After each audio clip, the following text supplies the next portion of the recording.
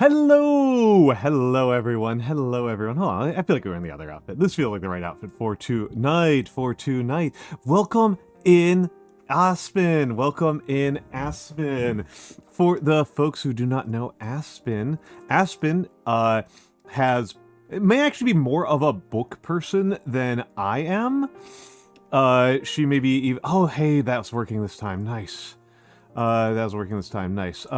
She may be even more of a book person than I am, and I believe you work in publishing. I'm always like a little bit unconfident about this. I believe Aspen works in publishing, and I don't know exactly what type of publishing house. I don't know if it's alt academia or textbooks or poetry or something. I don't know. But she, I believe, works in publishing, and she just got married.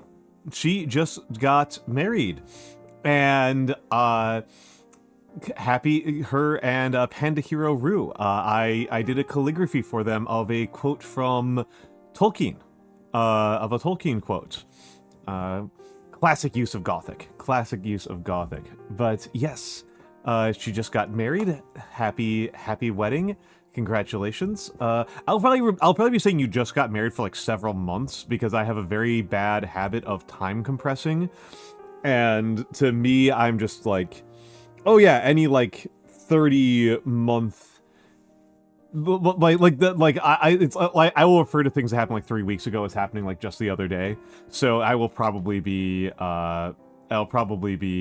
acting like it was just yesterday for like a while. It'll probably be a while of that. But what were you talking about? Aspen? What were you talking about? Which is, it's a great timing for that raid because that means that I get to say, welcome in everyone. I am Almantas. I am a former professor of sociology and a current VTuber. I am probably most well known as a calligrapher. I am a big history nerd. I always kind of have to be a little bit clear here that I am professionally trained as a sociologist. I am not I was never professionally a historian. There was never a part of my life where I was doing professional history. I've done unprofessional history, but I've never done professional history. Now, I paint models, and I am the world's worst Dark Souls player. Love the calligraphy, was beautifully done. Excellent. I will need to talk with you and Panda about this. I have not been distributing my calligraphy physically except via conferences because of concerns about mail doxing, about my address. I am pretty laissez-faire about a lot of doxing. Adjacent stuff because I am hard to find, right? I'm a white guy with a beard in Brooklyn. It is pretty people who, and I look very generic. People who are my friends have trouble finding me. So I'm pretty laissez-faire about it. However, giving out my actual address is a little bit of a problem. Well, a VTuber corporation has allowed me to use their mail for mail forwarding. Is what is the plan now? Is that I am hello, Nyanomancer. So I do have a workaround on that. I don't have a workaround on how to actually mail things out. In no small part because a lot of the things that I would mail out are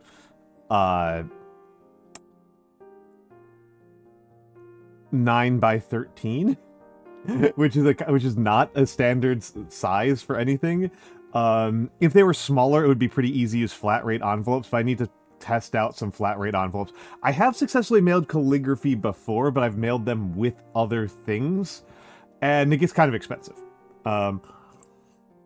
it's kind of expensive to mail out a box of cookies that also happens to include calligraphy for every little thing. And I will say that in the case of my... I'm probably not going to sell cookies via... I'm not planning on selling cookies via... from my streaming side, because then all of a sudden I am actually responsible for making sure that then all of a sudden my kitchen becomes a business, and that becomes scary. That becomes spooky. There's even another much bigger VTuber who looks a lot like me IRL. There are other VTubers who look like me IRL.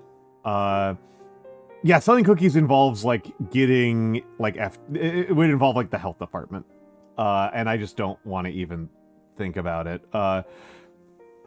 It is an honest-to-God, very funny contrast between me and other VTubers that I think a lot of VTubers that I see, like, just don't think about legal liability at all. And I'm not, like, smart, right? I'm not, like, educated in the law. I am not a lawyer.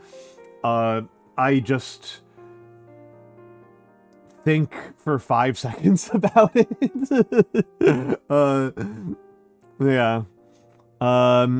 I do give out cookies at conferences. I do give out cookies at conferences, but that's like a gift between friends, and that's one thing.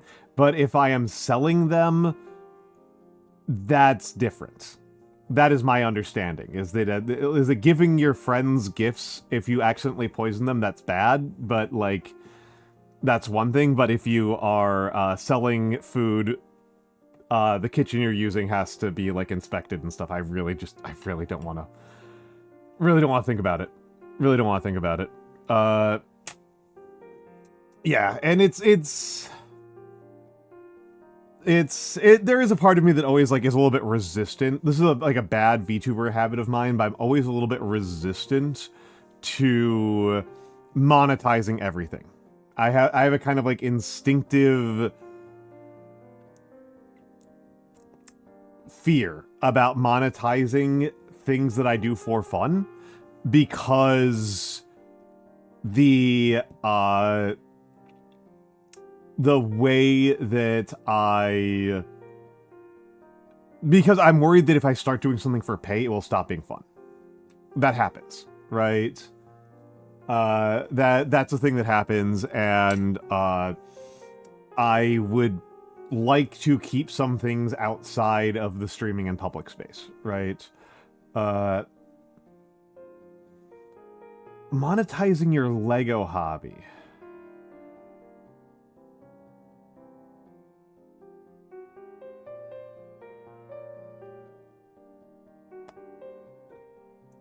Theo, don't you... I don't think I've ever caught your streams, but don't you stream? Like, that's like about the maximum you can really do to monetize a Lego hobby. Like, say this for calligraphy, as an outdated, dead art form that was old before any... that was old and theoretically dead by 1700, right? Say what you will for calligraphy, at least it isn't owned by another company that has a very extraordinarily reasonable IP claim to everything done with it. This is the reason. Oh no, I mean, if you assemble Legos on stream, that's extremely reasonable. Yeah, that's like monetizing your Lego hobby to, like, the extent that you're that's about as good of monetization as you're likely to do, is be like a Lego influencer. I would still be very anxious about being an influencer that centers on a singular company.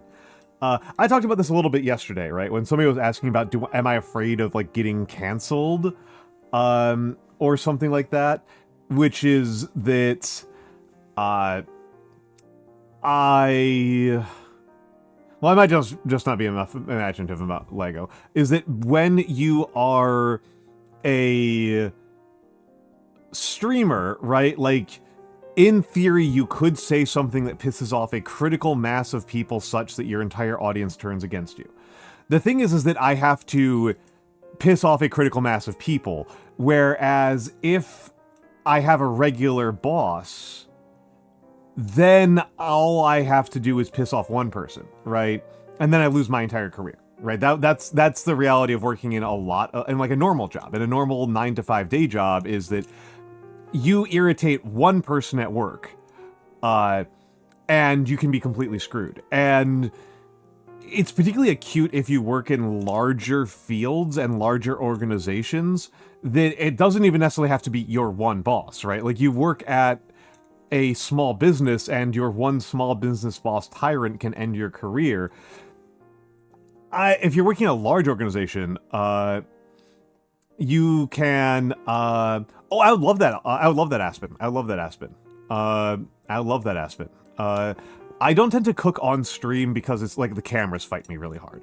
That's like the big reason why I don't do a lot of cooking on stream, is that my kitchen is very stream hostile, and I can do like a little chintzy little kitchen on my computer desk, but it's not great. I don't love doing it. I don't love doing it. It is a very huge smoke hazard. It's a fire hazard. I don't like it. Cookies is a little bit easier. It's just that Cookies doesn't take up an entire stream, right? It's Cookies is a relatively short stream as it's like a part of a stream. It's not a full stream activity, because, you know, making 2 batches of cookies of snickerdoodles, which are relatively labor intensive, is like 15 minutes. You don't want to monetize that? Fair enough. Yeah. I came into stream planning to monetize it. I have always viewed this as a, like, significant supplementary income.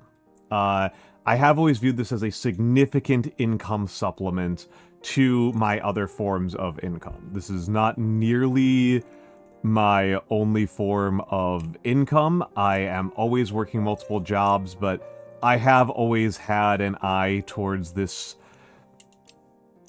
making a non-trivial amount of money for me. And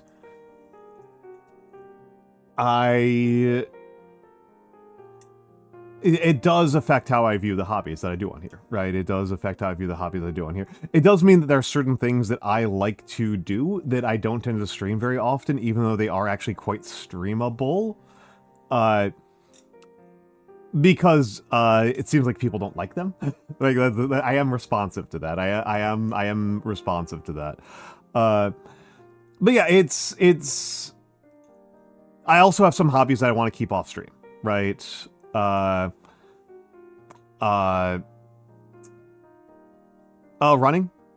I like to keep my running off stream.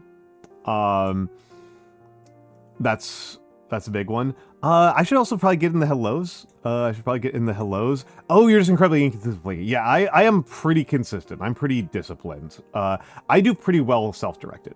I am pretty good self-directed. I have a really close friend who knows that I stream, and he would be an amazing streamer. And he was like, oh yeah, like, I'm wondering about that. And I was like, okay, however,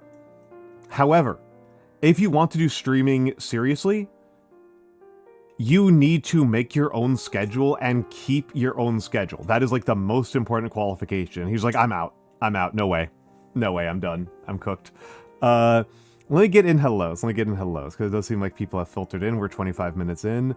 We've already had a raid. That feels like a fair time. Hello, Seribot. Hello, Biscuits. Hello, Butterlegs23. Hello, Lesbian Cat. Hello, Aspen Drakaina and her raiders. Hello, Almantas VT. Hello, Almant OS. Hello, Alexandra Luna 13. Hello, Blue Rose 919, and thank you for the 15 watch streak. Hello, Patagyo. Hello, oh, and I like the little Tippa emote. That's a good Tippa emote. Hello, Nyanomancer. Hello, Theo X539. Hello, who else is going on here? Hello, Mr. No Talk. Hello, Tohu Bohu. Good to see you, Tohu Bohu. Hello, Sparkly Anarchy. And hello to Akshi. Hello to Not a Professor Nap, one of my favorite streamers around, somebody who I quite admire.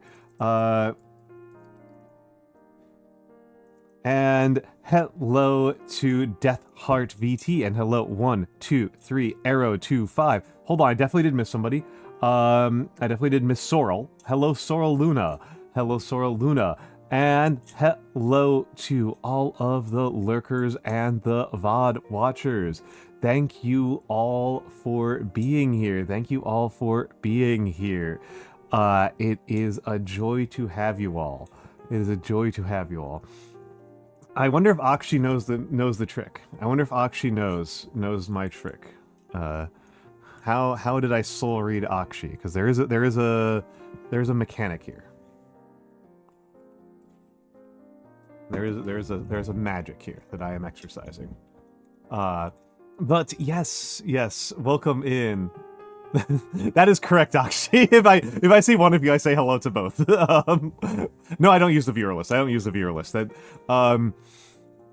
They're one of those tricks that I got told early on in streaming, and I think is a really good one, is hide the view count.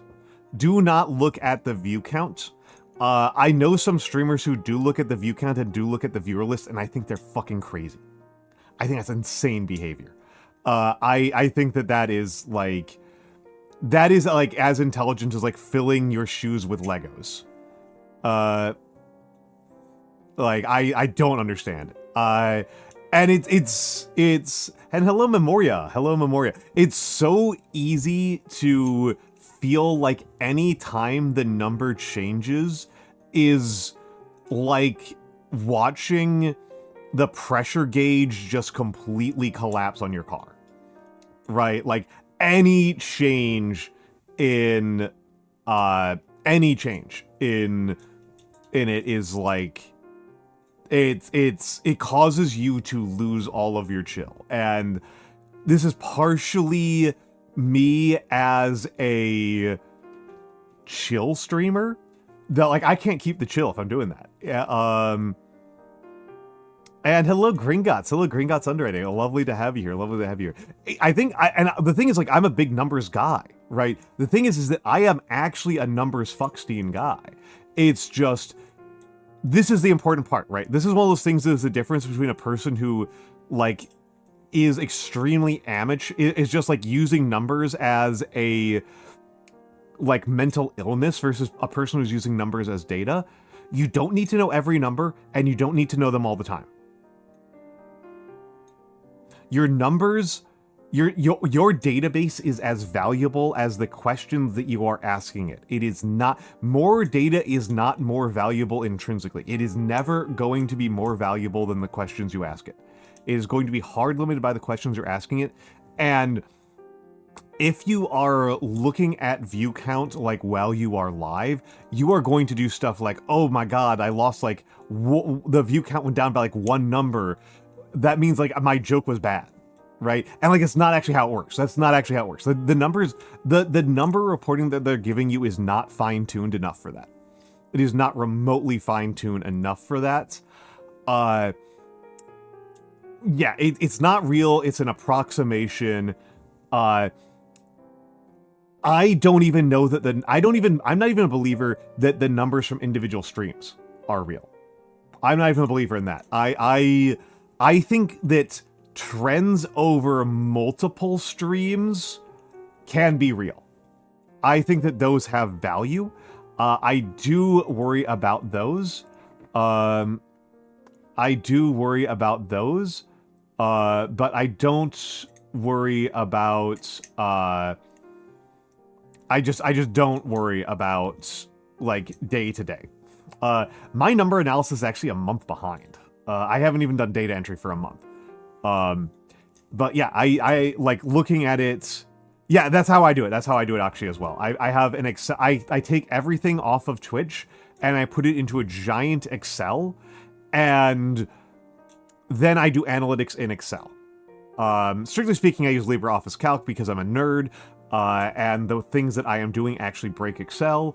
But yeah, take the numbers out of Twitch, put them in aggregate, do aggregates, and remember that it's only as good as the questions that you're asking, right? It's only as good as the questions that you're asking, and a lot of those numbers don't tell you nearly what you think they're going to tell you. It's also very funny, like, I feel like I can feel, if Niano hasn't muted, he is mad at me right now. Because Niano's an anti-numbers guy. Niano's very anti-numbers. But I'm very, the numbers are useful to me. But they have to be done at a very high level of abstraction. They have to be done very abstractly. And they have to be done with a lot of careful thought. Numbers! Yeah, exactly. My own big thing with, they spell disaster for you. Yeah, I'm the same way, Sparkly. I'm very much a numbers guy. Oh, hell yeah, Flea Flicker. I'm actually really flattered now that I just put this together. I'm really flattered. You're here, and you're not at the dog book club. Aw, that's very flattering. Mint Costello's book club is on Tuesday nights. It's something that makes me sometimes think about changing my schedules. I feel sad about missing the dog book club. But yes, the numbers are useful, right? The numbers are useful at an ultimate level. Now I can't. Sorry, I didn't mean to guilt you like that. No, if you want to pay attention to Mint, please go ahead. Is it still Name of the Rose? Is it still Name of the Rose? I like Mint Costello a lot. Shout out Mint Costello.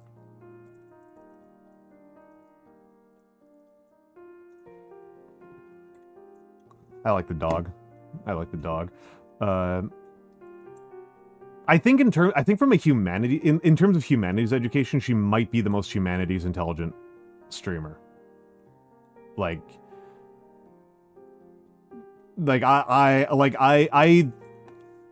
I am a social scientist, and it's hard to say who is the most, like, I don't know how I could put it together, like, who is, like, the most social scientific one. I am inclined to think that it is Sidere, but Min Costello is definitely the most, like, humanities streamer that I can think of, the most humanities educated streamer that I can think of. She makes a lot of us look like absolute fucking morons. But yeah. But yeah, I you know, to me, I think about, in terms of the numbers, you know, I think about, like, I try to think about broad categories of activities and which ones do better and worse. I try to think about, like, start time and end time and how those affect things, collabs and how those affect things. I tend to think very, I try to think abstractly. I try to ask big, broad questions rather than letting myself get really caught up in small stuff, right? Hello, Bones. Hello, Itsy Bitsy Bones. It's lovely to have you here tonight.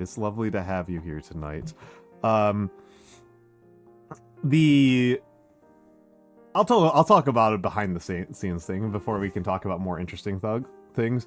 A behind the scenes insight that I have is, at least for me, right? I'm only looking at my own numbers. I'm not really looking at other people's numbers. Is that when I do a storyline game, when I play a game that has a storyline, where, like, the storyline is the point, right? Where, like, there's like a plot and, like, characters and all that stuff. If I do more than 3 streams, I get huge drop off, which makes sense. I'm not actually that confused about this. I think this makes perfect sense. That after 3 streams, that's getting to a level. Oh my god! Sorry, I'm just the chat thing is being really annoying. If that's when people, like, tune in and they have no idea what the hell the plot is.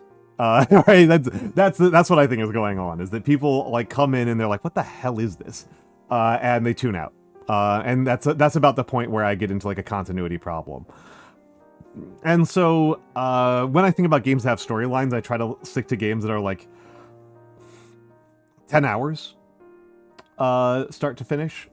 I know my streams are pretty long, but when you stream, there is a huge streamer debuff to how fast you play a game. When you play a game, you play it much, much more slowly than you play it off stream. I think I am even worse than average. I think I'm even worse than average because I'm very yappy and it's very easy to distract me. I think somebody here, who was it? Well, it was somebody who I think might be in chat right now.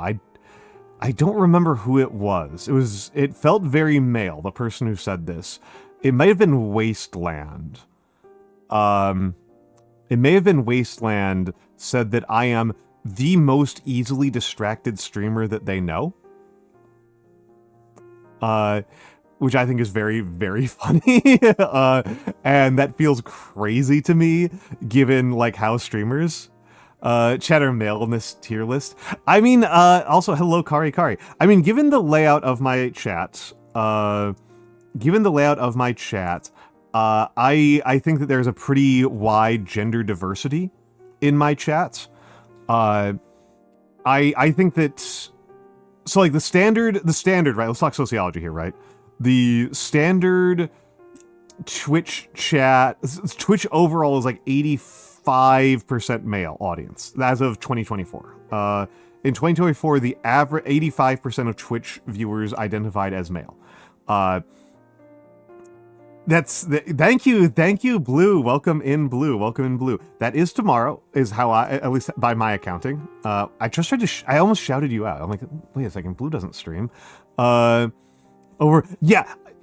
has worse ADHD than me. Like, I don't think that's actually competition. In terms of being distracted while we're on stream, I don't know. But in terms of actual overall levels of ADHD, Kari is like way crazier. Kari's definitely got more ADHD. And hello, I watched my uncle burn alive. That is a crazy name. To come in, especially into the Unk stream. But yeah, Twitch is 85% male. Let's be sociological about here. I don't know actually everybody's gender who watches me. I can make guesses about the genders of people who chat, right? If it's viewers, I've got no idea. If it's chatters, and I am going to be, I have never done this scientifically. You're non-binary? Quite a few people in this chat are. I guess I could just run a quick poll. We could just run a quick poll. I do like running polls. This is going to be deeply non-scientific, but we'll just do, this might be something to do periodically. Manage a poll. There we go. Should I ask gender identity or just pronouns?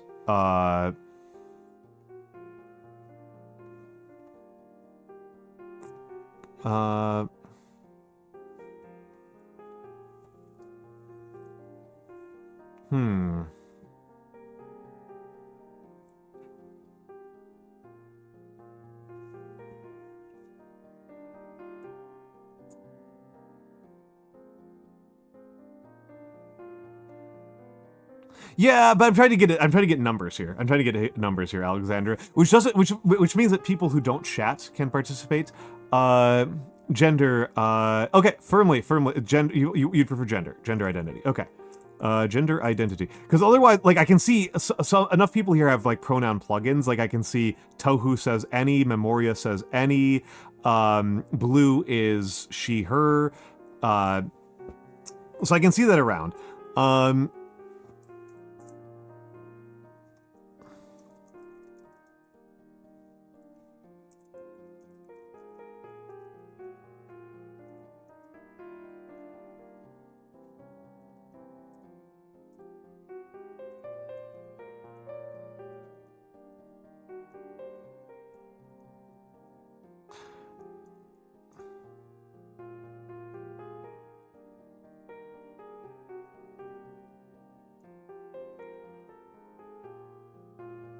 Okay, I'm not going to allow additional votes because that's silly.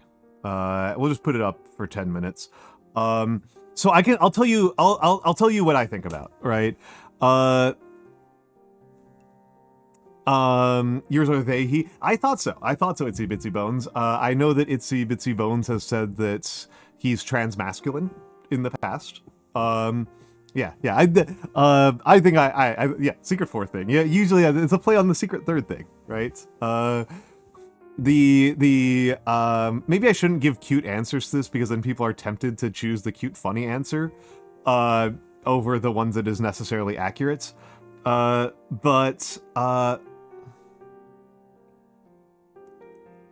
Seen a fair number of people change their pronouns to go Habs go for the Eastern That's funny. But yes, I will tell you that I have some theories about who watches me and how they fit in, right? I have some, because this is the thing about like audience, right? I'm just doing a little bit of sociology here, a little bit of the sociology of gender. Yeah, I'm pretty much gonna roll them together, Tohu.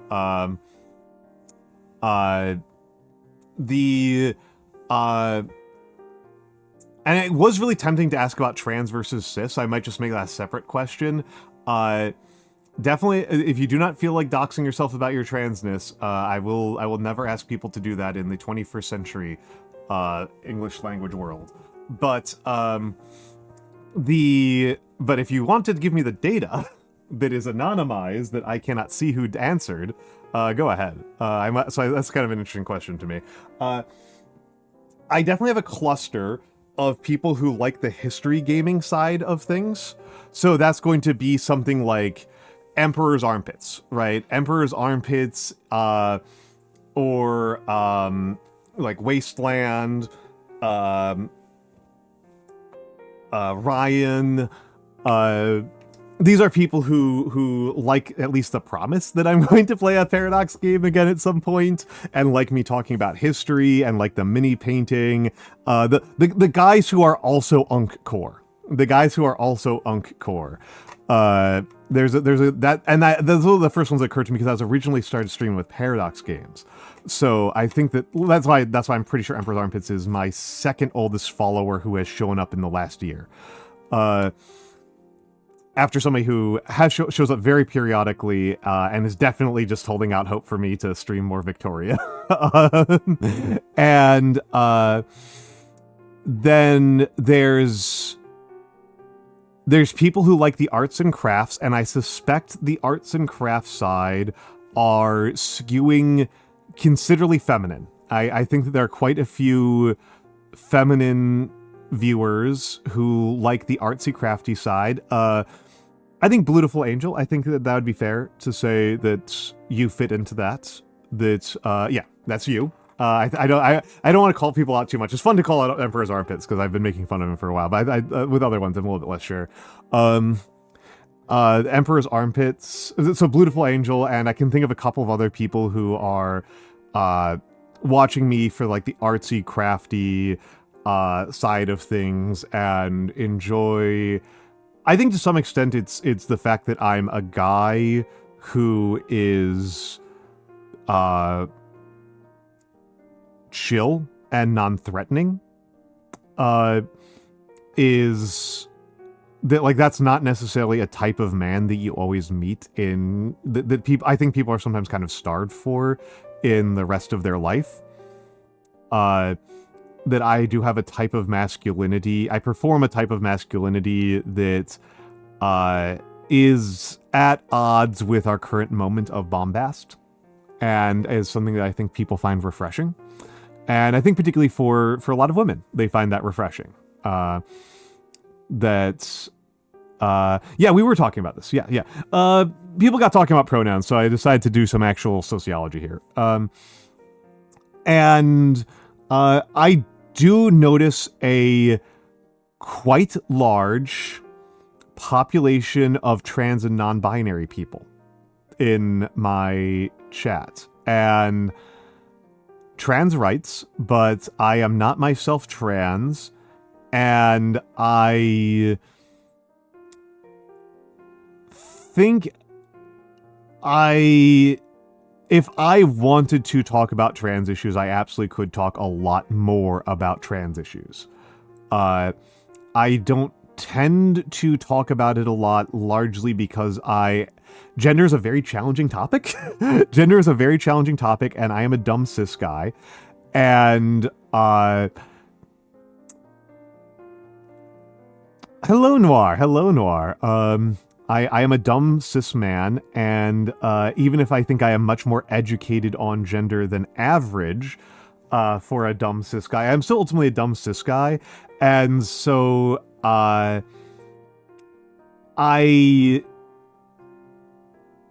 I do think that people can tell. To be honest, what I think that I believe in life in general is that everybody can tell what my politics are, even if I try to hide them. Even if I try to hide my politics, people can read them. Also, hello, Snooze Mew. Hello, Snooze Mew. Hello, Snooze Mew. I am of the... I think people can tell that I think it's delightful that there are trans people in this world, and that I wish that they were... I don't think it is justified or reasonable or anything that we have a society that often discriminates against trans people for showing up and wanting to get healthcare. That feels insane and evil to me. I think people can read that in me even if I don't say anything. I think ideologically, with the idea that it's wonderful that there are people in this world. You have a high floor for your concept of something being good. But I do think that I do notice that I think I have a disproportionate audience of trans and non-binary people. And I think I have a suspicion that it is because of what I mentioned before, that my particular gender performance, the particular form of masculinity that I am showcasing, is, I think, interesting to people who are thoughtful about gender. And it is interesting. I do think that as well, Snooze Mew. I do think that I don't think it is uncommon for people to use VTubing as a space to test drive a gender that they don't currently practice. Yeah, there is a selection bias. There is a selection bias. There absolutely is. Well, I mean, that said mix. I would say that's more of an explanation for why, for mine. I don't know enough about the other VTubers' audiences, right? Like, I don't know, like, what, Randon's outlays look like.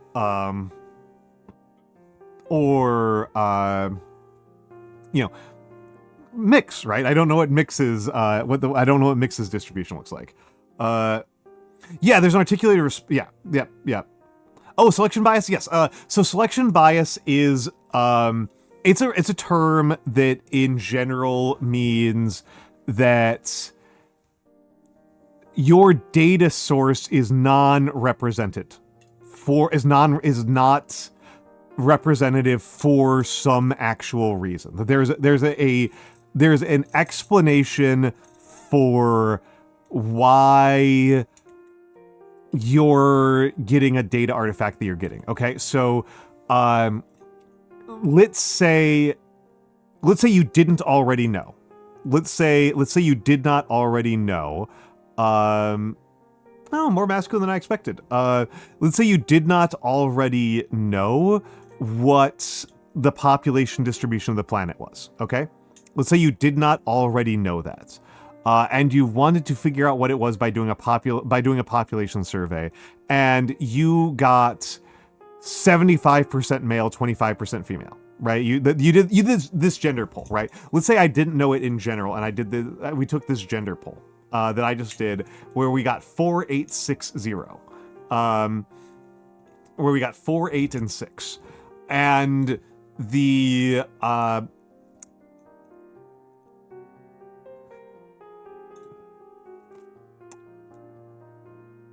yeah, the actual demographic is yeah. Hold on, let's take a screenshot of that because I care. That's actually kind of useful and interesting. So slight well, you're too late. You're too late. It already closed. Also, would you seriously stop identifying as a woman for any reason? Would you give up your womanity? Hello, Dioturn. Hello, Dioturn. But yeah, so hold on. Let's. I did not see the news out of China, Tohu. I did not see the news out of China. Okay, so let me reiterate. Let me go back here. The important question with selection bias is that there is something external to what you are trying to measure that changed your that would change your what your data that would bias your data collection in ways that you don't want it to. Okay, so my data pool is going to be biased in general because we are on twitch.tv and twitch.tv is 85% masculine, as opposed to it being 50-50, as opposed to being almost 50, well, slightly under 50%, right? The actual global demographics for gender, the default demographics, the usual assumption about demographics for gender are that it's almost 50% men, almost 50% women, and something under 1% non-binary is the kind of like default global expectation. But twitch.tv is like I think 85% masculine, 85% men. So very, very skewed towards male spaces. And we can see mine that we just got here. 47% masculine, 32% non-binary, 21% feminine. Men are slightly lower than female. Yes, and it does depend on the country, and it also depends a lot on the age group, which is really interesting. Really interesting. Dizzy. Also, hello, Dizzy. There are, in case people are wondering about this, there is a slightly higher birth rate for men. There's a slightly higher birth rate for men, and men are more likely to die of infectious diseases and heart conditions. So, over time, women will outlive men in general, and depending on the country, this can get more extreme because there are some countries that do practice where sex-specific abortion is relatively common. So there are some countries where there's a very interesting demographic pyramid where older generations skew very feminine and younger generations skew very masculine. Chud demographics saying only jump and run are real. Oh, that's funny. That's funny. And yet most VTubers are women. Yeah, it's... I actually don't know. I did not watch the Kyrgyzstan video. Dizzy Chicken, I am a sicko. I am actually a sicko. I actually will look up demographics. I do actually think about demographics as a topic. I do worry about it, and I do think about it. I think that there are some interesting things going on there. And I think if I go back into academia, it would probably be for studying this stuff. It would probably be for like gender demographics. Labor demographics was actually something I liked quite a bit. Demographics are a fairly part of, yeah. And actually, I was gonna say, like I know Noir is being silly, and to respond to like the both what Snooze Mew and Noir have said, the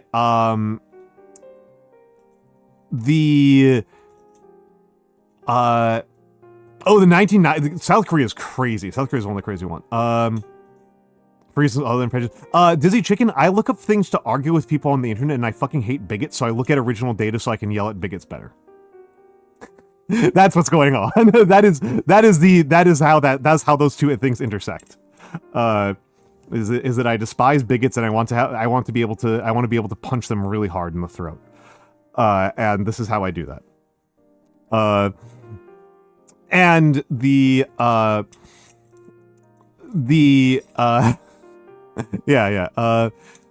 and the where was I going with all this? There is something to be said about, like, what are the actual VTuber demographics, okay? Because the demographics of all VTubers and the demographics of all VTubers who are partner is different.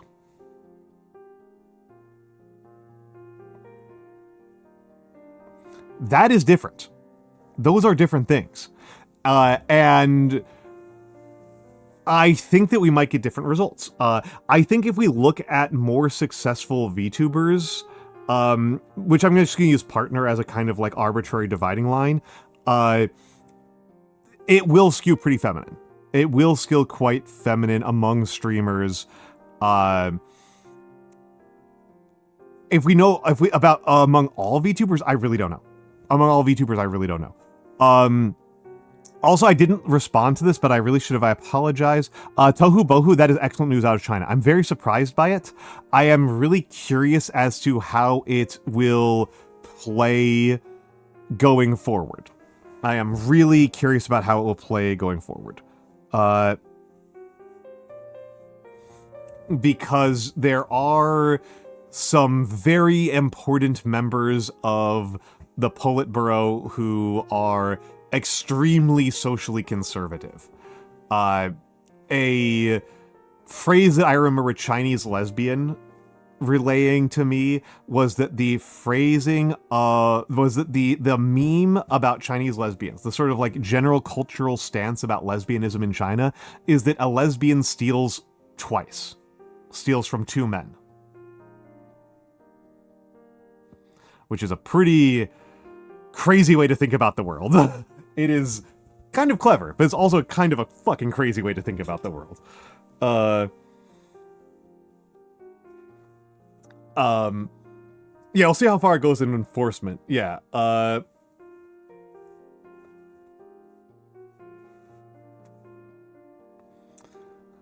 this particular lesbian was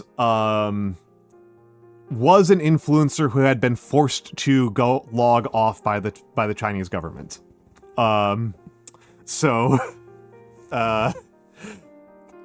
Apparently she crimed too close to the sun. Also, hello Shark Ray. Hello Shark Ray. Hello Shark Ray. We are going to ads in a few minutes, so I'm just thinking about like what I'm going to say in these next couple minutes. But yeah, I actually love studying demographics. I think they're really interesting. I think a lot of arguments that people are having politically are somewhat downstream of demographics. And then there's a lot of arguments that people make about demographics that are simply bullshit. Right? That are simply bullshit. One of the biggest, strongest... Oh, yeah. No, that's one of those things that I think is really kind of interesting, is that every marital form, I did actually really enjoy studying marriage in my anthropology and sociology coursework. I actually really enjoyed marriage as a subject. Was that basically every form of marriage winds up being incredibly misogynistic. Polyandry is... So polygyny is obvious, right? Like I think people have polygyny actually winds up being like relatively beneficial to a lot of women, but polyandry is very rare. As far as I know, there's like 8 societies that have ever practiced it, and I feel completely insane learning that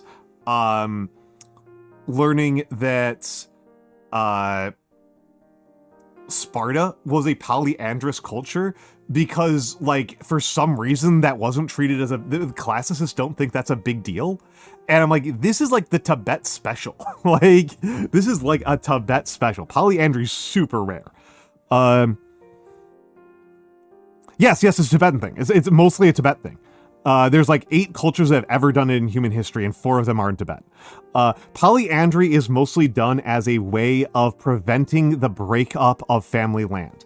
The main way that polyandry will happen is multiple brothers purchasing the same wife together in order to keep a family plot of land together without splitting it.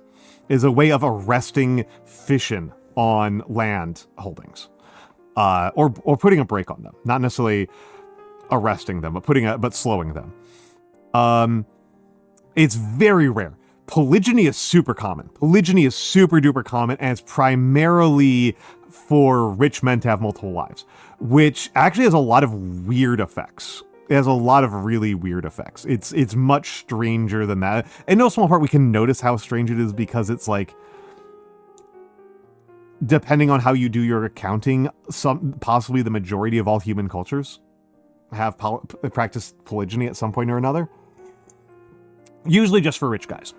And monogamy is very common as well. And monogamy is, as one person put it in one of my classes, it seems to me that marriage is a means to shackle and imprison a woman to her rapist.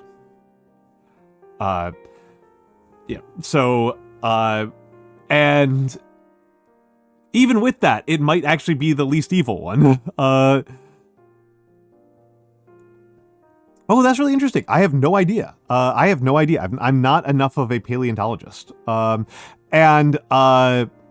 Nor I haven't made a decision about whether or not I want this to be the Hangout stream or not. I haven't made a decision about that. We are going to ads. We'll be back in a few moments. I will get up and stretch. Everybody else get up and stretch. Use your bathrooms. We'll be back. I might game. I don't know. Who cares? We're having a good conversation.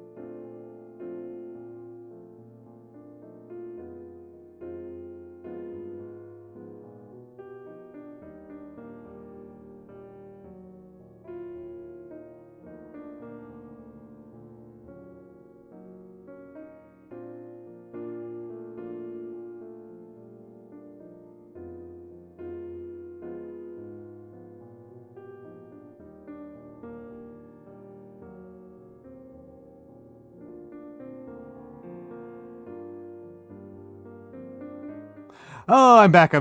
Thank you, corrupt 13,000 for the follow. I didn't actually go to the bathroom. I said hi to other streamers while I was stretching, and that was almost certainly from Grimmy's channel. So welcome in if you happen to be watching, and if you don't happen, if you are still watching Grimmy, this is your thank you for the follow.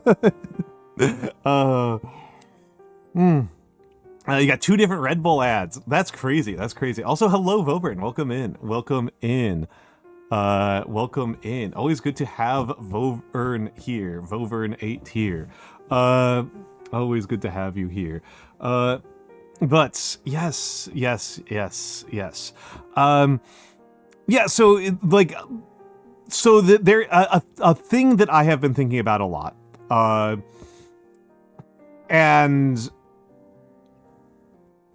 I am thinking about writing something more serious on it, but it would probably be like a book-length treatment kind of situation.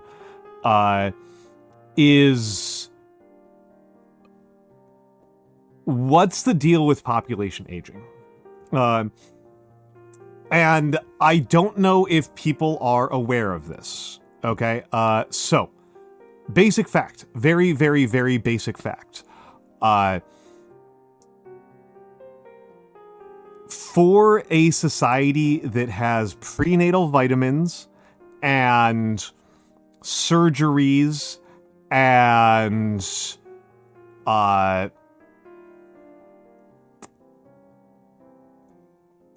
stuff like prenatal vitamins and surgeries and antibiotics and vaccines and relatively high food security.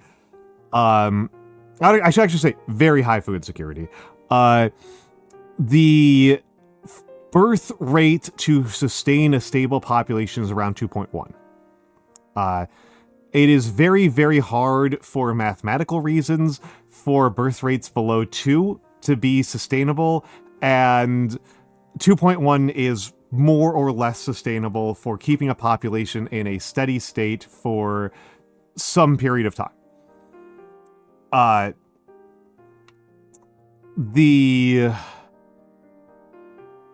If you're a society that lacks a lot of those tools, right? If you're a society that lacks a lot of those tools, if you don't have things like vaccines and neonatal vitamins and stuff like that, prenatal vitamins, I should say, and neonatal healthcare stuff, it's more the neonatal stuff that matters. You need like 6. You need a birth rate of like 6+. And so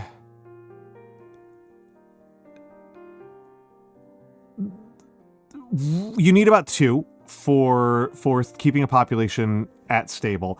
The United States is at 1.59 last I looked, and that actually puts the US relatively high. Many countries are quite a bit below that, with the People's Republic of China and South Korea at like 0.9. And it's interesting to try to project out what the macroeconomic effects of this are going to be. A thing that is interesting to me as an American, right, is that America does not have a coherent old people's lobby. America does not have a coherent gerontocratic lobby as a voting bloc. South Korea does. South Korea has a coherent gerontocratic voting population that are willing to screw over other parts of the economy and the population and give up on voting for other issues in order to vote for higher pensions. The United States pension system is so narrow-minded and not up for debate that we don't have a coherent, like, I will only vote for this sort of thing. Well, China's actually a really interesting case study. Okay, this is interesting. We get into interesting sociology here. Yeah, you are correct, Komos. It's fair to meme about. I was talking around it, but we are memeing about it. So Here's what's interesting. Here's something that's really interesting. The one-child policy and a lot of other birth control policies the planet over were products of two beliefs that were... There are two wrong beliefs that collided in a very devastating but fascinating way. There's a correct belief in here that is reasonable. The correct belief is that for a non-peasant society, for an industrialized society, having fewer children means that each child has better outcomes. This is not true of peasant societies. In a peasant society, having more children makes all of the other children better off, because that creates a better distribution of labor in the household because of the way that peasant labor distribution works. You actually want people to be coming in and out of different demographics on a regular basis. If you only have one or two kids, that actually gets kind of scary.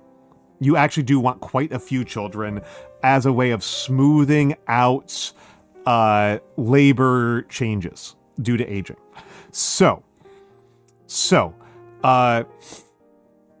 that is a difference here. So there was a true and accurate belief that having fewer children is better for everyone, because that means that having a higher ratio of parents to children,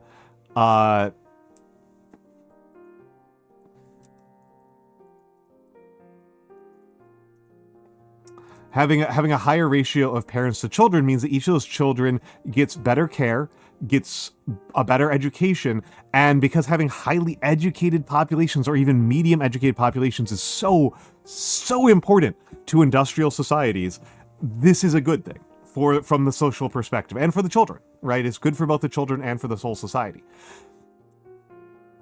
So the wrong beliefs, there were two wrong beliefs, and one is more interesting than the other. The less interesting wrong belief was the population bomb thing. There are a whole bunch of theories about overpopulation, and so far they have not borne the predictions that they made. So far, which is to say for the last 200 years that these theories have been bouncing around, our ability to invent new ways of managing population problems has outpaced our population growth. We have in fact, particularly agriculture, right? Particularly agriculture. Our agricultural, that was the big theory for over 100 years. That's the Malthusian hypothesis, that the agricultural productivity cannot keep up with high population growth rates, and so a population will fall back down and re-achieve a steady state at a low quality of life. And this is actually a reasonable description of what happens after a depopulation event in a peasant society. Is that in a peasant society, a highly in a peasant society,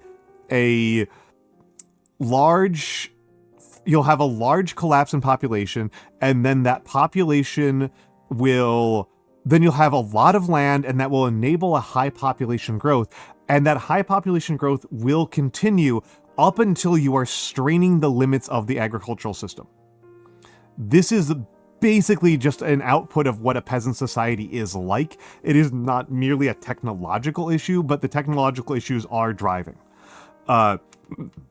There are quite a few things happening there, but there's quite a few things happening there. And so for a non-peasant society, this has just never been true.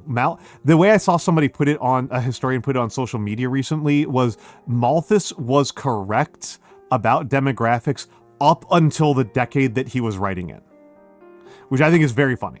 Which I think is a very funny way of looking at it. That he was accurate. He closed out the era of Malthusianism. Malthus closed out the era of his own theory, which is funny. He bookended it. And so then we are put into a question, right, of that's one problem, right? Is that this Malthusian hypothesis, people keep on resurrecting it and it keeps on not being true. The other part that's actually way more interesting, and this has a lot to do with the China one child policy. This is actually really interesting. People don't say it. I do not see it actually in writing. Okay? I do not actually see it in writing. I see it not in writing. I should say, I saw it implied. There was an implicit belief in a lot of public policy around childcare and family planning and family formation that people have an intrinsic desired number of kids that they want to have, and that if you put in policies that discourage people from having kids, you have to keep them in place. And that once you let up the pressure, okay, like you assume that people have this desired number of kids and then you apply pressure on top of them, right? You apply a negative pressure on that by social discouragement, by subsidizing family planning, by, in very evil cases, sterilizing people without their consent. That's definitely a thing that people have done, including in the United States until quite recently, as in like certainly within the lifespan of anybody who is watching this stream. I just don't remember the exact last date, but I can't remember if the last confirmed date I heard was in like the Bush administration or like the Obama administration. It's like quite recent that forcible sterilizations were just like a thing that the government sometimes did. Unsurprisingly, functionally always of minority women. But yes, Gringotts has gotten to where I'm going with this. Gringotts has anticipated me. Gringotts has jumped ahead. So there was a pressure down. There was a pressure down from deliberate policy, and the theory was that if you let up the brakes, people will go. The birth rate will just naturally climb. Instead, what we have seen, and China is actually a really good example of this, is that people look at their parents and their grandparents, and that is what the normal number of kids to have is. The people's desired number of kids is not something that is biologically deep inside them. It is what their parents and their grandparents experienced. That's what people consider normal. And so what we have seen in the case of China in specific is that the one-child policy was revoked several years ago and had been loosening for some time before then. There had always been certain amounts of looseness around it. For example, many ethnic minorities were always exempt, and many geographic regions were always exempt from the one-child policy. I don't quite know what it is now, but I know that they are struggling and actively trying to encourage Chinese women to have more kids. And they are running into a huge problem that Chinese women, one, they think that if it was good enough for their mom, good enough for their grandmom, it's got to be good enough for them, right? Yes, and Blue, that's the other part, is that they look at a governmental authority that is almost entirely run by men, that has a history of being highly misogynistic, and is now telling them that, oh, if you have 4 kids, we will provide, you will never have to work again, and we'll give you all of these social benefits. And they go, I don't trust you. That's what I've seen in interviews, is women going, I don't trust you. I do not trust that my government will actually follow through on these things. That these stated policies of childcare and education and all these things, they're not actually going to follow through on that. I'm going to have these kids, and then they're going to revoke those things when I need them. Which is... I get it. I get it. I'm a paranoid git. I don't trust that. I don't trust the bosses. I do not trust people who can put a boot on my neck. I don't trust people who can put a boot on my neck. I do not trust the people who do that. I do not trust if some I think about not what I would want people to do, but what people can do. You know, a little bit military theory brained of me right there. Yeah. A little bit military theory brained of me there. You know, think about capabilities, not about intentions. Prepare for what people can do, not what you wish they would do. Not what you think they will do, not what you think they should do. Think about what they can do first. Always start with what they can do. That is, I think, so I get it. I get it a lot. And it's an interesting thing, right? That the number of children that people have appears to be primarily cultural. Appears to be more cultural than anything else. Biological, and it's. I often think that there's a mistake that people make when they talk about having kids and like the decision to have kids. That people often think that people want to have X number of kids.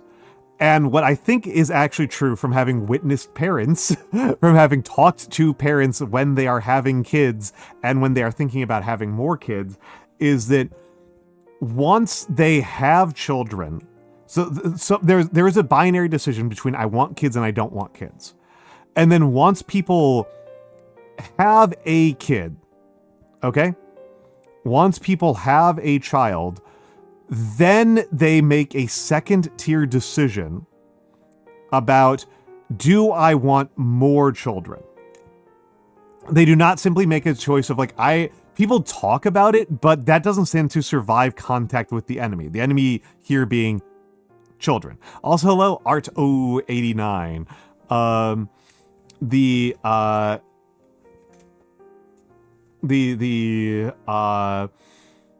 Yeah, children are the enemy. Got it. Yeah. Sometimes when you're taking care of kids, it feels like that. Hello, Real Evil Steve. And just so you guys know, I like kids. Particularly babies. I like babies. I like babies. Once they can talk, I'm a lot less. Yes, that is exactly what it's like, Mr. No Talk. And so here's the reason why this is the reason why I focus on the peasant thing so much. Once somebody has a kid, the decision making that they have, it really quickly turns into not how many kids they want abstractly. It really quickly turns into, what is the best thing I can do for this kid? Now that I have a child, what is the best thing I can do for that child? People do not make the decision making of. People do not stick to the plan. Once they actually are the actual kid that they have in hand takes way priority over any hypothetical children. There are sometimes people are weird about that. I can tell you that in my family, my mom did not get what she wanted.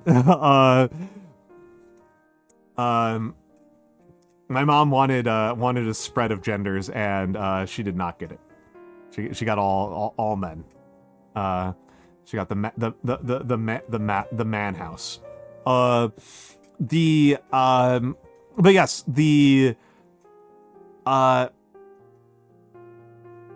yes, Mr. No Talk. Yeah. Yeah.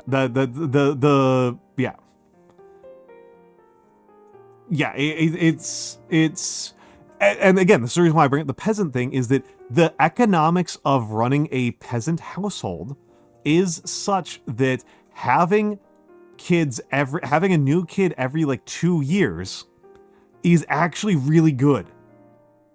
That's actually great. And this has a lot to do. I'll just talk about the demographics here. I'm cribbling heavily from Brett Devereaux, as I so often am. The most important demographic law of understanding what the pre-modern world was like was that 25% of people will not see their first birthday, and 25% of people who see, 25% of people, I should say 50% of people will not see their 18th birthday. Okay? 25% of people are going to die as infants, and a further 25% of people are going to die between the ages of 1 and 18. Okay?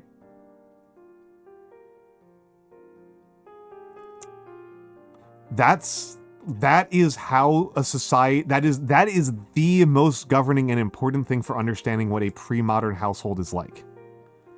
Hello, Mina Bun. Hello, Mina Bun. I was trying to say hi to you, but then you rated out. How are you doing, Mina? How are you doing, Mina? Sweet little bunpire. How was Subnautica? But yes. So 50% of the people in your society are going to be born and not make it to adulthood. Okay?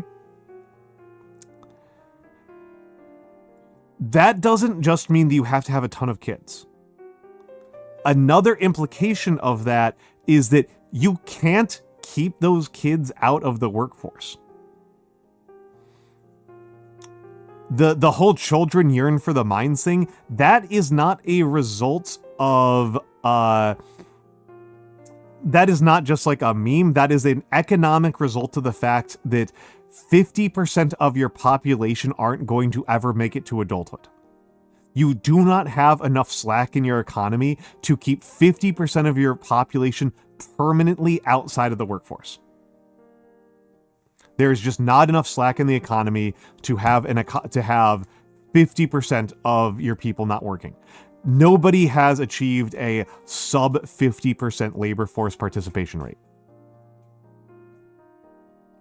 Israel gets close, but nobody else has done it. Nobody else, I think, has gotten below 60%, I don't think. Like, you cannot, and with the types of equipment and technology that a peasant society has, no, those kids need to be working in, you need to put those kids into the farms. Those kids need to be spinning. They need to be spinning wool. Remember, folks, the number one activity, economic activity for agrarian societies,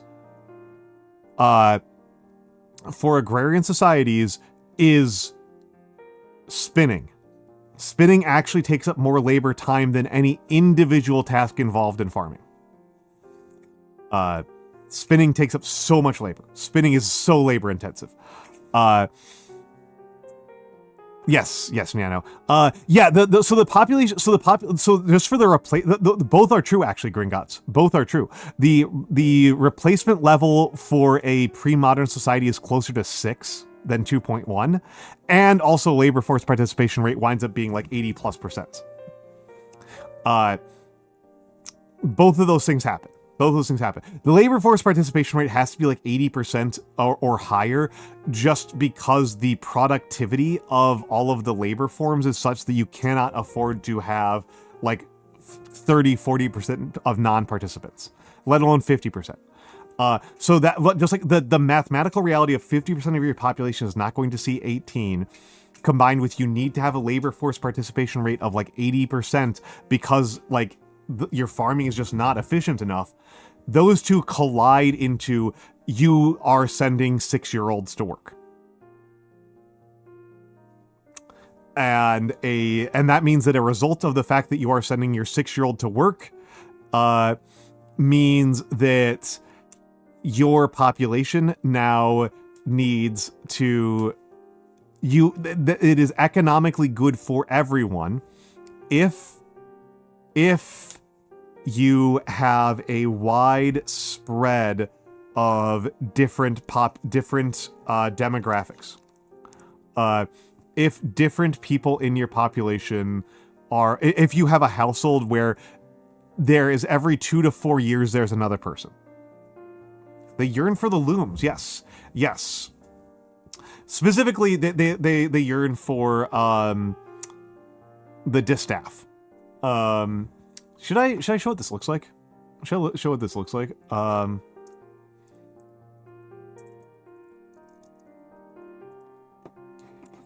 Uh,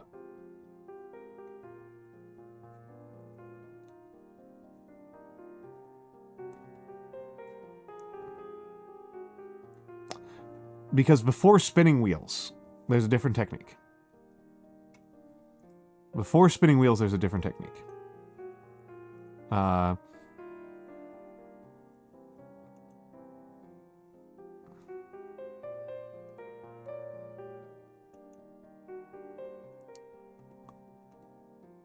my goodness. Hold on. A lot of these are being annoying. I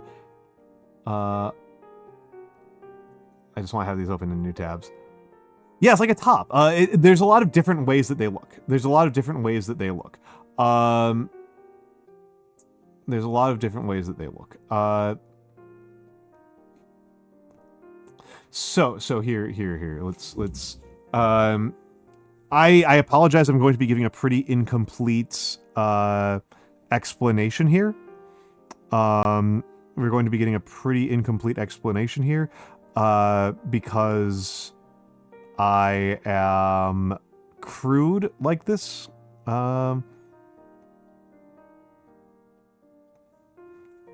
Okay.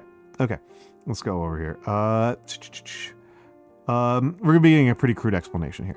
Okay. So this is what a distaff looks like. This is how spinning works. This is how old school spinning works.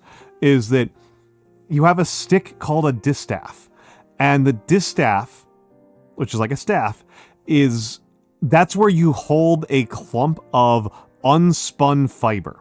Wool or flax, right? Well, unspun wool or flax, right? Well, I guess it's linen at that. I guess it's proto linen at that point. So you've harvested your linen, your flax, or your wool. It looks like it is Queen Bertha. It looks like it's Queen Bertha of Swabia, who I don't really know anything about. I've seen her referenced a few times as a example of a great woman. Also, hold on a second. We may have fixed something here. Oh, hell yes. It's working again. Twitch API has not betrayed me tonight. So, and you can see that this girl, there we go. This girl is pulling the fiber here. It's an old picture. I am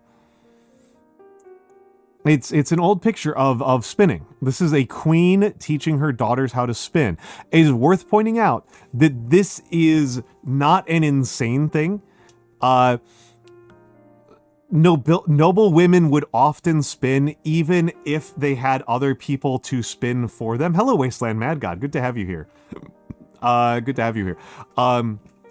They would have even if they had other women to spin, they would still do some of their own spinning, because it was a lot of cultures, because of the association with spinning. Remember, spinning is the #1 economic activity, the #1 labor force sink for your entire society, and it's almost entirely done by women. Because of the fact that it's so time consuming, being a spinner who spins carefully and diligently is a sign of feminine virtue. So even women who did not need to do so economically would still do so for sociocultural performance reasons. This painting is from 1888. Queen Bertha of Swabia is medieval. This is a romantic picture. This is not necessarily an accurate portrait. This is a romantic painting for historical and ideological reasons. By 1888, the spinning wheel had replaced the distaff and spindle. Had replaced the distaff and spindle. This would have been acknowledged as archaic at the time, in 1888.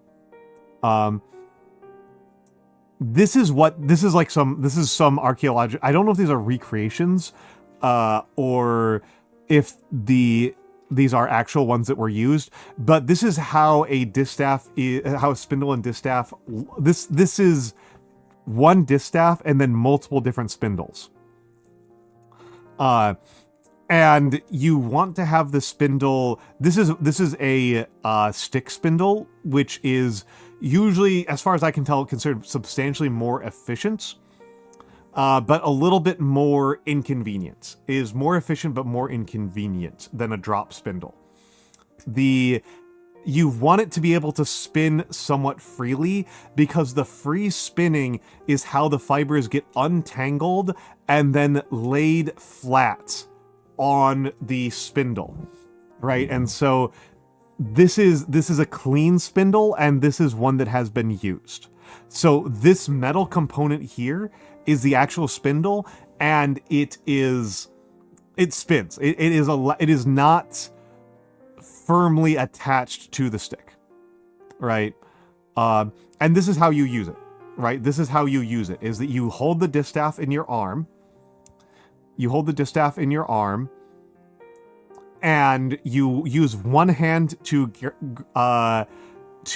guide the fiber, and then you pull with the spindle away. And the reason why you have the spindle on the stick is to create a greater distance and greater control over the force. This is an older form of doing it. This is the older form of doing it, is with a drop spindle, where you don't hold the spindle, you hold the distaff in one hand, and you hold the fiber end, you hold the straightening end of the fiber in your right hand, and then you hold that with like your upper fingers, and you hold the spindle with your lower fingers, and then you let go with the lower fingers, and the spindle drops, and it pulls the fiber. And it pulls the fiber.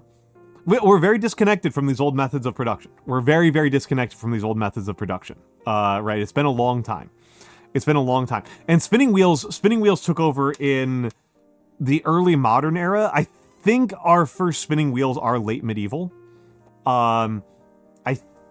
Wasteland would know this better off the top of his head because he's way cooler than me. I want to say they're 14th century spinning wheels. I want to say, well, spinning is not for knitting. Spinning is something that you would do before you would knit. Spinning doesn't produce clothes, it produces yarn.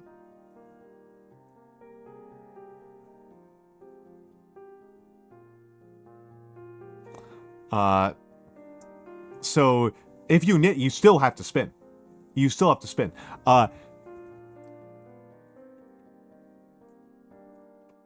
It's very demanding. It is, again, worth noting that to keep a family clothed, to keep a family in clothing on like a regular basis. Hello, Cyborg.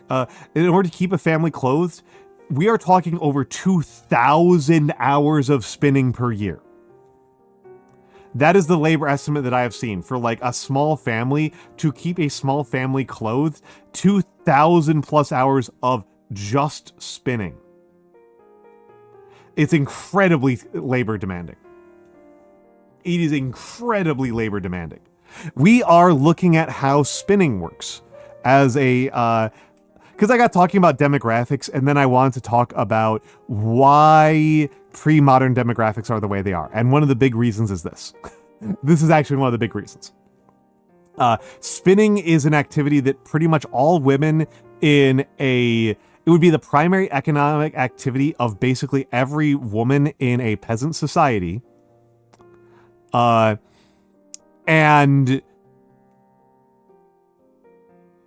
spinning wheel with the flower shows up a flange around the end of the medieval period. Yeah, that's what I think. 14th or 15th century is what I think is when it shows up. Hello, Goddess Irene. But yeah, it is the primary economic activity, and as far as I know, this is something that that people would start doing when they were like 6 years old. Like 5-year-olds and 6-year-olds are going to learn how to, like people will start spinning at like 3, 4, 5, 6 years old. So what you're spinning is the yarn. Okay, Sabork. So your clothing production chain. Okay, your clothing production chain. We're going to assume Europe. Okay, have a good sleep, Goddess Irene. Thank you for stopping by. It was good to see you. Your production chain for producing clothing in a pre-modern society is you have to grow it first. And there are going to be two, in the West, there's going to be two sources of cloth. They are going to be linen and wool. Cotton is not a significant factor in Western Europe during the periods I'm thinking about. Silk is not a significant factor. Those are not significant factors in this. It is a significant factor in it is going to be wool, and it's going to be linen from flax. So you grow flax or you raise sheep, right? So that's your first input, is that you have to produce the underlying biological material. And then you have to harvest. What was the spin? This is for wool and flax. This is for wool and linen. Both wool and linen will be produced this way.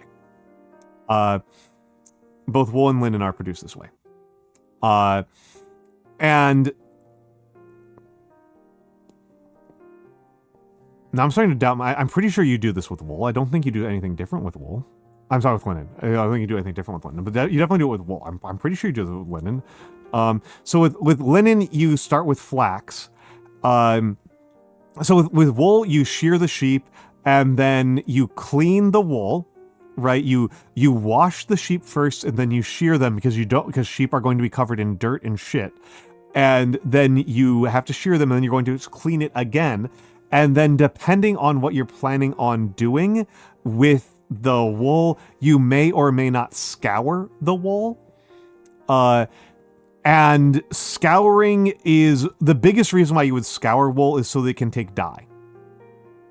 That's the biggest reason why. You also, you need to rot it first. With flax, you need to rot it first. The spinning process, that was like, I'm pretty sure it's the same. You also, with flax, you need to rot it first. You need to rot it and then beat it. So the thing is that flax is it looks kind of like a grass to my mind. It looks kind of like a thick, heavy grass. The part of the flax that you need to make linen is just the hardest parts in the center of it. So you take your flax and then you put it in water or in a wet environment and you let it sit there for a while, and then you shake off all of the stuff that has rotted off. In English, the word we actually use is retting, which is just Dutch for rot.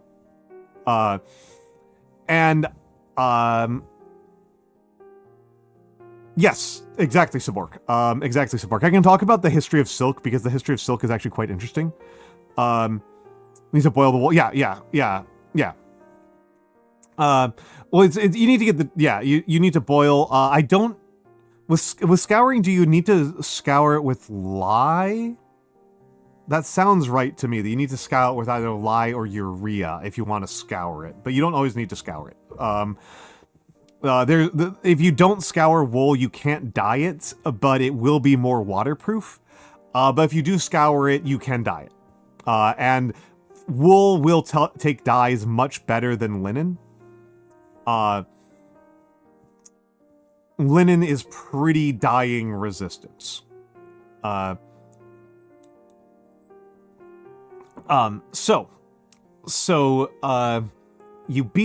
rot it, you beat it, you untangle it, you do some untangling, and then you mount on the distaff. Then you start spinning.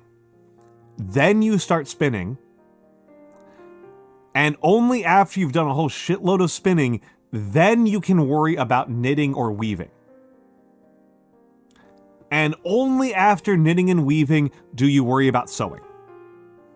Right, so there is our process. Growing, treating, spinning, weaving, sewing.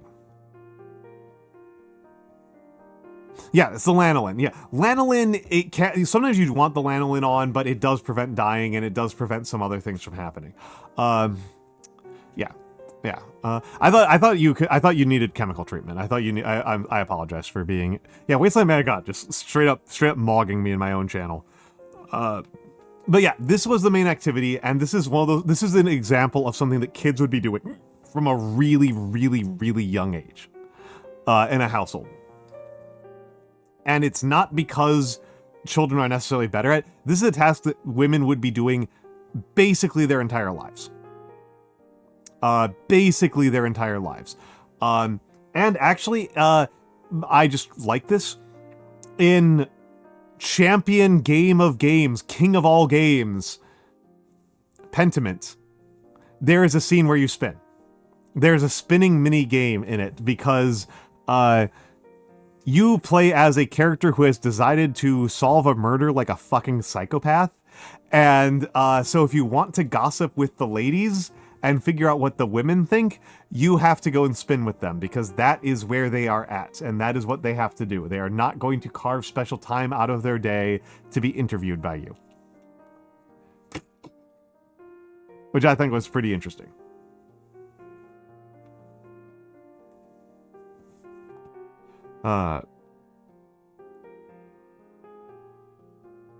Okay, Tohu, have a good night. Hold on, let me talk a little bit more about Sabork's thing before I answer yours just hanging out. If wool and linen were the main one used in Europe, silk was mainly gotten from other... Yes, so silk was, the creation of silk as a cloth is known as sericulture, is the process. It is sericulture. And sericulture has a slightly different early process. The silk is produced by silkworms. Silkworms are a rarity, right? They're a real rarity on this earth. Silkworms are a domesticated insect. Silkworms are a domesticated insect. I believe the adults are a type of moth, and they eat mulberry. They eat mulberry, and it is their cocoons. It is their cocoons that is where silk comes from. And so the way that you make silk, this was a China specialty for an extremely long time. This is a unique to China thing. It needs to be dried, retted, dried again, beat the shit off, comb it again, card. Yes, I forgot carding. I knew, I could see what carding looked like in my mind, but I couldn't remember what the word was for. Yes, carding. Yeah. But yeah, I kind of bundled all that together in treating.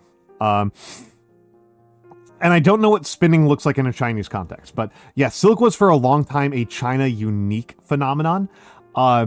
Silkworms were domesticated in China, and if you ever look at Chinese tax and policy documents from the pre-modern era, this is actually quite cool. If you ever look at Chinese pre-modern tax documents, they will talk about land as either growing wheat, particularly for the Han Dynasty. For the Han Dynasty ones, it is either wheat land or mulberry. Those are the two things that are going in. Those are the two things that go into it. Mulberry is the plant that you grow for silkworms. That is what they eat. They eat mulberry leaves. So growing mulberry trees is the start point for sericulture. So you grow the trees, the silkworms eat the mulberry leaves. They are they metamorphosize into, I think it's a moth is what an adult silkworm is. I think is what an adult one is. And the proper way to do this, if you are in China, the proper way that you do silk production is that you select a small number of the chrysalises.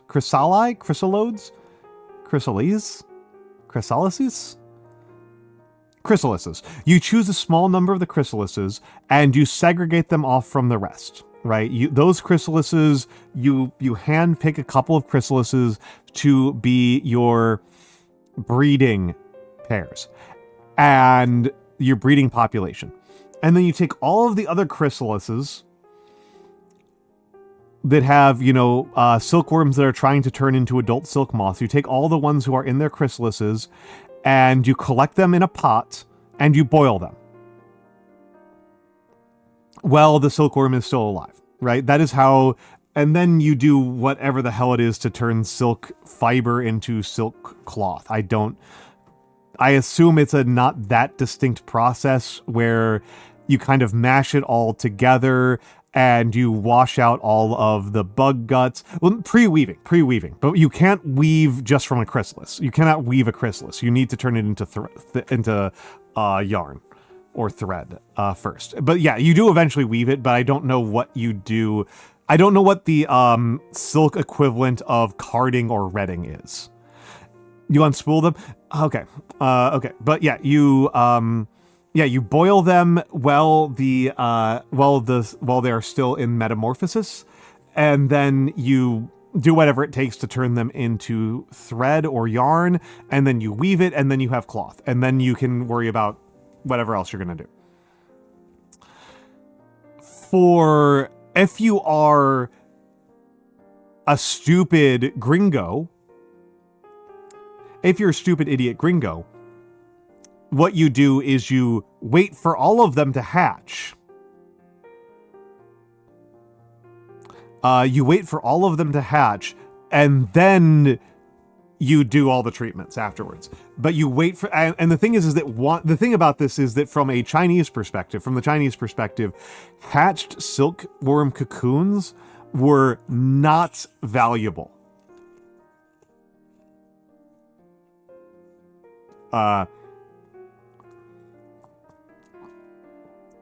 And that is a difference between the two cultures.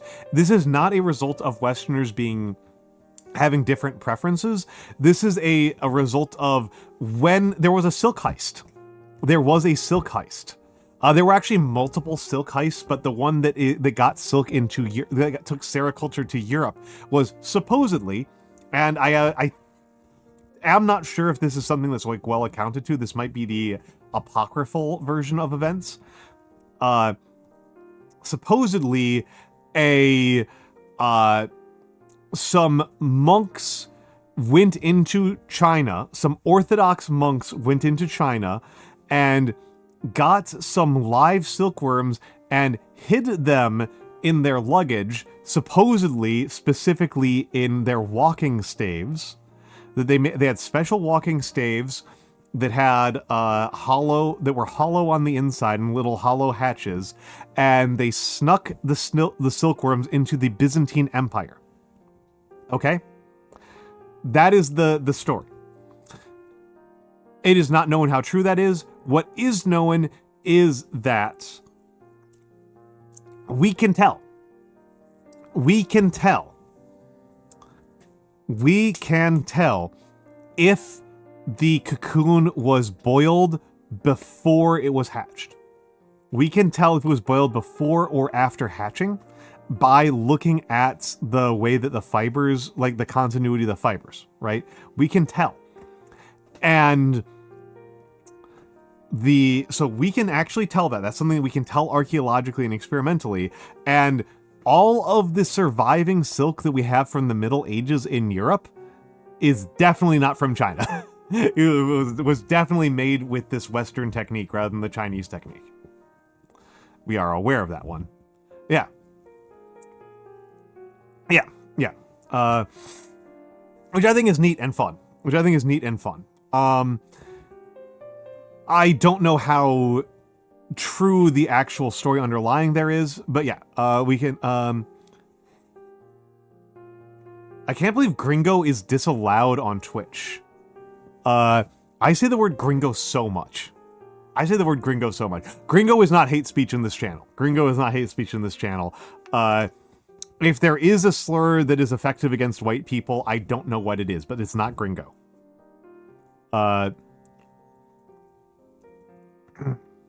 It's Twitch absolutely does have a pro-chud bias. I don't think that anybody's confused about this point. Twitch absolutely has a pro-chud bias.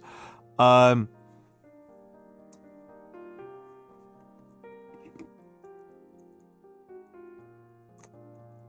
don't think anybody's too confused about that.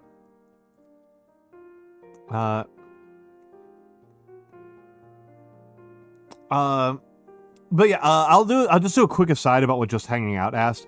The Antikythera, the Antikythera, is, I don't find it super interesting. I don't really know what it's used for. I am not actually that much of like a tools and technology guy. I am a bit of a tools and technology guy, but I'd say like it's like a medium level on tools and technology. I'm more of a social history guy. I'm a people person. And so the fact that I don't really know what the Antikythera was used for is kind of a bit of a stop on me getting particularly invested in it. I have generally assumed that it was used for something astronomy.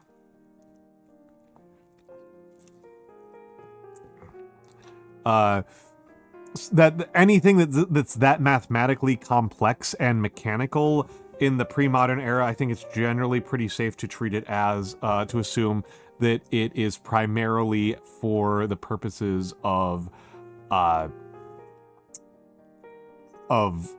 astronomy. That actually does hit me with something that's kind of interesting, which is that one of those things that's an actually interesting event in history. The battle I know the most about, out of all of the battles in world history, I have for some reason become a fucking expert on the Battle of Pydna. Of all of the goddamn battles. I don't know what's wrong with me. But at the Battle of Pydna, this was a part of the Battle of Pydna, was that there was a solar eclipse at the battle. And the Greeks found this to be terrifying. The Greeks found this to be absolutely terrifying because the solar eclipses were augurs of a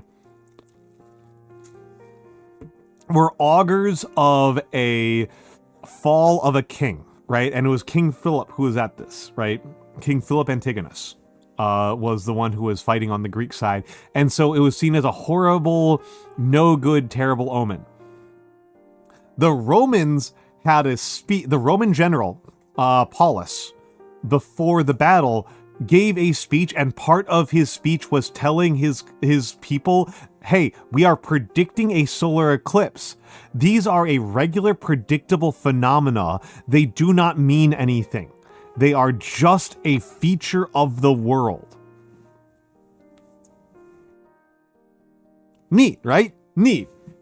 Comfort with solar eclipses and astronomy came up as an important factor in how the two different sides of the Battle of Pydna approached it, and the Greeks were the truly superstitious ones about it. And also, it's worth saying, Wasteland Mad God, as a follow-up on that, I'm pretty sure that sericulture had already escaped to Central Asia before it got to the Byzantines. I think we start seeing Central Asian sericulture by the 600s, maybe 700s. There's one of those like just so stories that's probably not true, that some Chinese princess married a like Kazakh or Uyghur Kagan, and part of her dowry that she brought with her to her new kingdom was sericulture. I think that's a just so story. I don't think that that's like the most likely explanation. But yeah, I think it's I think that Wasteland Mad God, you are probably correct that it was probably somebody who said, fuck this, I'm out, and probably actually gave it to a Central Asian, and the monks, if it was specifically monks and not, merchants, which seems so much more likely, the merchants bought some sericulture kits from a disgruntled sericulturist in like Sogdian, in like the Sogdian kingdom, or what would it be in like 1000? Would Sogdian, I think, had a kingdom in there. I think there's a Kazakh kingdom in there. The Timurids are not there yet. Are you a fan of any of Plato's philosophy? Not really.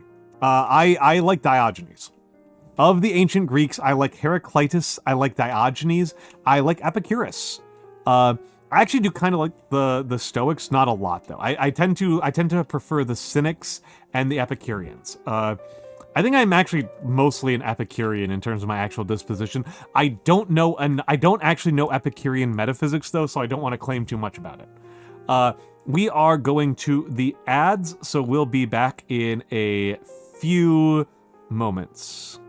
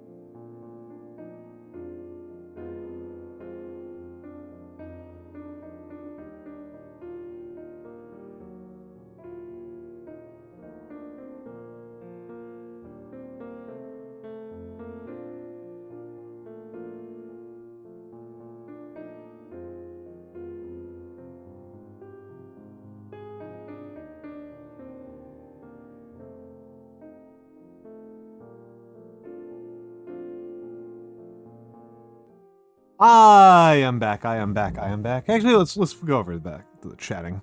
Let's be over here. Have a good night just hanging out. It was good to have you here. It was good to have you here. I am not a fan of Plato as a philosopher. I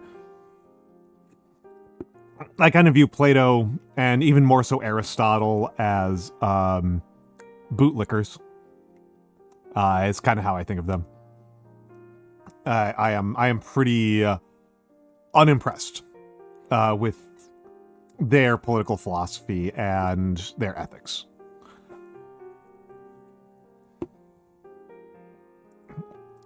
That's probably how I would put it.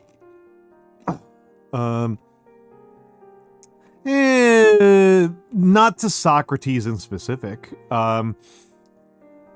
but I like that's, and I've never studied them super in depth. I was never I've not studied classic philosophy.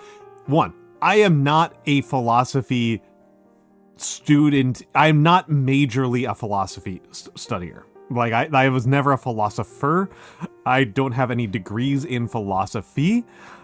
I have studied a fair amount of philosophy, but mostly because it's really useful for history and sociology to understand, because like, that's where theory comes from, right? That's like the real core feedstock of theoretical works, and you need theoretical works because otherwise you're not doing science at all, is from philosophy.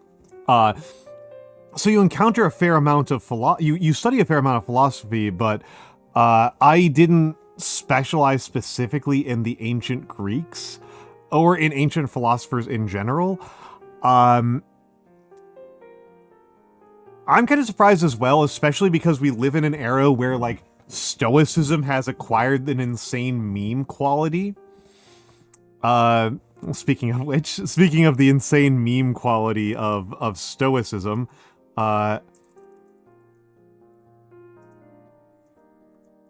check out Pro Stoic.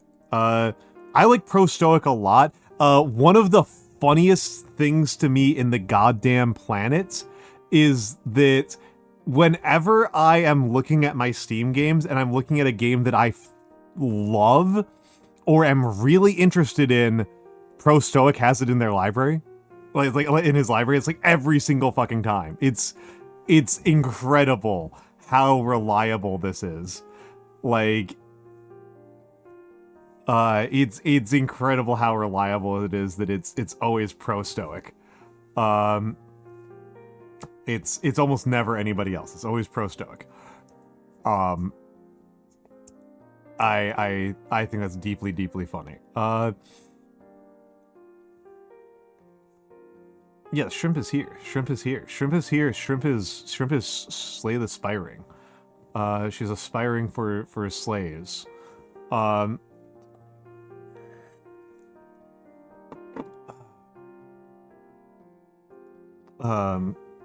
She was aspiring for the slays.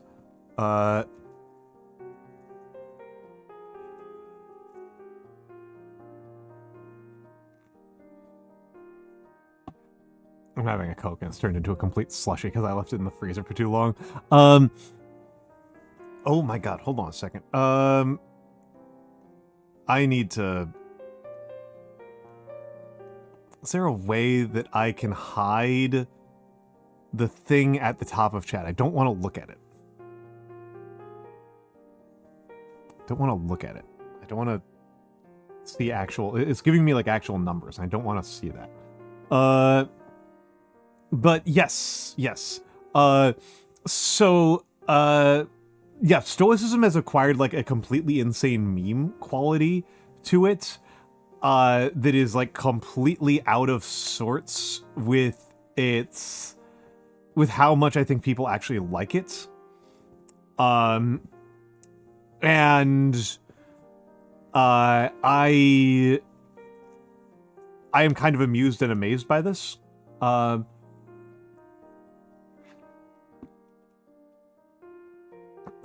I'm somewhat amused and amazed by this. And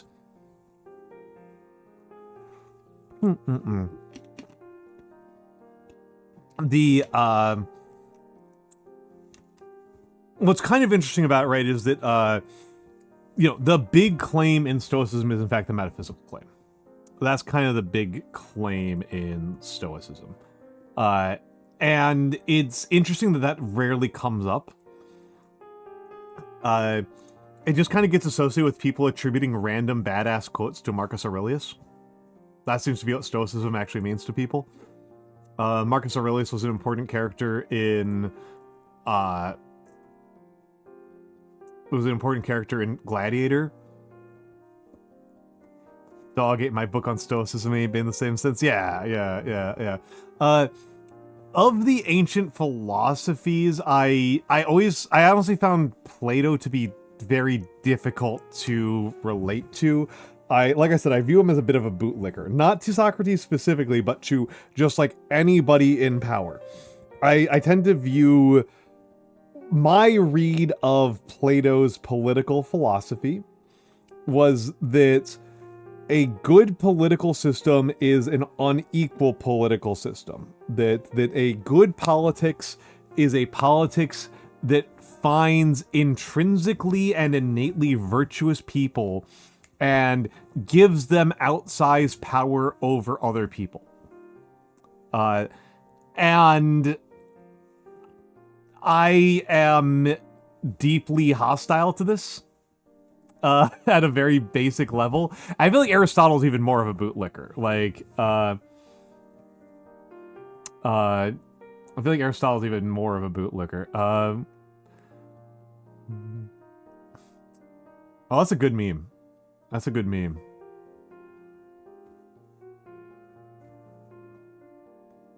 That's a good meme. That's good. Yeah, that's true. That's one of those things that is very funny about it. I have more than one person who I've told that like Marcus Aurelius is like a big Stoic philosopher, and like I've had more than one person like just like make jerk off motions. This is actually something I really like. Ada Palmer, the sci-fi author who is actually a historian who just happened to write a couple of very successful sci-fi books, wrote about this, that a lot of the reason why Stoicism has a long-standing tradition of being favored by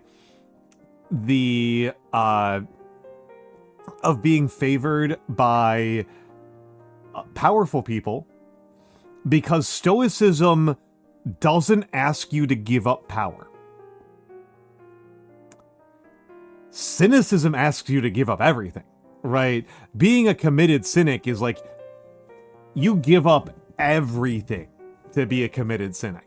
And being a committed Epicurean means at the very least retreating from having tons of power over other people. But being a committed Stoic does nothing.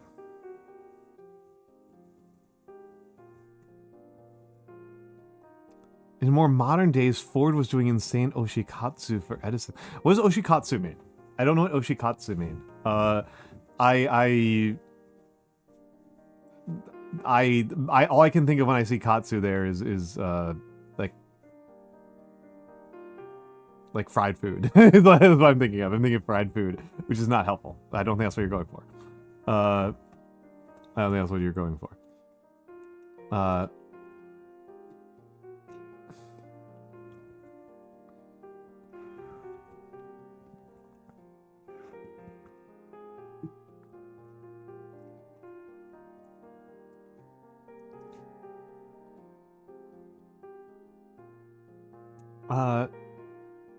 But yeah,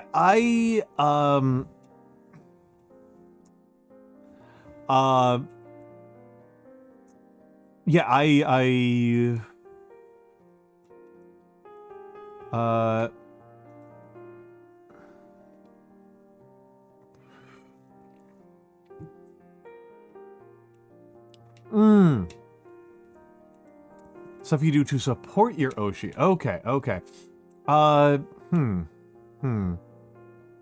Yeah, I don't know. I feel like I'm still not understanding enough of what the concept is here.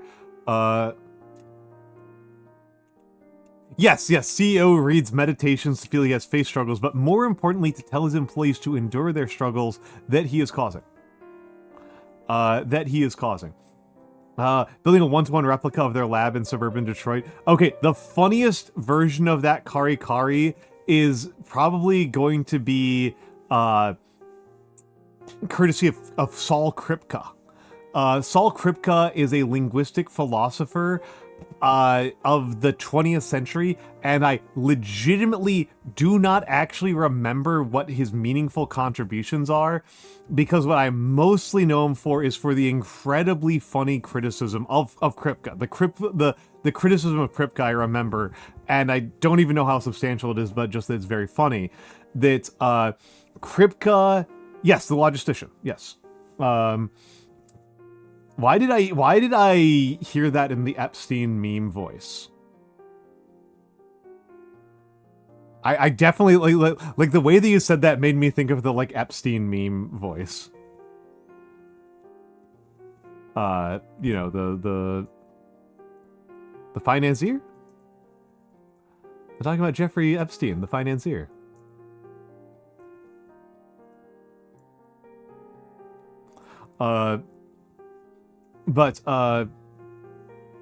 Yeah, so the funniest example I can think of is Saul Kripke, the logistician. Logistician? That he did a lot of analysis of Wittgenstein's work. You have no idea what this voice is. We're gonna watch the clip. We're going to the clip.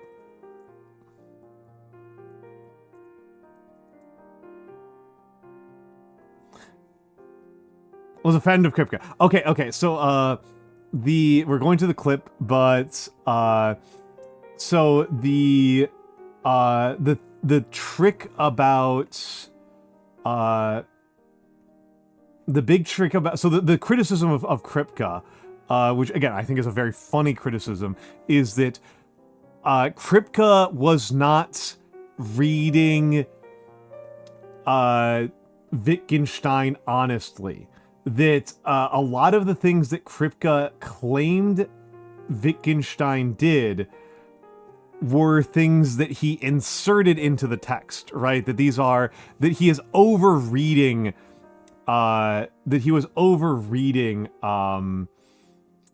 Wittgenstein, and the phrasing that gets used for this is Kripkenstein, which I think is very funny.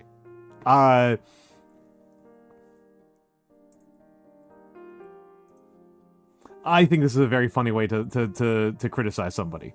I genuinely do not know how substantial of a critique that is. I am not versed enough in either Kripke or Wittgenstein's work. I do like Wittgenstein. I will admit I will cop to being a Wittgenstein bro. I do like Wittgenstein. But that's not the same as me actually understanding what the hell's happening. Wittgenstein wrote a lot, so there's a lot of room to misunderstand him. Okay, this is what I'm talking about. This is a really good clip. There are many figures in our society who contribute an enormous amount to our culture, and people who have unconventional personal lives, and yet they seem exempt from criticism. You know, Jeffrey Epstein. Well, wait a minute. Wait a minute. No, let me finish. Jeffrey Epstein. I see it. No one, criticizes him, and yet. Oh, wait a minute. That is a double standard. Jim, it's wrong. Jim, and hold on. Okay. Hold on. Much has been said about Jeffrey Epstein. Terrible things. No, Jeff. I'm talking about Jeff Epstein, the New York financier. Yes, we're talking about the same Jeff Epstein. No. Yes. No. Yes. I never heard. Oh, it was a big story in the news. Huge. No. Yes, for you to say no one ever Jeff said... Epstein. Yes. Jeff Epstein. Yes, the financier. With the island. Yes, he had an island that I've never been to. Yeah. I'm pretty sure, with respect, If there was some news about Jeff Epstein, I would have heard. No, I don't know what rock you've been under. It was a huge story, and Jeff Epstein I have to tell you, he's gone. He's dead. What do you mean? He's dead. He's dead. He's No. dead. Sorry, nice try. If Jeff Epstein were deceased, I'm pretty sure I would know about it. Now, I admit I've not, probably since the pandemic, I've not talked to him. That would make sense. That would make But sense. He's been dead for a number of years, Jim. I'll tell you, there's one easy way. Let's call Ghislaine Maxwell. No, we're not calling Ghislaine Maxwell. Why not? Okay. She's in prison. She's in prison for crimes she committed with Jeff Epstein. Ghislaine's in prison. Yes, stop calling her Ghislaine. How do you know these people? Jim. Conan. Jim. All right. Jim, listen. Okay. Listen I'm to just me. saying, I'm your friend. You know what? It doesn't matter what you do in your private or personal. Don't do anything in my private life. Okay. It's so good. It's so good. It is a bit. It is a bit. It is a bit. It is a bit. Downey's a comedian. Downey's a comedian. He's a Downey is a comedy legend. And he is vaporizing Conan there. He is setting up Conan for he is doing incredible setup for Conan in there. He's doing incredible setup for Conan in there. I love that bit so much. Yeah, Archibald. Hello, Archibald. Welcome in, by the way. Welcome in, Archibald. How you doing, buddy? Special events. What were you doing? What was it? What was the event, Archibald? Was it bottom text? Was that the event?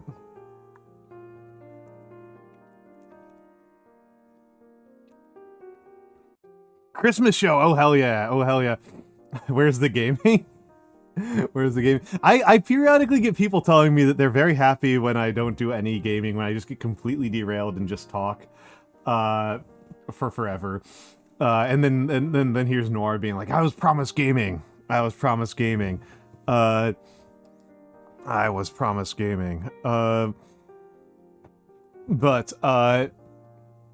yeah, I love that bit. And yeah, sorry, just Death Heart, the way that you said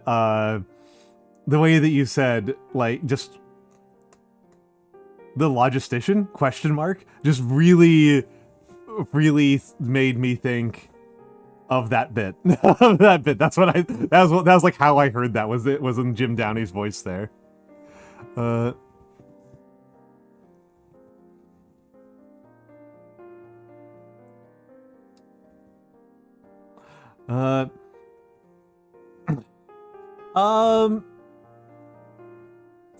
An advantage, Archibald, of being very male, is that, if people are really, really into me, I think they pretty much just seem to quietly yearn in the distance. I assume that's what's happening. I don't know. Oh yeah, I mean that's all I had really, Death Heart, was that like that's all I really had is that Kripke wrote quite a bit of analysis of Wittgenstein's work, and quite a few people think that his reads of Wittgenstein's work are extrapolations, that they are not sustained by Wittgenstein, by things that Wittgenstein said, that Kripke, this is a criticism, I don't know how true or accurate it is, but it's a criticism that I've heard people make, that they think that Kripke is putting words in Wittgenstein's mouth, basically, and those are called Kripkensteins, right? That is a thing I've heard people say, is like so like blah blah blah blah blah, and people are like, that's a Kripkenstein. That's a Kripkenstein. Yeah, I'm not planning on doing Dark Souls again until Sunday. I am planning on keeping myself Dark Souls free until Sunday. The big limitation is actually my thumb.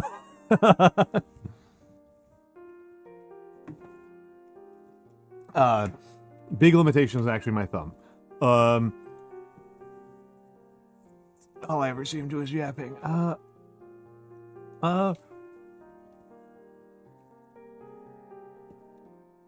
You know what, Noir, just for you, next time I will show the hand cam of me using controller. I'll show hand cam of me using controller.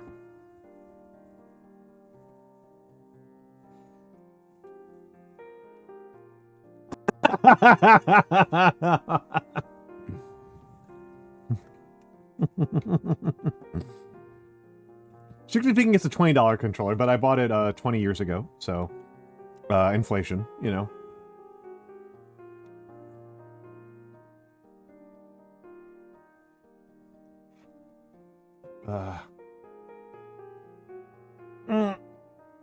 Yeah, it's not terrible. Yeah, no, it's not bad. It's not bad. I just find controllers uncomfortable to use, like, always. I've never found controllers comfortable to use. I find them kind of baffling. I find it kind of baffling using controllers. I think I bought it on Newegg. But yeah, controllers are deeply unintuitive to me for the very simple reason that I have 5 fingers per hand, right? And the least dexterous and capable of my fingers is my thumb. And it feels really weird to put all of the dexterity tasks on the least dexterous finger. And just have 4 of my fingers basically being dead weight. That's just really unintuitive to me.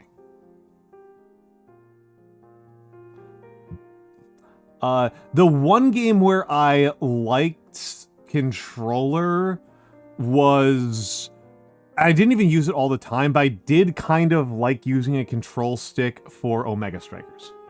Not all the time, but I found that for some things in Omega Strikers, a controller was valuable. For doing mix-up dribbles in Omega Strikers, it was better on controller, but for precision, mouse and keyboard was way better. Precision was much, much better on mouse and keyboard.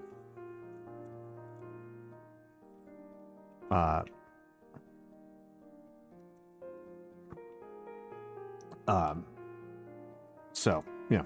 You know, mileage may vary. It was actually really interesting in Omega Strikers that, like, there were 3 control schemes for Omega Strikers, and each of those 3 control schemes had their own weaknesses, which I thought was interesting. There was a WASD control scheme.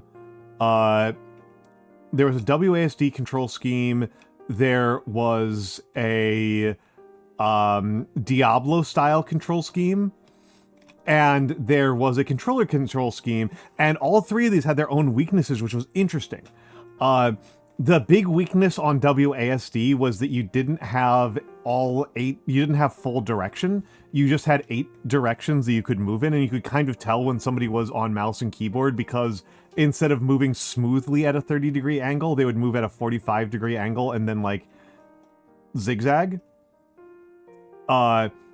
And the Diablo-style controls, it was really interesting because it was really hard in Diablo-style controls to walk in one direction and shoot in another direction. That was an interesting weakness. And then on controller, like, they were just so much less precise. Controller players were so much less precise and so much less able to handle ability mix-ups. That was an interesting weakness. It was a really interesting weakness. Like, they were better. They had better short game and worse long game, which was an interesting combination.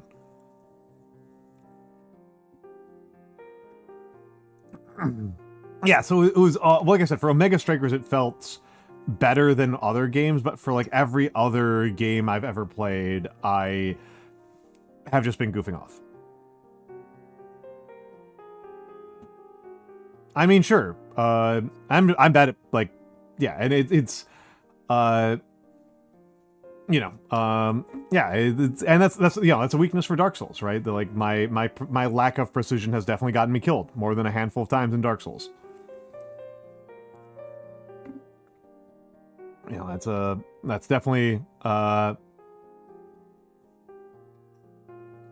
that's definitely got me killed a lot.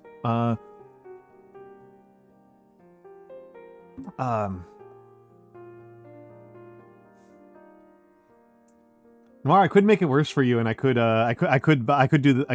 keyboard keybinds. I'm really contemplating. I really think I might do it.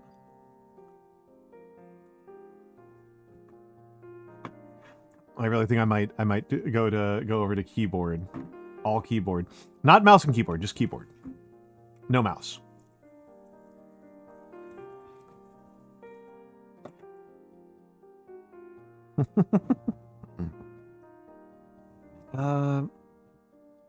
I mean, do you want me to do it right now? Do you want me to do the binds right now, even if I don't end up playing that way very much?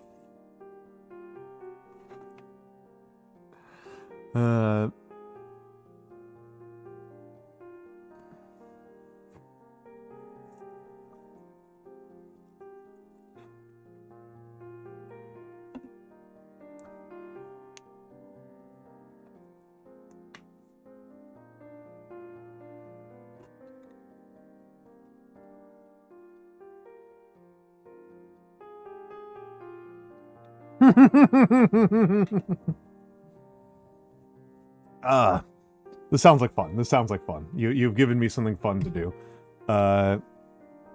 May God have mercy on your soul.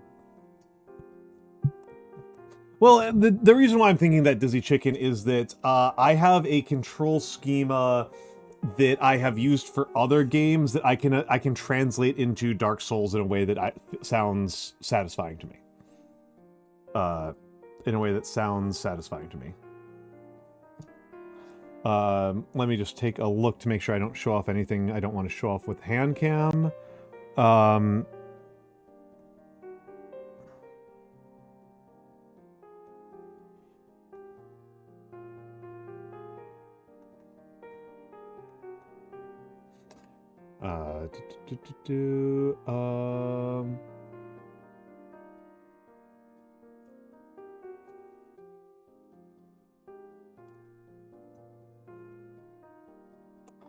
Okay, hold on. Gotta.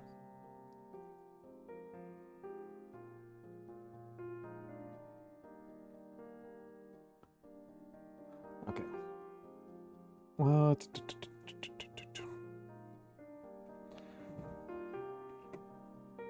Pray they make a 10th circle of hell for you specifically.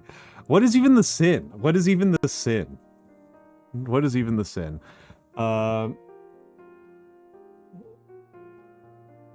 What is even the crime here? My existence, that no person is illegal. No person is illegal. Just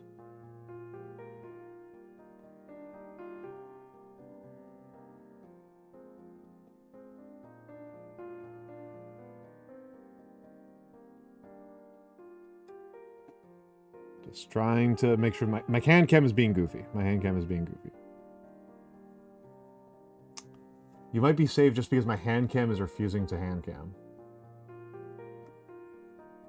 Okay, let's see about this.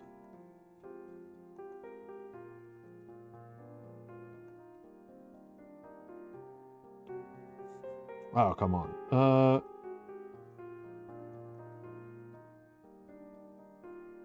Sin of ignorance.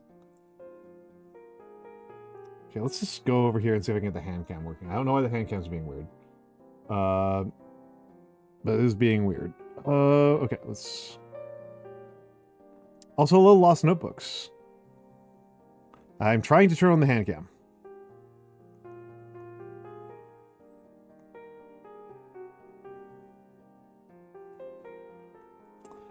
Ah, merda.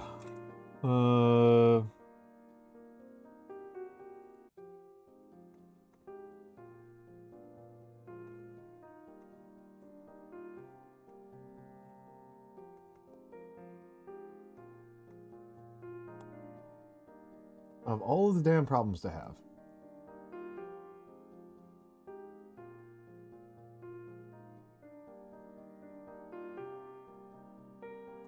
$241. Okay, there we go. There we go. So here's a keyboard, right? Here's a full keyboard. Let's zoom out a little bit more.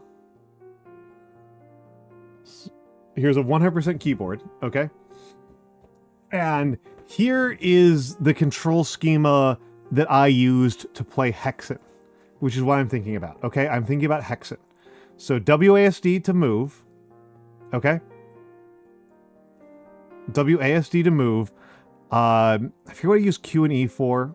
Space for jump, okay? Traditional stuff.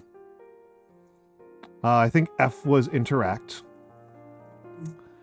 But the actual action was happening over here. So,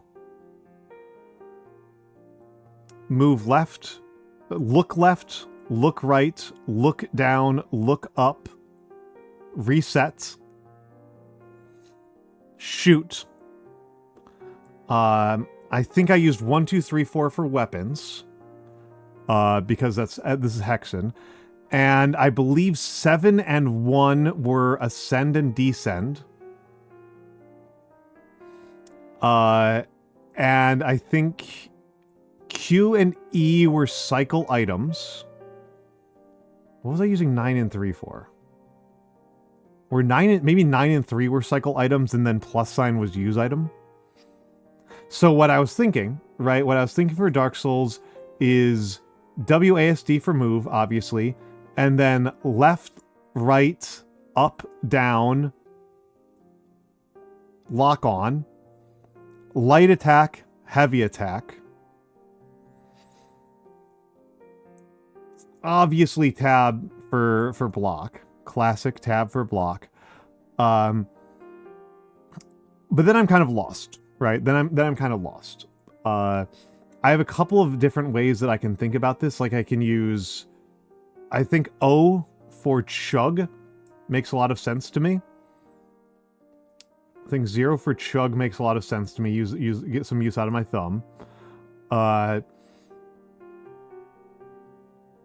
I could use all of these for cycling and two-handing, but I don't know. Have I read the manual yet? I did read the manual, but it was a while ago. It was over 2 years ago. Never going to be able to dodge anything. That is where I'm a little bit... That's where I'm a little bit lost, right? This is something that drives me a little bit nuts in Dark Souls and makes me feel like... It's definitely one of those things that makes the game feel like it's not really a game about fighting, that like really makes it feel very not combat-y, is that like because dodge and sprint are the same key, that's where I'm getting kind of lost on. It's I want it to be like one of the main keys. Is like, so would it be shift or would it be space? Would that be better? If I could deracinate them, right? If I could deracinate them, then I would want shift to be sprint and space to be dodge. But I think they're always the same keybind. I don't think I can debind them together.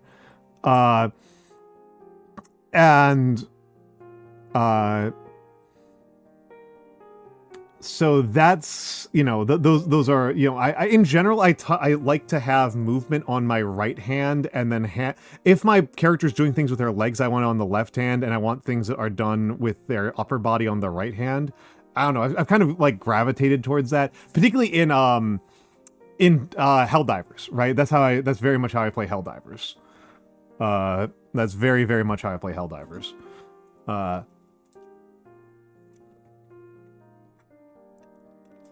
And Dark Souls is, I'm playing it like it's Outer Wilds. Being able to move faster is like 99% of the game. But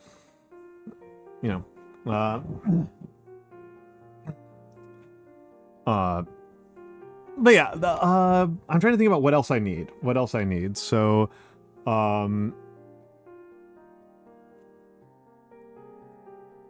what else I need? Because there's menus, right?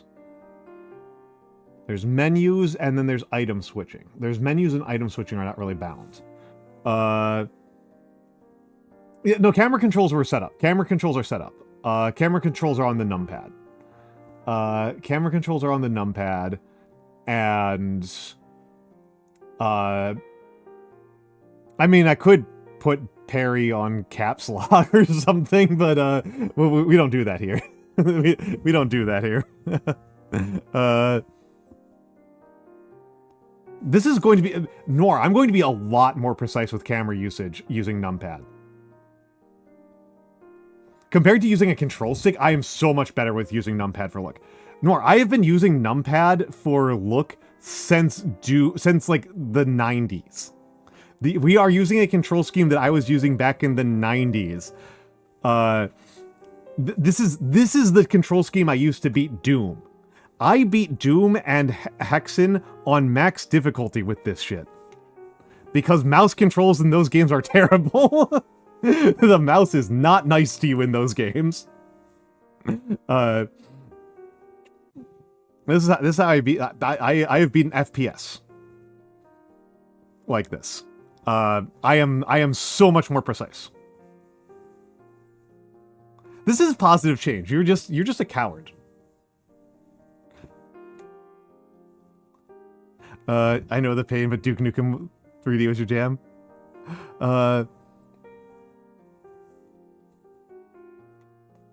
You're being a ding-dong right now. How could you possibly claim that you're not being a ding-dong while you're ding-donging right now in front of me? Yeah, no, it's not bad, Memory. It's not bad. It's... Like I said, I mean, this is like... I don't know if people know this, but on original Doom, there's not like an in-game keybind thing. There's not an in-game keybind utility. That's a Z-Doom thing. That's something that came out with Quake. In original Doom, which includes Heretic and Hexen, the main advantage of not the main advantage, in order to rebind things, you needed to modify a .ini. You need to modify a .ini, and I never figured out how to incorporate mouse into that, and the mouse controls for Doom are awful. I don't know if people know this, but the mouse, when you're playing Doom, it's often good for you to take out your mouse, right? Or just like disable it, or just like put it somewhere where you're not going to touch it. Because the mouse controls in Doom are... Let me make sure that people see this the way that it's actually oriented, not just like the way that it bends relative to the camera, right? Look left, right. Look left, right. Forward, move backwards. Move forward, move backwards. It's awful. It's awful. It's awful. Because, of course, one of those things is like a little bit of a fun trick, right? Is that Doom is not actually three-dimensional. The third dimension of Doom is an illusion. It is a trick. Doom is fundamentally a two-dimensional game. Doom is fundamentally a two-dimensional game. I think even Duke Nukem 3D was fundamentally two-dimensional, right? That like in Duke Nukem 3D they couldn't actually have two floors layered on top of each other, so they would have to use trick. An insane keyboard in the VTuber world. I like this keyboard.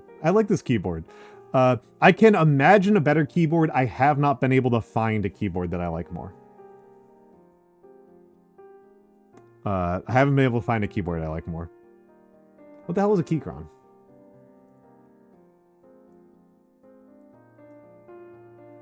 I am not spiritually Dutch. That's ridiculous.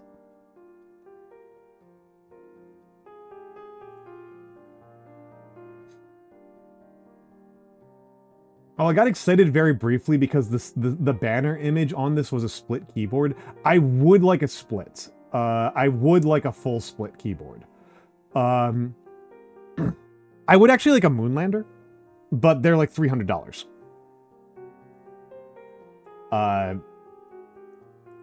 So none of these keycrons look appealing to me. I'm not gonna lie. Just like facially, none of them look appealing to me.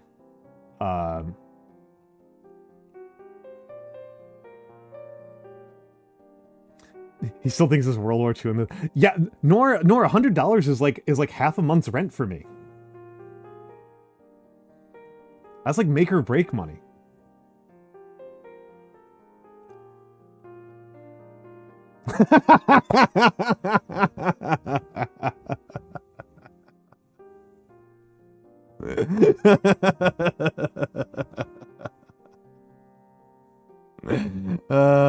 Sorry, that was really fun.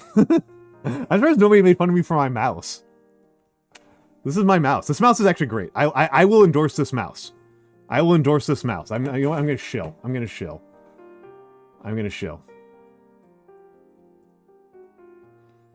I'm gonna shill. I'm gonna shill for a $30 vertical mouse, like a psychopath. This mouse is great.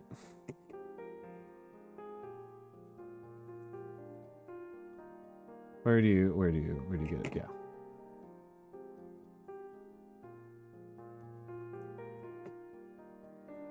Put eggs in me? Why? I like this mouse a lot. This mouse is good. This mouse is good.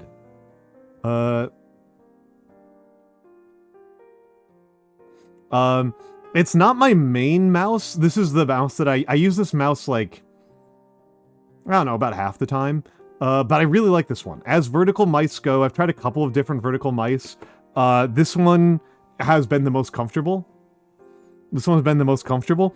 And what I like, because because of the type of lifestyle I live, the keys are programmable, and so I have programmed these to be copy and paste, and it's really nice to have copy and paste just on the mouse. I do like that quite a bit, but mostly it just feels comfortable. It mostly just feels comfortable. Nor I've used gaming keyboards. I don't like them.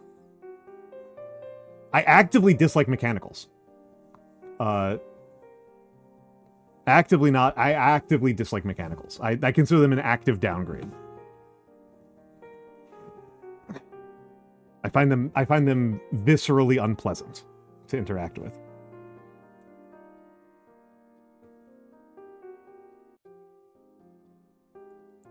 What is the problem, Wasteland?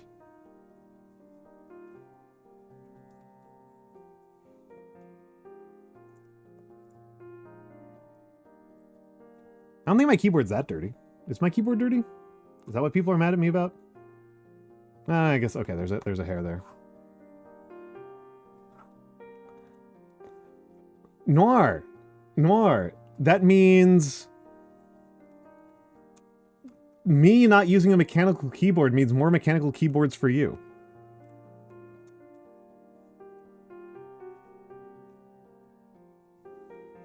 Purposely use a trackpad? Ooh, I think 90% of my trackpad use is by accident.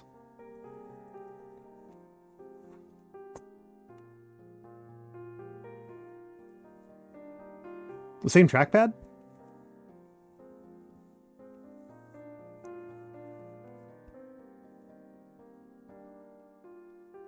I didn't really think there's too much of a quality to trackpads. Keyboard? Yeah, this keyboard, I can take a look. I bought it on Amazon. I can take a look on Amazon. I think I can figure out when I bought it.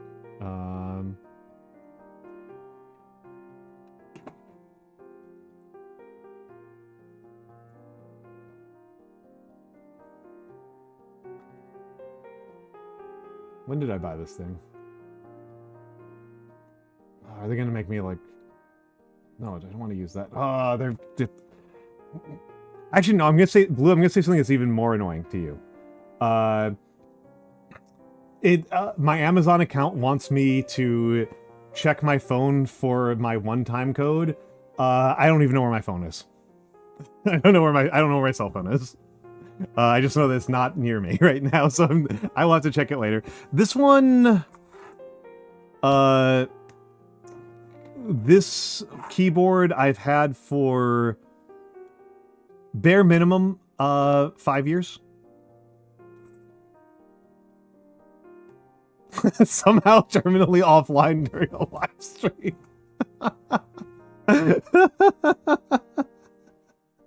I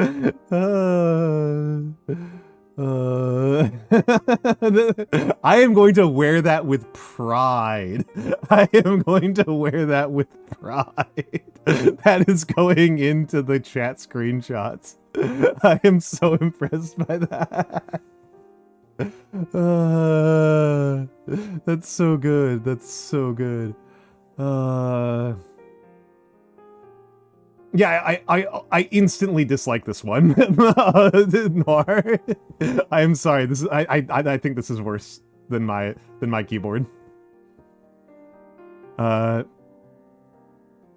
not rage baiting you. I like this keyboard. There are ways that this keyboard could be improved. I would prefer it were wired. I would prefer split.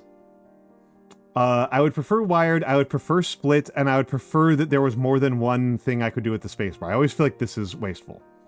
Having just like the big, huge button spacebar. I would like to have a couple programmable macros here.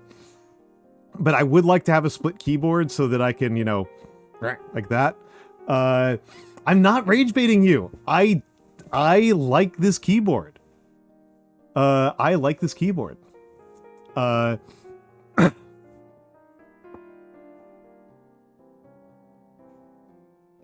Why are people finding this weird that I like a keyboard that I've been using for years? What is it? What's the deal here? What is the deal?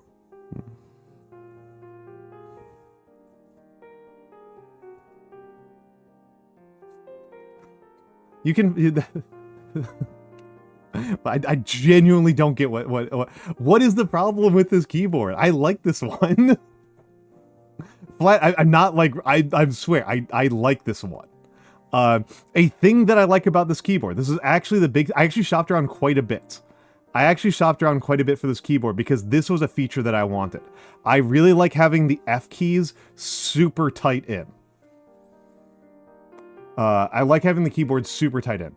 I don't know, yeah, probably around there. What in the fifth element? I like having the F keys like really close. What? Is that weird? Hello, Hugatree via Target. Okay, no, I'm being completely sincere. Is that weird? Is that a weird thing to want?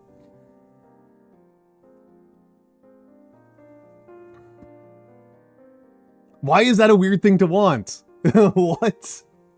It's a nice feature.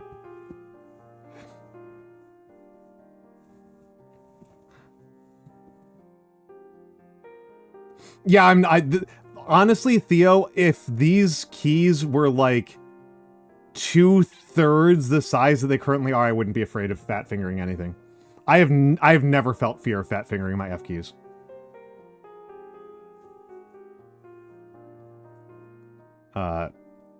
I've never felt fear of fat fingering my F keys. I've never had trouble with that. I mean, it's worth probably pointing out that until I was streaming, actually no, a little bit, but for most of my life I have been laptop only. Okay, for most of my life I've been laptop only. I have generally not had a desktop computer as an adult. And so on laptops, you do have this very close-in F row, right? Laptop keyboards always have the close-in F row. So when I did get this keyboard, which I think I've actually had longer than I had a desktop because I had it for a reason that's going to be really funny and I think will cause at least one person, possibly not Noir, to have a conniption fit. I think it will cause at least one person to get really frustrated when they hear the reason why I got this keyboard. I wish I did, Noir. No, I use a Samsung Galaxy and I don't like it at all.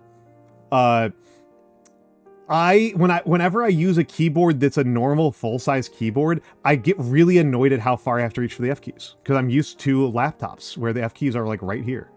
So I actively went out of my way to look for having the F keys really close, and this was like the only one I could find. So that's the reason why I have this keyboard, is because I wanted two things. I wanted the F keys to be really close in, and I wanted a full numpad. We're only 3 hours in. We're early in the stream. Those are two features I considered really important for a keyboard. Is a messenger pigeon loaded into a blunderbuss? But yeah, no, I think I actually got this keyboard before I even had a desktop. This is gonna drive somebody nuts here. I got it because it has Bluetooth.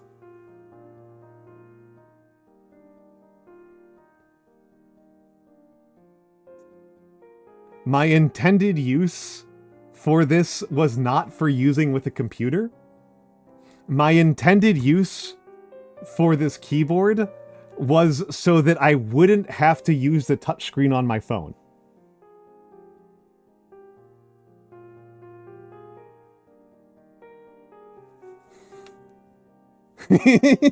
Yeah, Theo's done it. Hello, young Lee 2101.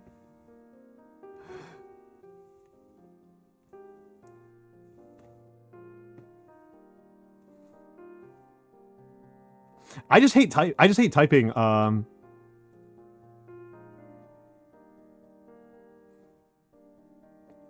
touchscreens. I just hate typing on touchscreens. Your niece just showed up her PowerPoint about water snails. Young Lee, that is delightful. I love that for you. Congratulations on having a really cool niece. Congratulations on the cool niece. Cool niece alert. Congratulations. Yeah, people are roasting me over my decision to use a keyboard that's comfortable. As opposed to just making myself miserable for no apparent reason other than to, I guess, like, amuse Noir. Noir, I can't find keyboards that are $100 that have the features that I was looking for. Again, I want full numpad. I want close-in F-row. Those are features that I really want. I want to be able to hit my F keys without feeling like I'm going to give myself arthritis.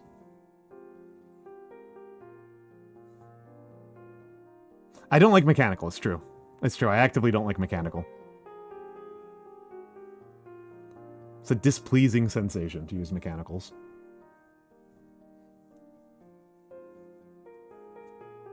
Yep, don't like it. I tried to check Amazon. I'll check Amazon during the ad break. But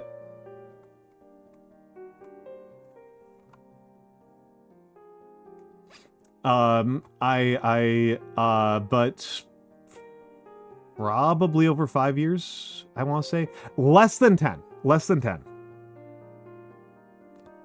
Less than 10.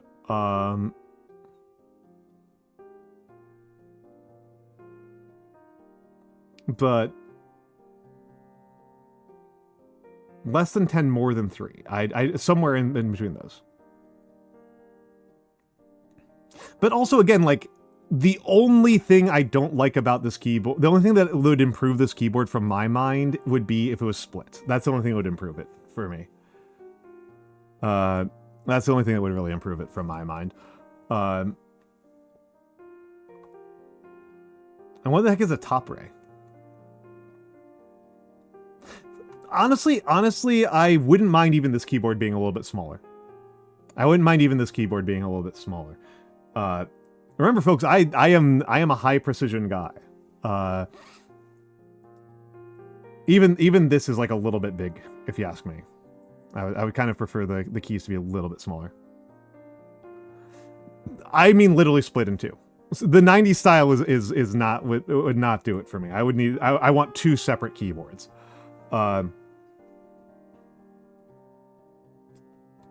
Yeah, I mean, Noir, like, you've seen my handwriting. Like, I can write in, like, size 6 fonts. Like...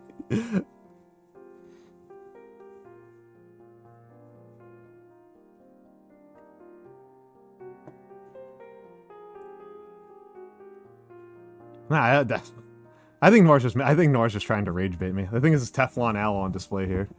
The Svalbard. Well, my Mac keyboard's compatible with Linux. The Svalbard.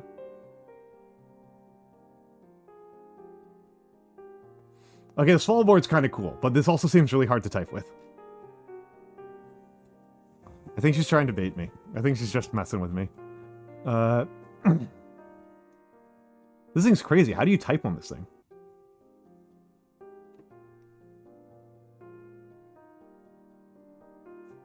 Oh, no, writing a small prevents cramping for me. Small prevents cramping for me because it's less motion.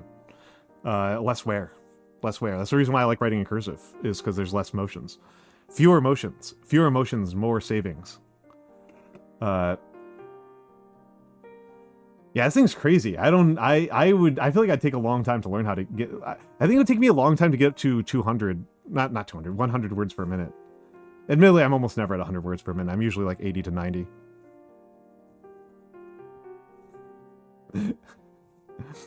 Good news, I'm in streamer mode. I don't get why you're mad. I like genuinely do not understand. I am like completely lost as to why this is frustrating to you. I am completely, I have no comprehension. Okay, we're in ads. We're in ads. I'll be back.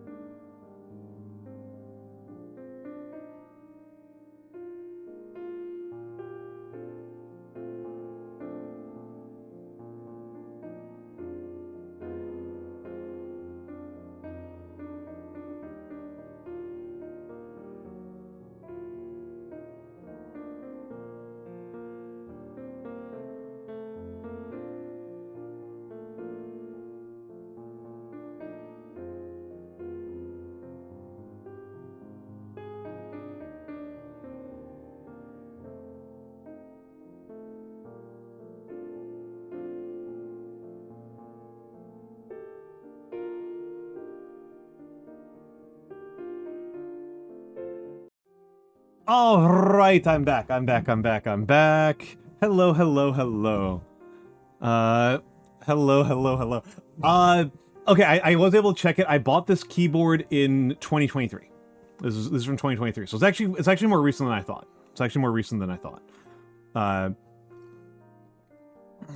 I thought I bought it before then, but yeah, 2023. Still going strong. How much did I pay for it? How much is this? Well, how much does it go for now? Oh, it's $42 now. Dang, that sucks. That sucks. That feels, yeah. Well, I guess I better keep it going. I figured I was gonna get like, yeah, I don't know, 10, 15 years out of it.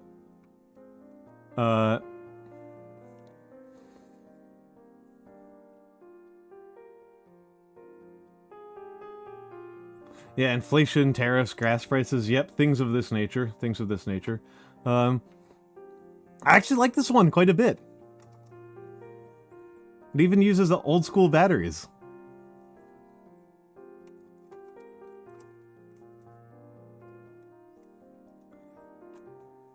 I like those batteries. AAAs are nice to work with. I tend to have a AAAs is a nice type of battery to have to work with. Rather have a rechargeable. I don't know. Things tend to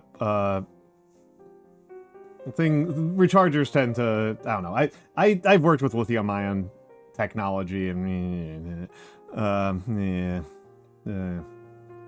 I wish I had good rechargeable batteries. I should say, how much are rechargeable AAAs? How much are rechargeable AAAs these days?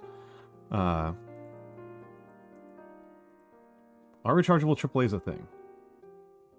Yeah, only $10. That's not bad.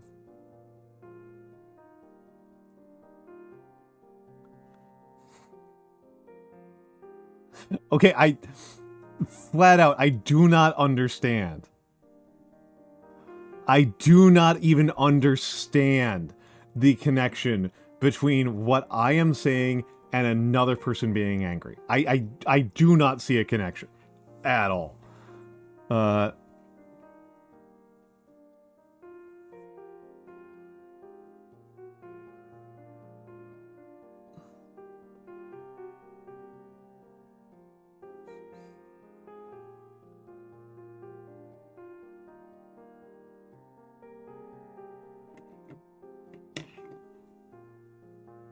Completely mystified by this.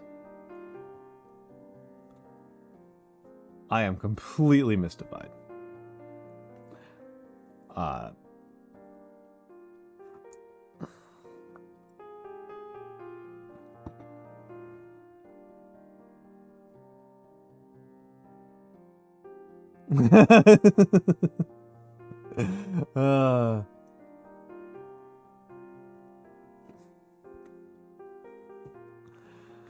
I'm sorry. I'm not mad. I'm just confused. A little amused, but mostly just kind of confused.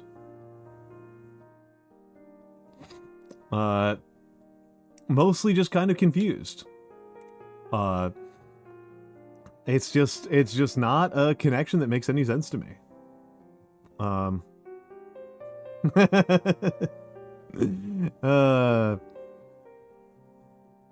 just don't see it. Why not controller? I mean, I for typing?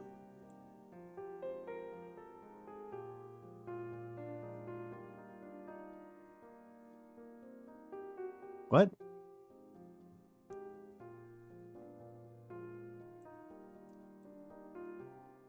Like I mostly. Oh, I mean, I'm just clumsy with them. I use them for, well, Dark Souls, because people insist that Dark Souls is a controller game. So I'm doing controller on Dark Souls, but I find them really clumsy. I'm very clumsy with them, and it feels kind of intrinsic, right, to most controller designs. It's possible, right? I've never really researched this, so somebody could tell me, are there controllers that like push more of the job duty to your fingers and away from your thumb? That's kind of like the question, because like with a with like a DualShock or whatever controller or a Wiimote, you're primarily using your thumb, right? Like, so, you know, I'm using functionally a DualShock 2, and functionally speaking, that means each thumb is doing 8 buttons. It functionally means that each thumb is doing 8 buttons. And then your other 4 fingers are doing, you have 4 buttons spread across 8 fingers. It's just basically a DualShock. It's an old Logitech. So it's basically a DualShock. Actually, no, I miscounted. Functionally 10. Functionally 9 buttons per thumb, right? Functionally 9 buttons per thumb. Yeah, that's 2 and 2. Right? So that's 2 and 2. So, but those are spread out across, that's all that these 4 fingers are doing, right? All these 4 fingers are just handling these 2 buttons. These 4 fingers are just handling these 2 buttons. And then it's like, you know, a control stick is functionally 4 buttons. It's functionally 4 buttons. So 4 buttons, 4 more buttons, and then this, so 10, that's 9 buttons. And then 4 buttons, and a 9th button. So, you know, unless I'm doing something really awkward like this, right? Which I have done at a couple of points when I got really frustrated. I would be doing like this. Or even like, this is actually when I get tired, I use my my hand, my palm. My palm or my other fingers. Yeah.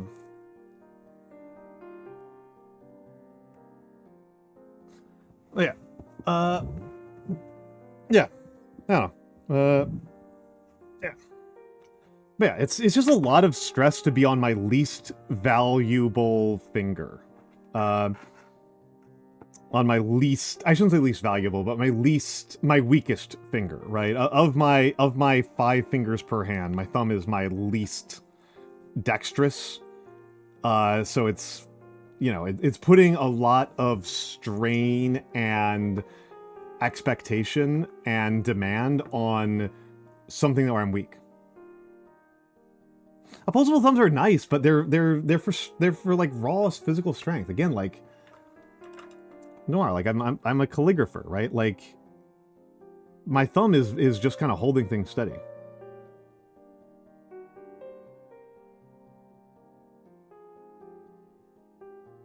Like I'm so much more fine controlled with these.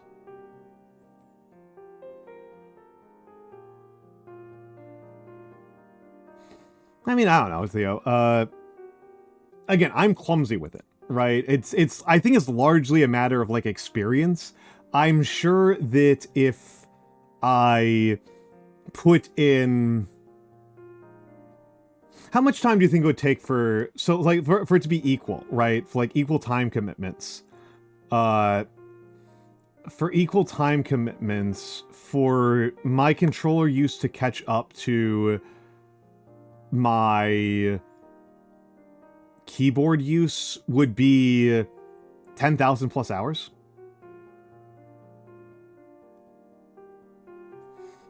No. It doesn't snap at all. It's a smooth spring.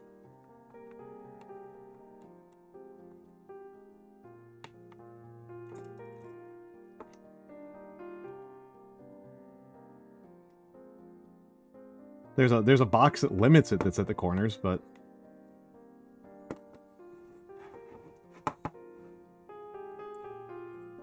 yeah, I don't usually even push them to the limits, to be honest.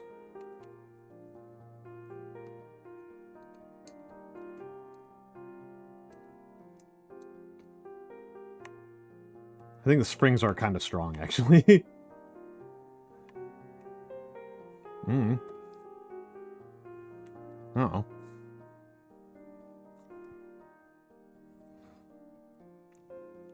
In any event.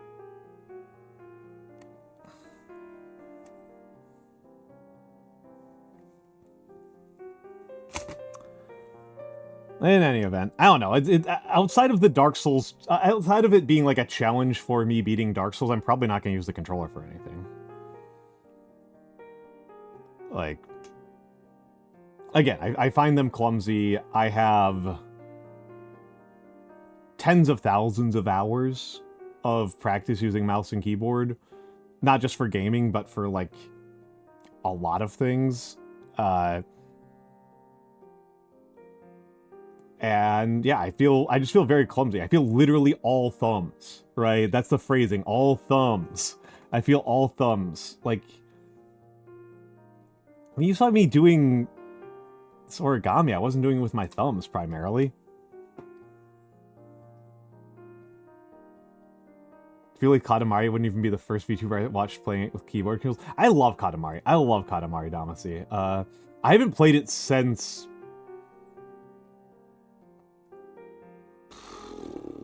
Probably, I haven't played a Katamari since the first one came out. Was that PS2?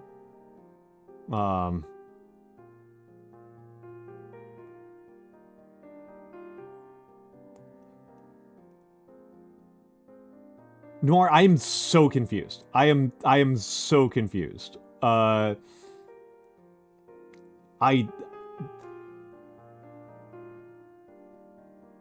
like a lot of things. I'm just like baffled. Like,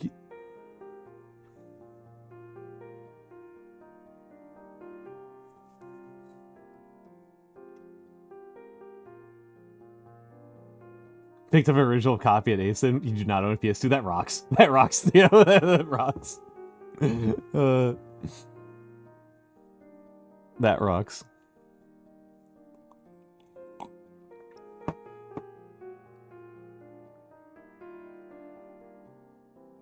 It plucked up an untranslated PS2 visual novel. You do not speak Japanese. That's very funny.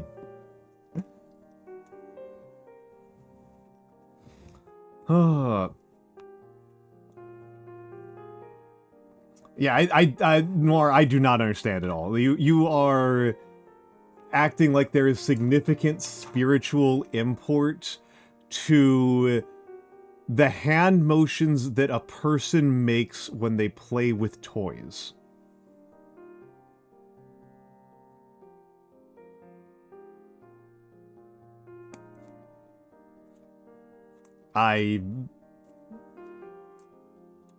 Spiritually similar to your father-in-law? I mean, I'm old. Am I older than your father-in-law? That would be funny. No. Damn. Yeah. I have met quite a few Dutch people.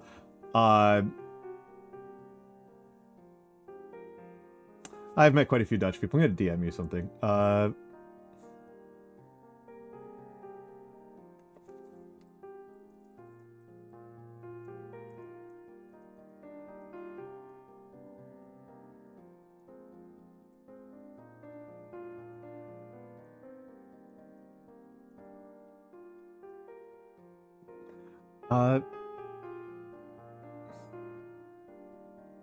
Bike stick spoke. I don't even feel like I'm having a complaint. I'm just confused. I'm having a nice time. I'm having a nice time.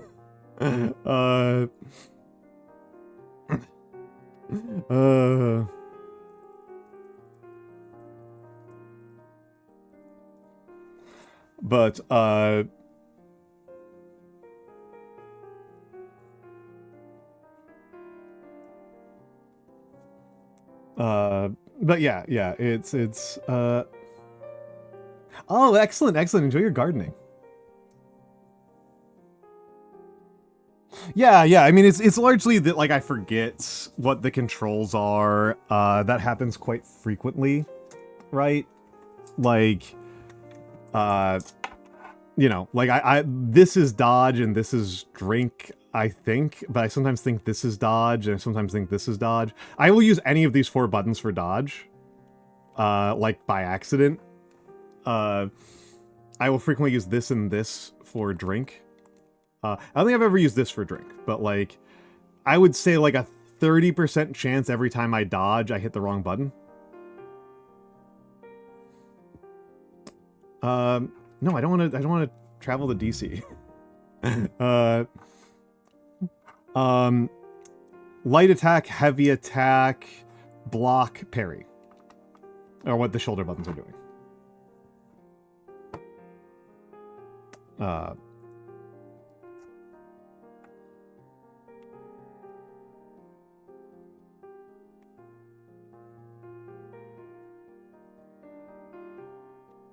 I think I might have that backwards. Maybe this is light attack and heavy attack. I don't know. I'm pretty sure that the attacks are over here and the defenses are over here. What is claw grip? Is claw grip like this? Because I have done that. I have done that, if that's what you're talking about.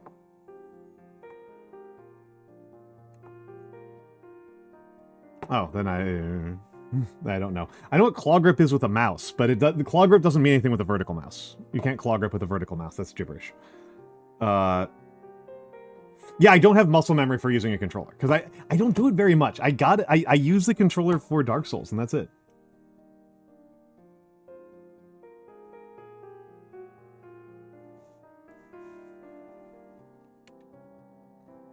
So hold on.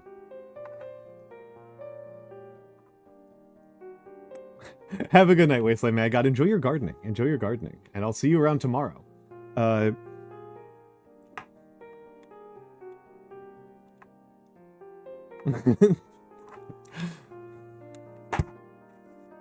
Okay, so hold on. Something like this?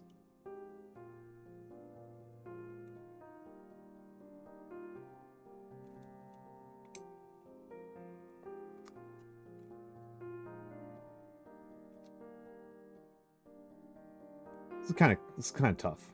It's kind of tough. My hands are a little bit small, I think.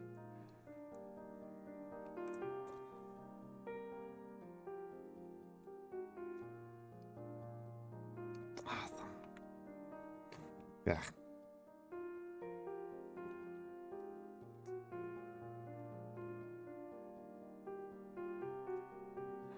How what, Shark Ray?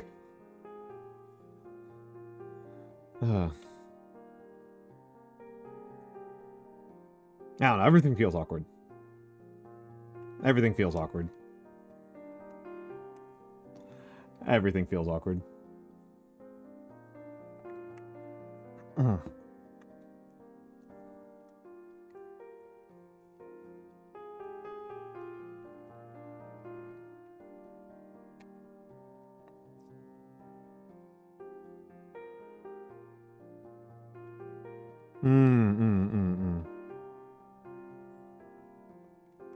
Yeah, no.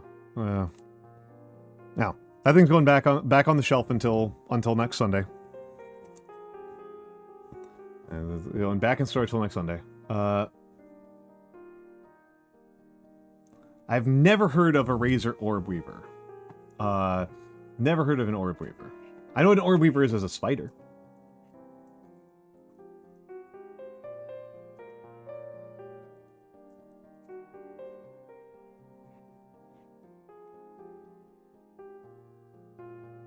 Oh, this sort of thing.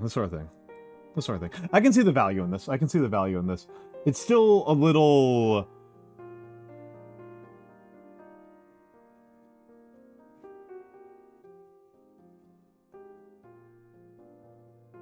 kludgy to me.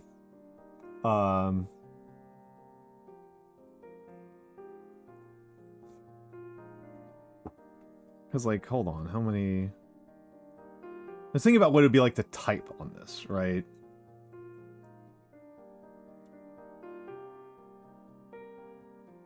There's only 20 buttons there, if I'm doing my math right. I guess if you had 2 of them, you could kind of type.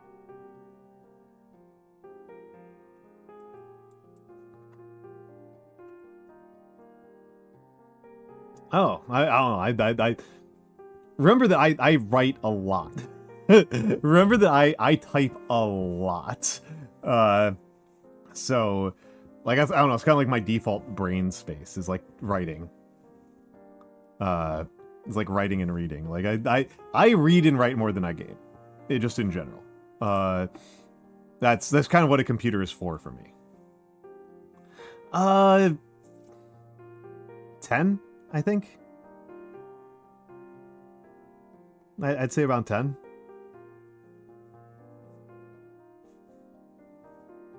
I don't. I have no idea. I have absolutely... There's no way in hell I would know that far. I have had friends who like their mechanical keyboards and are like, here, try this out. And then it was like, eh. I was like, yeah, this is worse than my keyboard at home.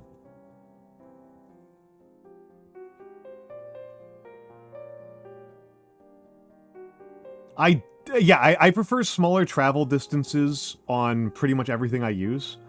I consider this to kind of be like that to be like the biggest weakness of this keyboard is the other than like it would be nice if it was split so that I could have slightly more comfortable grips like this instead of having to be like this and instead of having to be elbows in. It would be nice to be a little bit elbows out. But yeah, if this had smaller travel distances, I would like that. That'd be nice.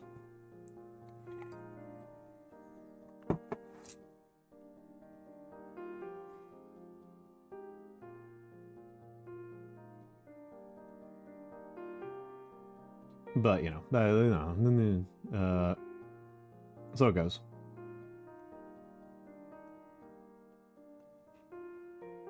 There are many different types of switches. Many different types of switches. I know that there's a bunch of different types of switches. Yeah, I don't know.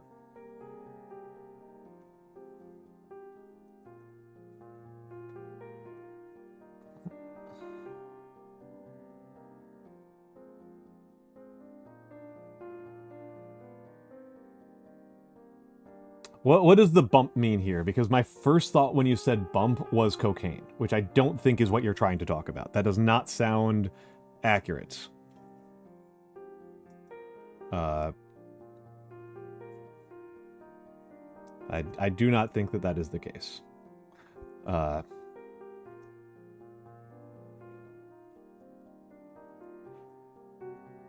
Oh, force threshold is absolutely an issue for me. No, when I think of mechanical keyboards, I primarily think about the force threshold and the noise. I don't like the force threshold and I don't like the noise. Yeah, I don't like the resistance of it. I prefer very minimal resistance. No, this one's got a level of resistance I find fine. This one's got a level of resistance that I find seamless.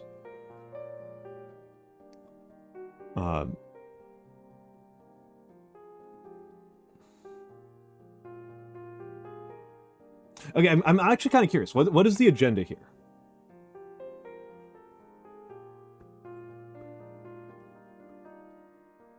Yeah, this is a membrane keyboard with no actuation. That is an accurate description. I like it. But like, what is the agenda here? Like, is somebody here sponsored by mechanical keyboards?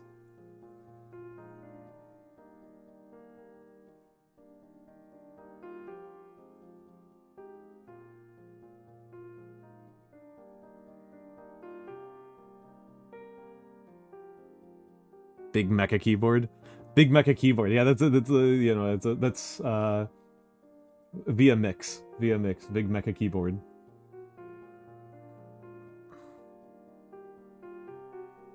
Yeah.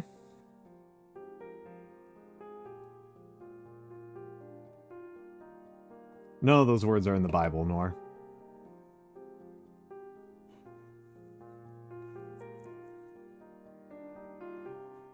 Sorry. Just using a meme that I don't even particularly like very much. I don't even think that's a particularly good meme. No, those words are in the Bible. I don't think that's very impressive. I guess it's a funny joke if you just started making a joke about it not being in Greek. But, like, I don't think it's otherwise very funny.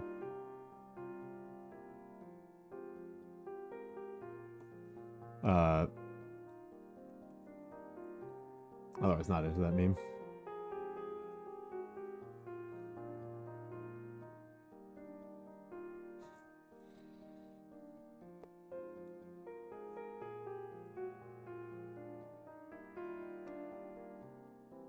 the ideal actuation noise level. Yeah, that's kind of like.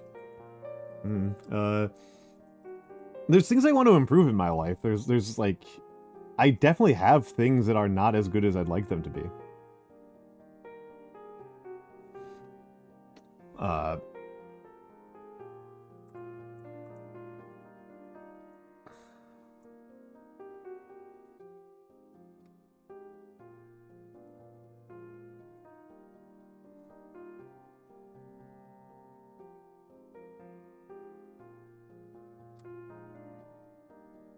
I mean, yeah, I know, I get why there are people who like mechanical keyboards.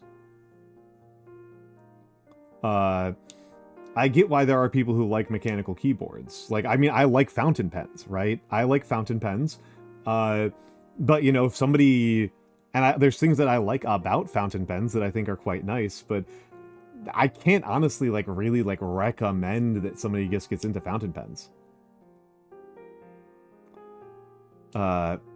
Best response to that Bible meme, they are just not in that order. My favorite thing about the Bible meme thing is that there are parts of translations that there was we had to invent the word intestines for the Bible, right? There was not an English equivalent of intestines during when the Bible was being translated into English, and they almost went with arse ropes. And we could have been living in the universe where arse ropes... Fountain pens aren't without purpose. Again, I am the guy who likes them. I have hundreds of dollars in my fountain pen. I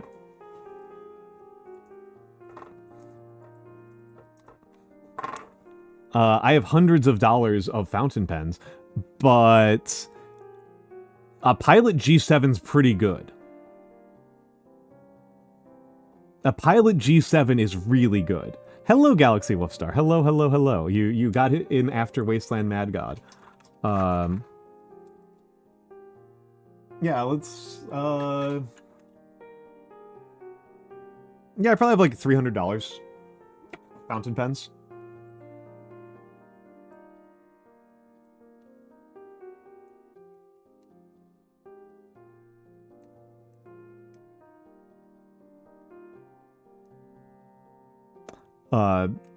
And like I like them, right? Like they're my default writing instrument, but like unless you're a sicko about it, I would say just use a Pilot G7. The G7's really good. Once again, shilling for Pilot. Once again, shilling for Pilot. Brand that makes a lot of really good things.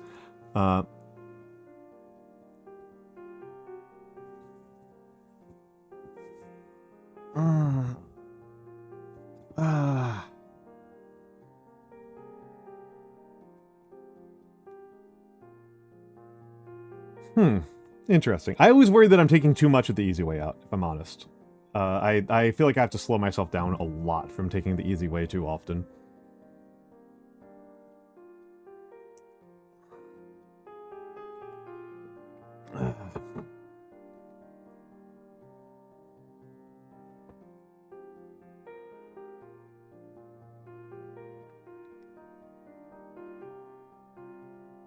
I'm sorry, Sharkray, could you explain? I'm just like grammatically. There's a lot of like subjects and objects moving across here. I would say the place where I'm probably the most worried that I'm kind of taking the lazy way, it's like starting to like really wear on me a little bit, is that I do most of my reading and note-taking on computer, right? And I think it's actually better for my memory to read physical books and take handwritten notes. I think that's actually better for me, and it really hit me earlier this year when somebody wanted a citation from a book that I have a physical copy of, and I was able to grab it off of my bookshelf and find the page number in 5 minutes for a specific claim, just off of memory. And this was a book that I haven't actually opened up in 15 years prior, right? And I can't do that with any of the books I've read digitally. I can't do it with any of the books I've done.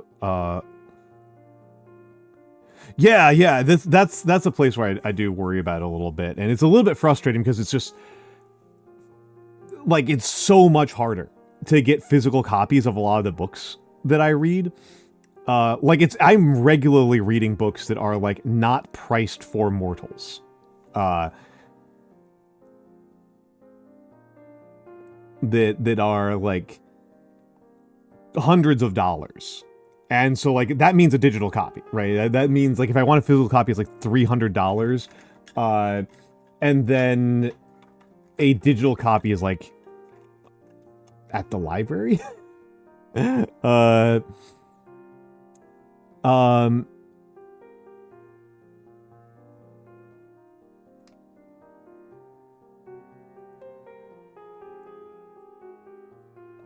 And then it's like I've already got the digital copy, so I'm taking digital notes.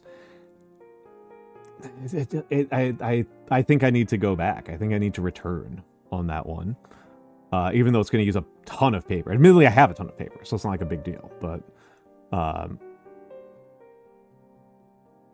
that would be an issue.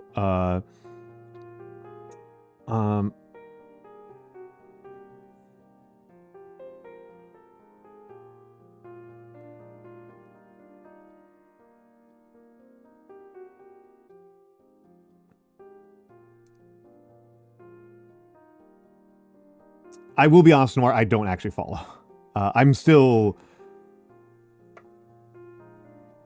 Maybe I'm not in quite the right headspace, because I've mostly just been amused, right? I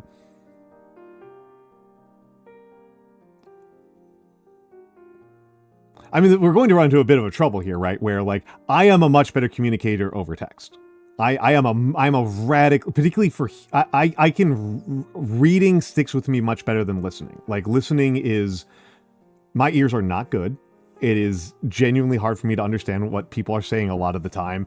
And it's often, I don't remember it very well. I take like a 50 IQ debuff when I'm listening compared to reading.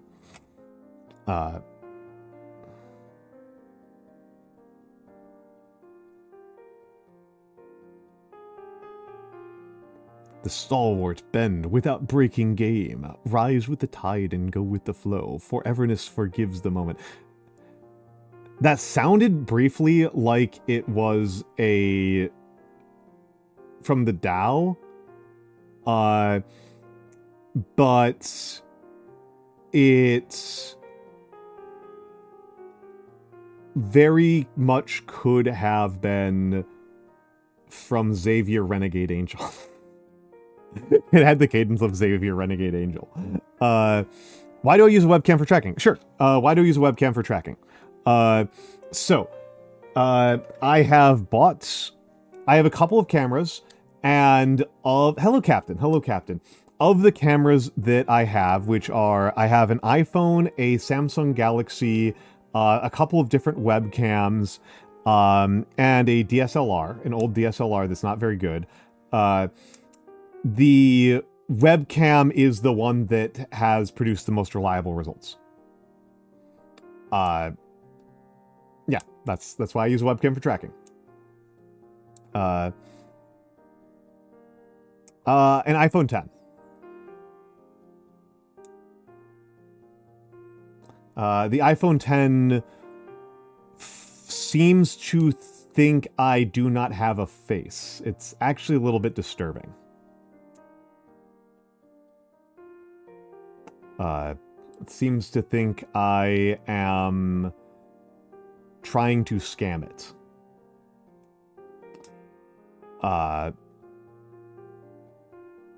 I suspect it is either my low basal body temperature or my facial hair are upsetting to it. I've searched around. I'm not the only person who's had this issue. I am not the only person who's had this issue. It's pretty rare, but it's not unique to me. But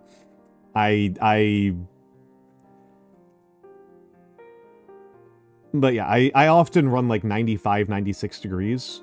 I usually run a few degrees below average, which is why I get so hot and sweaty all the time. And so I think that that's actually my understanding, right? Is the iPhone uses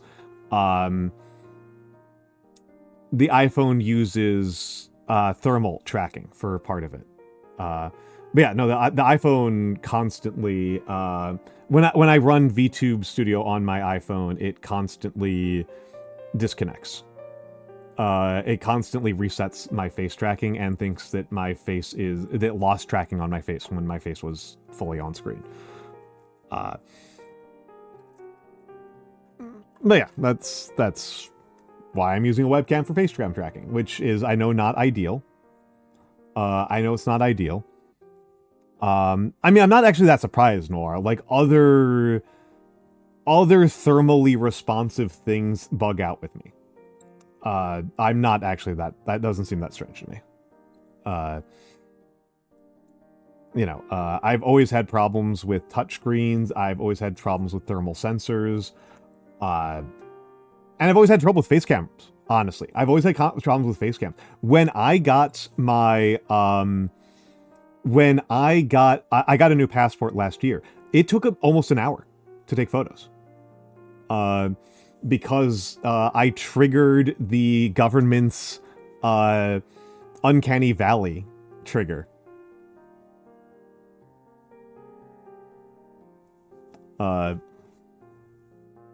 So we spent like an hour just taking pictures over and over and over again and submitting them to the passport checker. And it was just like, you don't have, this is not a human face, over and over and over again.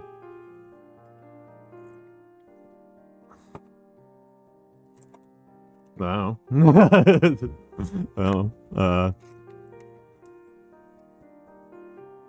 It might be I am pretty confident in that case it was actually other parts of my bone structure. I'm pretty confident it's other parts of the bone structure that were giving it trouble, because it did spit out specific error messages, and there was like specific problems with other parts of my face. But it was kind of funny to have the government be like, you are officially too ugly to get a passport, with like almost what they were saying. It was like what it started to sound like. That was kind of amusing to me. Yeah. We cannot allow you to leave the country. we cannot have you having people think Americans look like this. So I don't know, maybe that's the issue with the iPhone. Maybe the iPhone is just like, we can't have somebody looking like this and using our products. Yeah. Have a good night, Noir. Have a good night, Noir. Please have a good night. I'm sorry that I seem to have upset you. I apologize if I have actually upset you. I hope I haven't like actually upset you. But yeah, I tried half a dozen face cam options, and this was the one that. Let me think about how many options I actually try. 1, 2, 3, 4, 5 or 6. Oh, I'm sorry, Nor. Yeah. This webcam cushion for the whole unique problem for this. Yeah. Oh, that's good. I thought you were mad at me. I thought you were mad at me. I thought you were mad at me. I just kind of always assume everyone's mad at me. Have you tried putting dots on your face? No, that is something I did consider, but I didn't think super hard about. Was like using makeup to try to enhance what, but I don't know enough about how the technology works to know what things would make it more or less, and I also don't know how to put on makeup. I've also never put on makeup, so I've never put on makeup, so I don't know. Then I'm just gonna be I'm gonna be laptop gaming. Then I'm gonna be laptop streaming, and it's gonna be I'm gonna be on PNG tubing. But yeah, I don't even know what would make Pop more for the camera. I do use a ring light, and that actually helps a lot. I do have a ring light in front of me that is just blasting my face with light. For a while, actually, so high, it was giving me, it was a little bit annoying.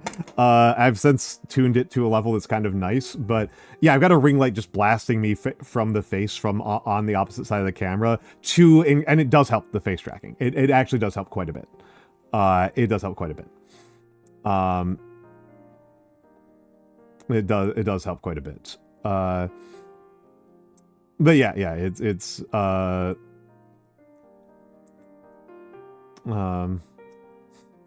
Nora, the really bad news is that I think if you destroyed my keyboard, I would almost certainly just get a loaner USB keyboard. Like an office one would almost certainly be what I would do.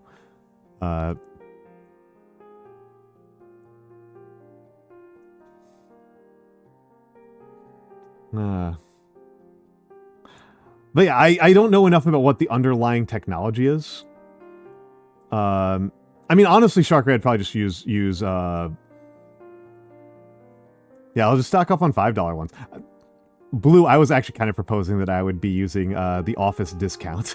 That I would be using the Office discount and use like 15-year-old Logitech $5 keyboards.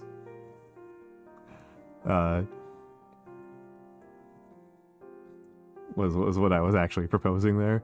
Because my assumption, right, is if she destroys one of my keyboards, she's going to destroy the next one, too. The Dell one? Yeah, the Dell ones, not the logical ones. It's the Dell ones. It's the Dell ones.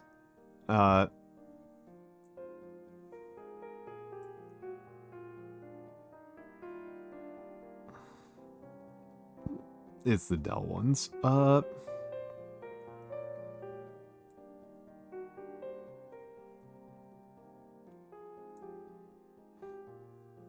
But yeah, it's yeah. But yeah, wow. I didn't expect this to be so contentious. It's like, this is like, of all of the things that I have, this is like one of the least contentious. No one does macro DPI buttons. I'm sorry. I had a Logitech G603 for years and it was amazing.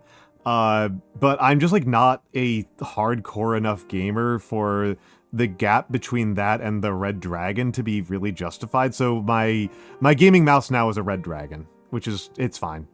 It's fine. It's worse at a couple of things. Mostly it's worse at surfaces. Yeah, the G602 is fantastic. And my left click button broke on mine, so it's there as like a backup, in case I really need it. But yeah. Oh, it's incredible. It's incredible. But it's the biggest thing that I noticed is just like using it on non-standard surfaces. It could pick up anything, right? It was fantastic. It was fantastic. But it kind of died, and since then I've been using a Red Dragon, which other than the fact that it's not as good on non-standard surfaces, like on shiny surfaces it's worse, and on uneven surfaces it's a lot worse. On uneven surfaces a lot worse. Like if I'm sitting on a couch and I put my mouse on the couch arm, it's a lot worse. But it's I'm going to eat a black bean burger. Hell yeah. Good choice, Theo. Good choice, Theo. Good fucking choice. Yeah, I like my ergo driven. I like this vertical mouse. I tried out a couple of different vertical mice, and this was the one that I felt was ultimately the most comfortable. Because I don't actually stick to using my desk for all of my computer use. I have my computers are I have a laptop, and I just kind of use my computer like wherever I feel like sitting at any given moment in the day. So sometimes I'm on a couch, sometimes I'm in bed, etc. And the vertical mouse is better for a lot of those like non-standard surfaces. So yeah, I recommend getting it. Like I said, I think the ergo driven is really good. I recommend trying out more than one just to see what's comfortable in your hand. That was the ultimate reason why I like the ergo driven the most, is that I compared a couple of others, and they were either too vertical or too wide. And then yeah, this one's been great. This one's been great. I like this mouse a lot. I like this mouse a lot. It's been really really lovely. It's been really really lovely.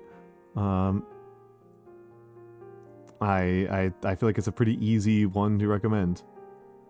90 degrees. Yeah, 90 degrees is too much. 9 degrees is too much. This one's let's go back over to the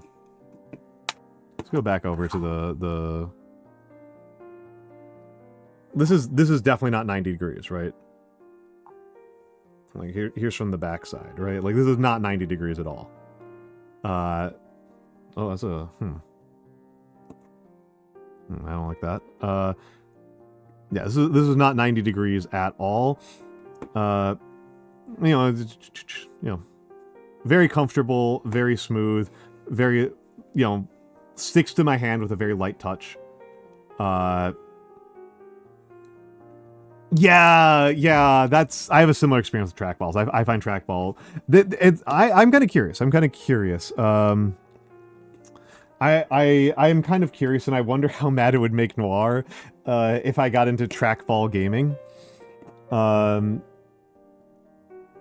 So far, trackballs have not been kind to me. But maybe I need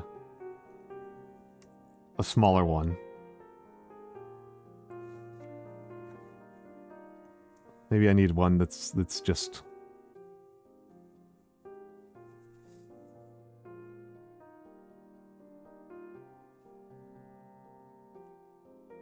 Imagine if I started gaming with a Kensington Slim Blade. There we go. That would be funny.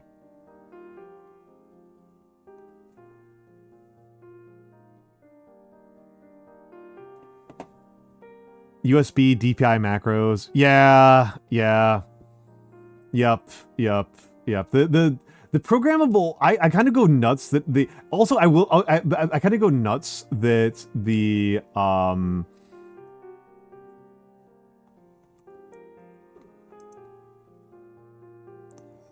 Oh, I'm going to show the people this. I'm going to show people this. Where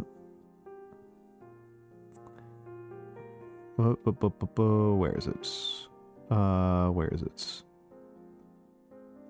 This thing. Imagine gaming on this thing. Imagine gaming on this thing. On this goddamn Philadelphia slice of pizza.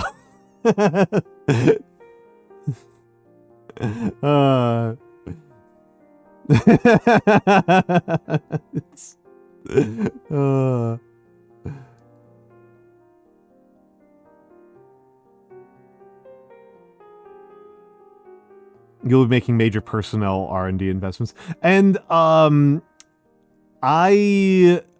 it'd be a very funny bit. It would be a very funny bit.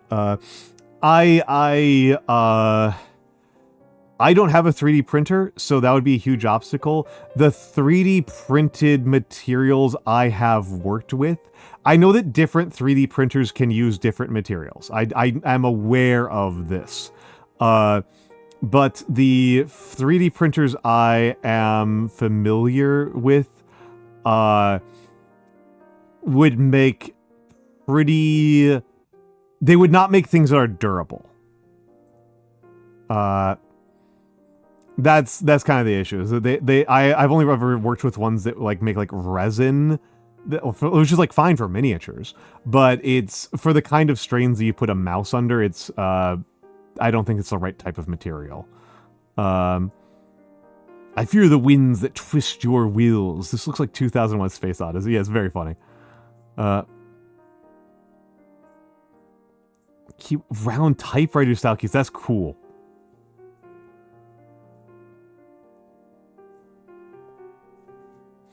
They're wanting for a challenge. I have 2 people in my local environment that have 3D printers.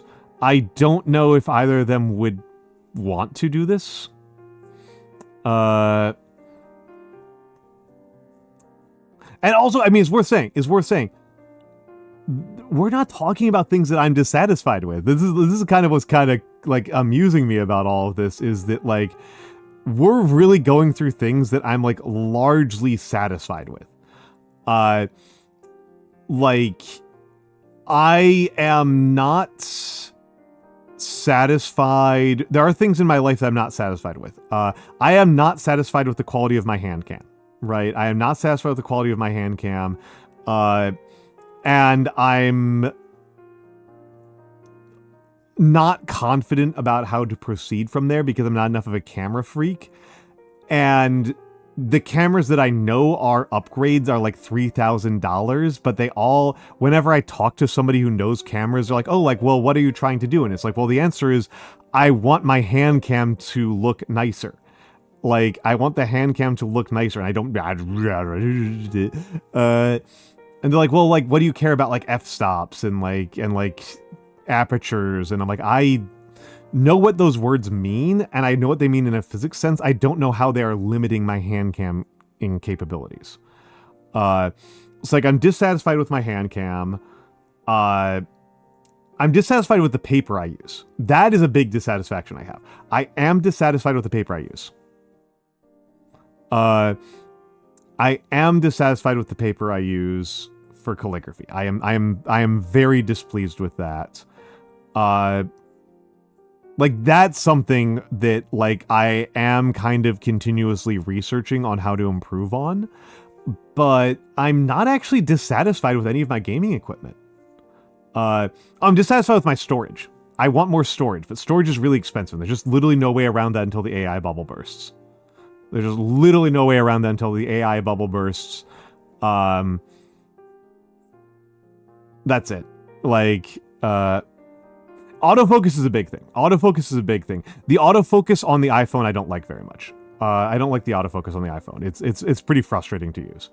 But that's really kind of it, is that I have like the autofocus is annoying. Yeah, higher resolution. Yeah. Well, like the big thing, Blue, is that for years I was a Rhodia guy. Rhodia was my brand for like 10, 15 plus years.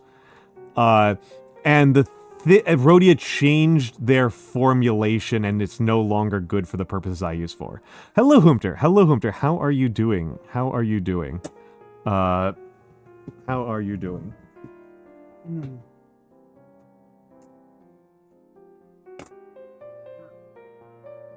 Oh, and I'm dissatisfied with Windows. We're in ad break. We're in ad break. I'm gonna go to the bathroom while we're on the ad break.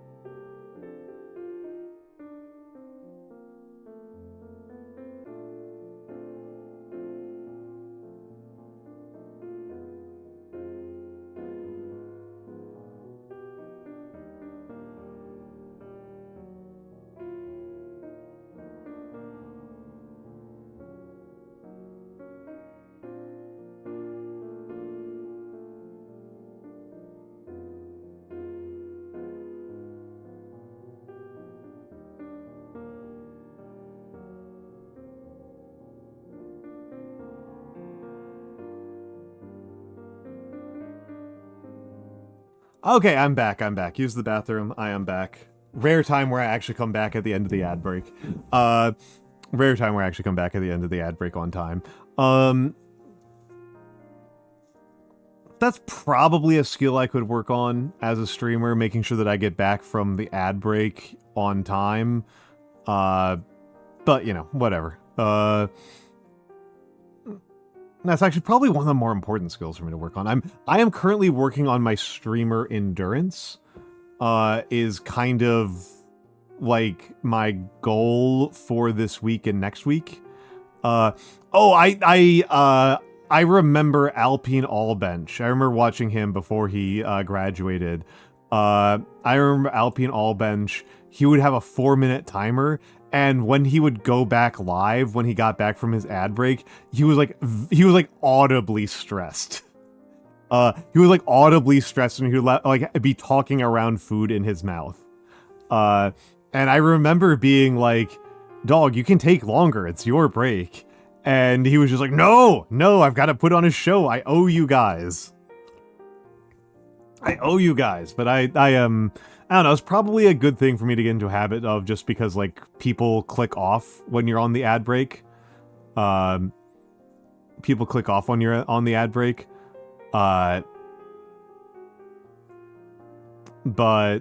you know, you have to pick your poison, right? You have to pick your poison. I do enjoy being able to run to the bathroom and refill my water on the ad break. In the past, I was better about it. But you know, times change.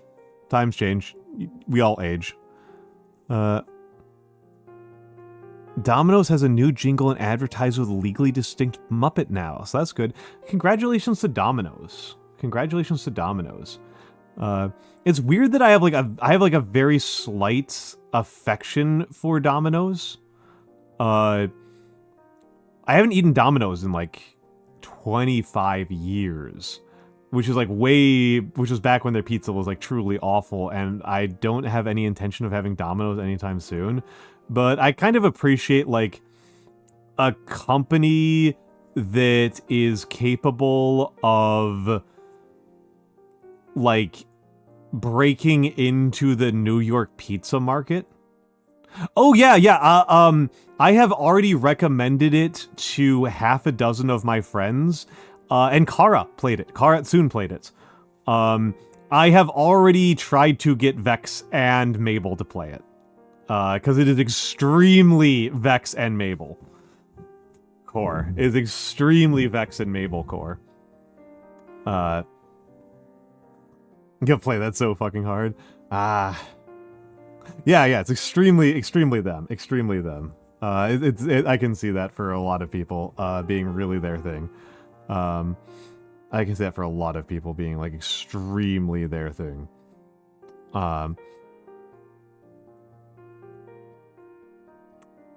But you know, yeah. I thought it looked kind of neat. Not entirely my jam, but I can see the virtue in it. Also, Hoomter, I should give you a slight heads up. I think I may have actually made Noir more angry than I've ever made her before. I may have actually made her even angrier than I've made her before, which I'm a little bit impressed with. I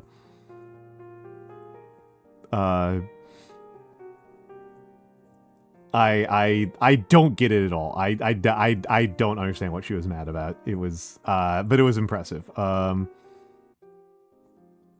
It was impressive.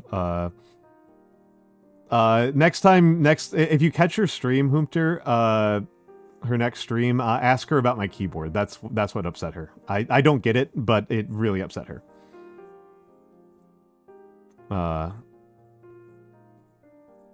But it really upset her. I'm completely confused. I don't get it at all. But it was pretty funny to me. I don't know how much she was doing a bit. I'm assuming that she was doing a bit of a bit. I'm assuming the people who are upset with me are doing a bit. I think it's the model. The state. I don't think anybody was particularly mad about. There's a small ink stain on it from, like there's a small place where there's some ink staining on it that I can probably get off if I cleaned it with, a little bit of soap. But it's pretty clean. It's pretty clean. I dust it regularly and wipe it down regularly.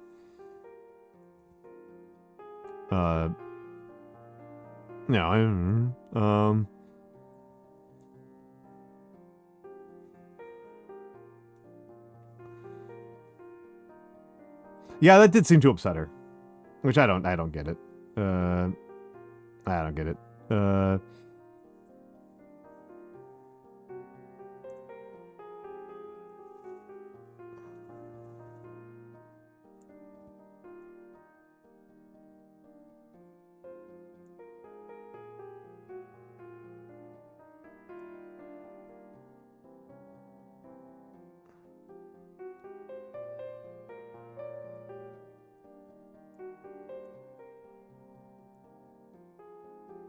Just got struck by a bolt of fucking lightning there, sorry. It's okay. Yeah, it's okay. It's not a big deal. It is not a big deal.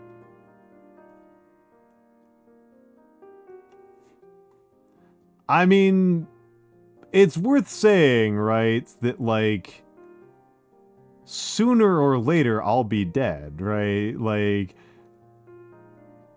I don't need to be... I don't need anything to, last for forever. I just need things to be good enough, and one day I'll be dead. The end.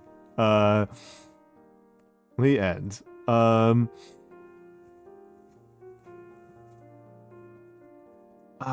You live for the clickety-clack? I don't like the clickety-clack at all. I don't live for the clickety-clack at all.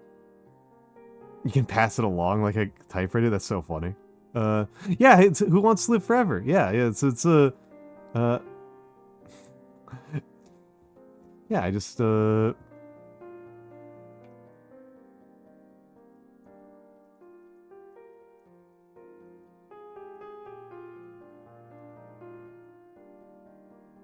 we go.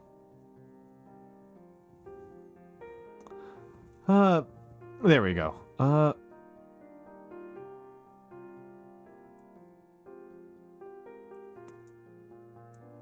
It's so funny that in the Highlander movie, they had, the most Frenchman ever playing a Scottish character, and they had the most Scottish actor ever play an Egyptian. Like, why? That was demented. That was such a demented series of choices. You just learned? Interesting. That's understandable, Theo. Again, the variance in black bean burgers is enormous. A really good black bean burger is absolutely phenomenal. A lot of black bean burgers are okay. I honestly, I am a big believer in total fucking hours. I am a strong believer in fuck it. I am a strong believer in just absolutely not giving a shit. My main reason for this, I will be honest, is that I am a hardliner about child labor. I am an absolute hardliner about child labor. I think the people who are mad that the characters in Riverdale are clearly 30 years old are freaks. I think that is an insane problem to have with Riverdale. I think it is so much more important to make sure that that actual child actors are in school and not being exploited by massive for-profit companies. That I don't give a shit. Have 30-year-olds playing 8-year-olds. The most important part is the child labor. That's more important than the art. No movie is worth it. No movie is worth putting a kid through what Macaulay Culkin went through. It's not worth it. There is no movie that is justified. There's no movie that is good enough to justify it. Yeah, the millennials are preserved by the microplastics. Yeah, that is, the actual harm to a child is worth substantially more than whatever the hell your artistic vision is. If you're that upset about it, you can animate. If you're that upset about it, pay an animation studio. And so like this just kind of like spirals out into like people being like, oh, would you be okay with like X casting decision? It's like, well, the best casting that I have ever actually seen in the best decisions I've seen made about acting were the Royal Shakespeare's production of King Lear, which is the last time I saw live theater, and they did not give a shit. They were completely race blind in their casting.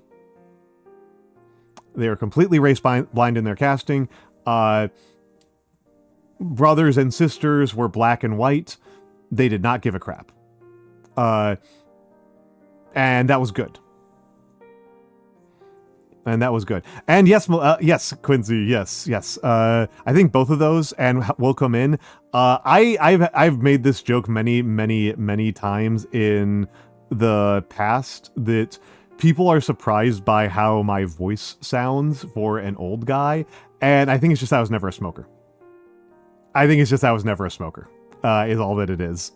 I think that it's just a not being a smoker. And see, actually, you know what? We need to get younger people into hats to avoid even more sunburn. Younger people need to wear hats when they're outdoors for this reason. Just more hat.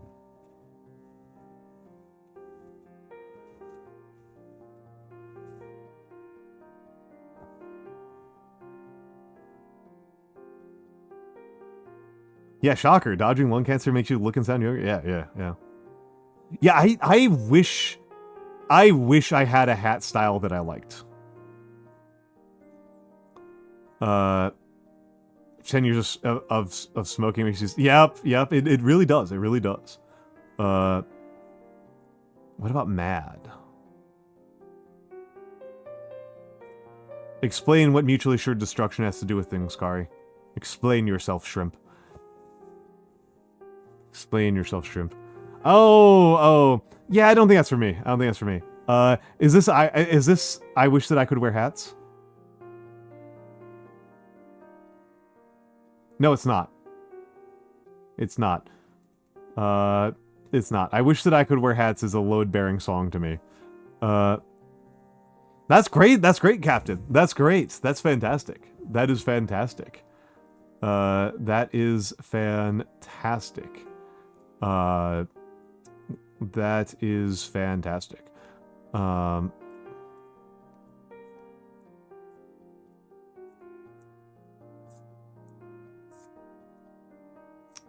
That is fantastic. Brian David Gilbert is a treasure. Yeah, I remember that. Losing the hat. And us trying to rescue the hat. Yep. Yeah, but I don't like baseball caps. I don't like baseball caps because I don't like that, like, sometimes the sun gets in one eye and not the other. That annoys me a lot, so I never like baseball caps. I will say blue, I think most women look cute with big sun hats. I think big floppy sun hats look cute on women of any age. What is he up to? I think he moved to LA. And I've seen him around. Right, Humter? It's cute. It's cute. It's not a of an age thing. I don't think it's an of an age thing. I think it's just cute. I think it just looks nice.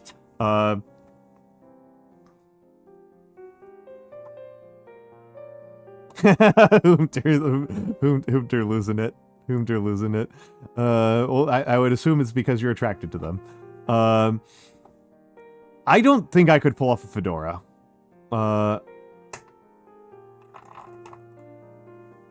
Yeah, I don't think he's doing solo work as much. I've seen him on non-solo stuff, Theo. I've seen him on some non-solo stuff. Like I've seen him on a lot of I've seen him on Dropout quite a bit.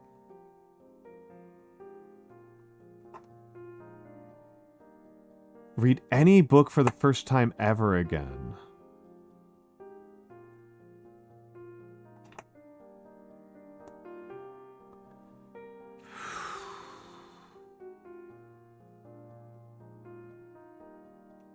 I don't know. Cause like my mind keeps on going to books that like really changed my life, right? I keep on going to books that like really changed my life. And like I don't know what it would be like to be me and also be me as an old man and also be reading The Great Divergence again for the first time.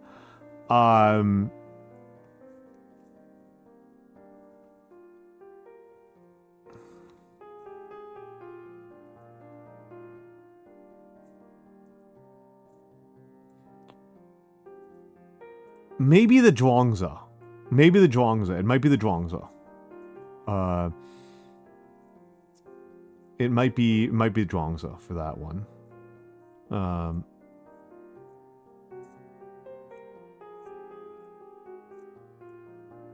I do think that I do need to go back and revisit Hitchhiker's Guide to the Galaxy. I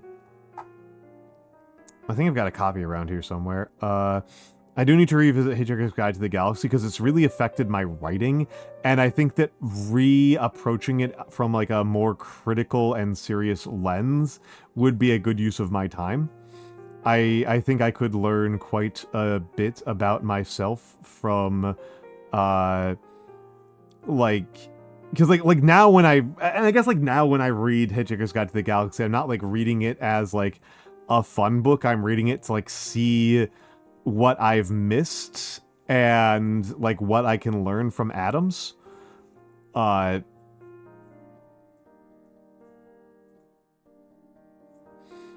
It would be nice to have ever had the experience of reading Frankenstein or I Have No Mouth without already knowing the ending, because I already knew the endings to those before I read them. I mean, the trouble with fedoras for me is that I still associate them so much with like mid-2000s edgy guys. Like I just like so strongly associate them with like a cultural language of like being too much of a nerd for me. The other problem with fedoras is that they don't actually provide a lot of coverage from the sun, right? Like that was the start point of this, right? Was like getting a hat that covers, like that like keeps my neck from getting sunburnt. We always said fedoras, but it might have been trilbies visually. We always said fedoras like out loud in America. Like people almost never said trilbies. Oh, in terms of like neck coverage. I kind of think that I need to wear a floppy sun hat, which I don't think is like a very masculine look. I don't think a big floppy straw hat is particularly masculine looking. Hello, Vexing Cat. Welcome in, my dear. Welcome in. How are you doing, Vex? We're discussing hats for some reason. For some reason, we got on hats. How was the reading? You're reading Vern, right?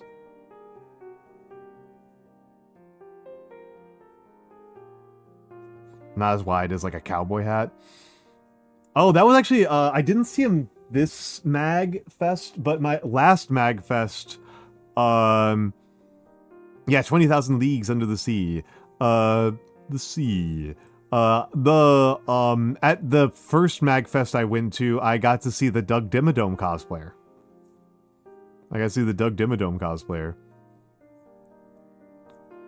Which I quite liked. That was the main cosplay I was impressed by. That was the main cosplayer I was impressed by there. Yeah, I don't know. That's tall. It's so tall, Theo. It's so tall. It's so tall. It's so tall. What a king.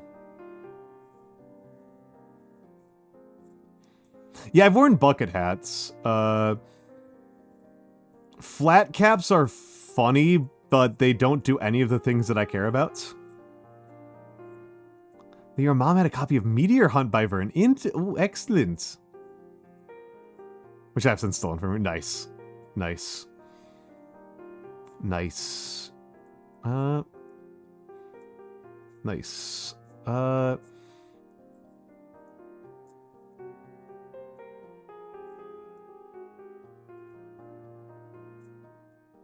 Yeah, Vern. Yeah, Vex has been reading 20,000 Leagues Under the Sea.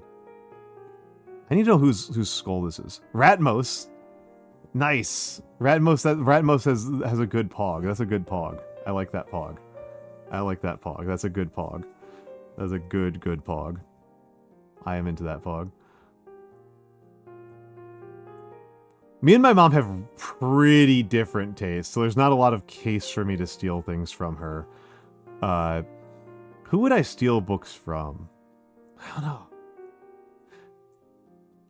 Oh, I have stolen a book from Mix. I did steal a book from Mix. Didn't even mean to. I got it back to him, but I did steal a book from Mix once. Uncertainty in Game Design. It was fine. It was fine.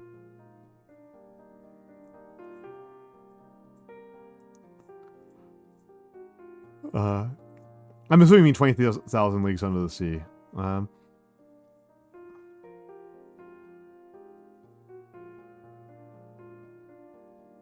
Didn't even realize it existed. Lina is the river flowing from... Interesting. Tales from Lina. I have no idea how you pronounce that letter. I have no idea how you pronounce that letter.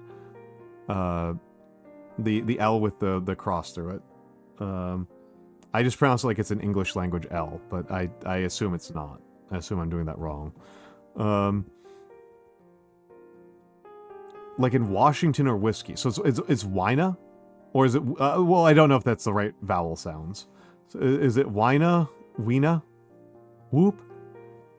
Okay, I'm never going to remember that. I'll try to remember that. But...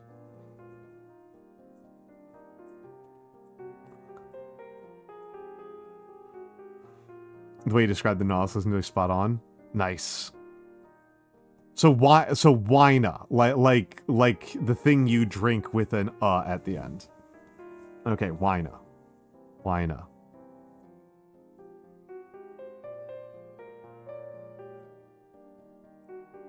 All right. Or am I like completely wrong? Do you mean like winna? I thought a hard Y would be Y would be like Y, right?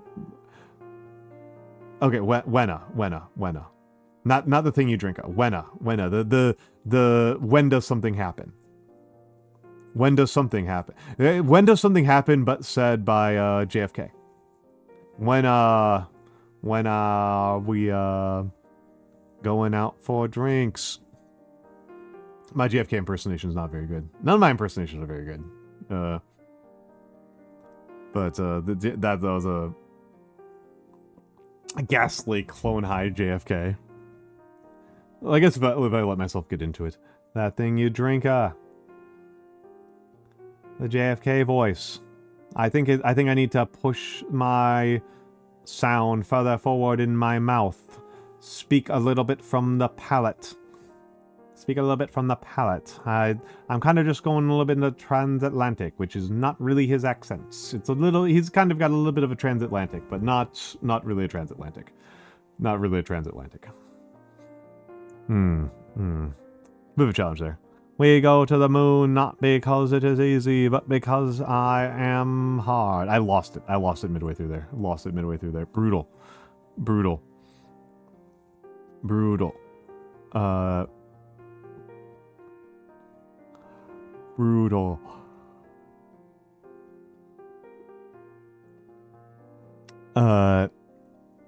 Just fell off a cliff in the middle of that sentence.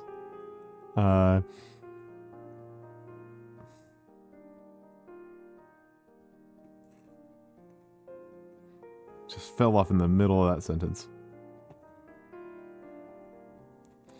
Oh my goodness. Oh my goodness. Yeah. Oh, JFK.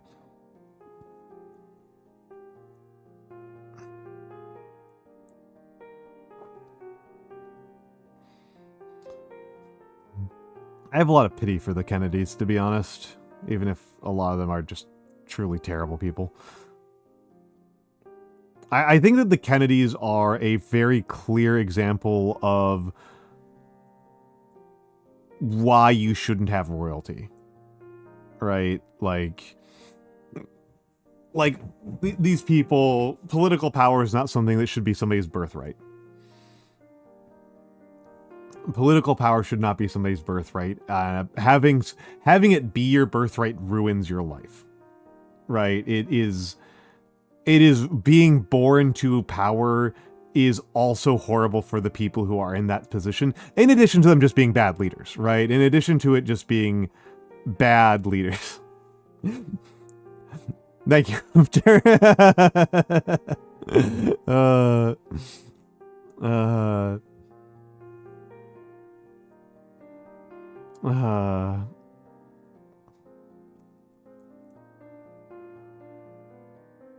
Yeah, as the current Kennedys show. Yeah.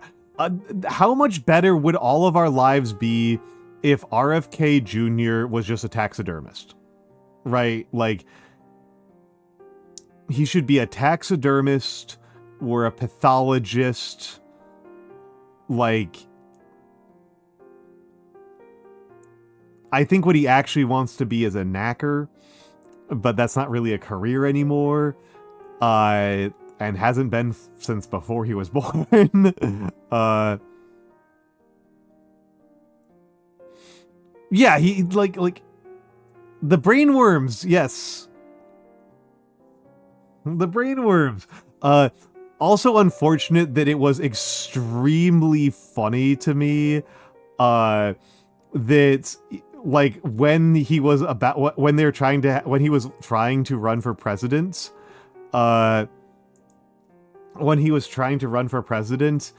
people brought up the brainworm thing, and he said that not only does he think that he's still smarter than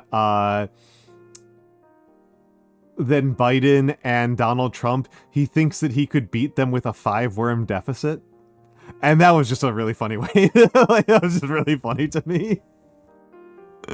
Yeah, everything just happens so much, Theo.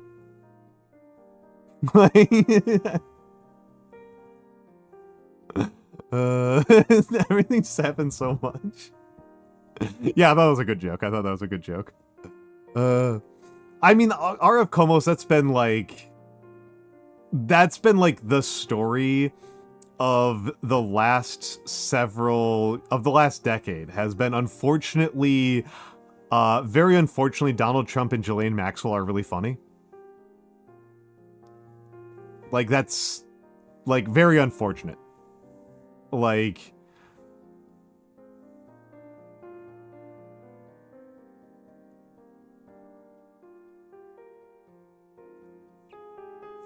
that's very unfortunate, but it is unfortunately true that, like, God, just like speaking of people who I wish had a different career, who like who like for dumb reasons wound up with more power than they should have ever had. Donald Trump should have just been a stand-up comedian.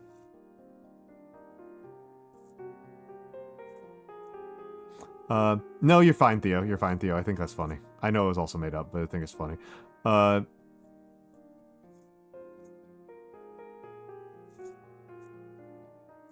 Yeah, Goroth, you are correct. Also, welcome in, Goroth. But yeah, imagine how much trouble we would have all been saved if Donald Trump had just, like, stuck to acting after Home Alone 2. I mean, it would have been really bad for a lot of people. He's still a really horrible person in a lot of ways that have nothing to do with, like being that much more powerful.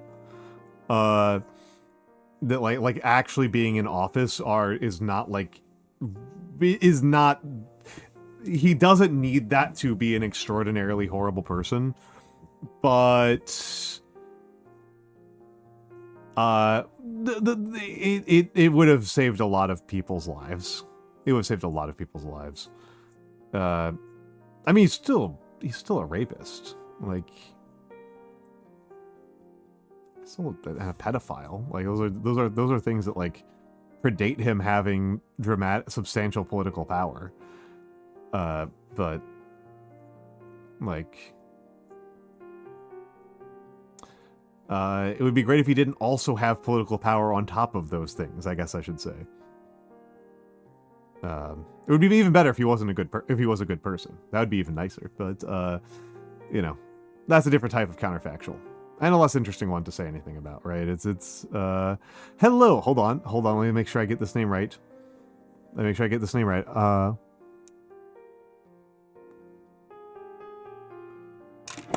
on.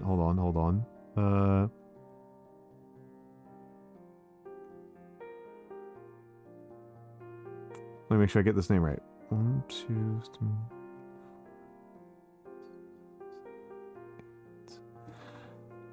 Welcome in. Wah, wah, wah, wah, wah, wah, wah, ha. Good to meet you.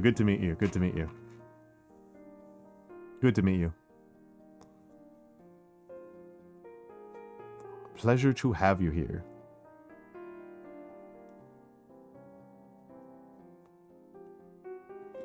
Also, great name to have with the running emote. Great name to have with the little like running emote.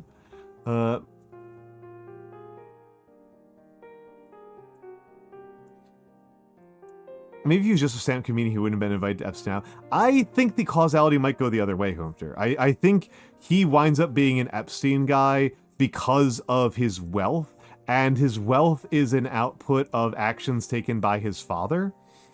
And that is what gets him onto Epstein Island, and being an Epstein guy is what gets him into politics. All right, Hoomter, have a good night. Thank you for being here. Today's going to be a very warm, sunny day, and you will want to spend it outside. That is very fair. Very, very fair.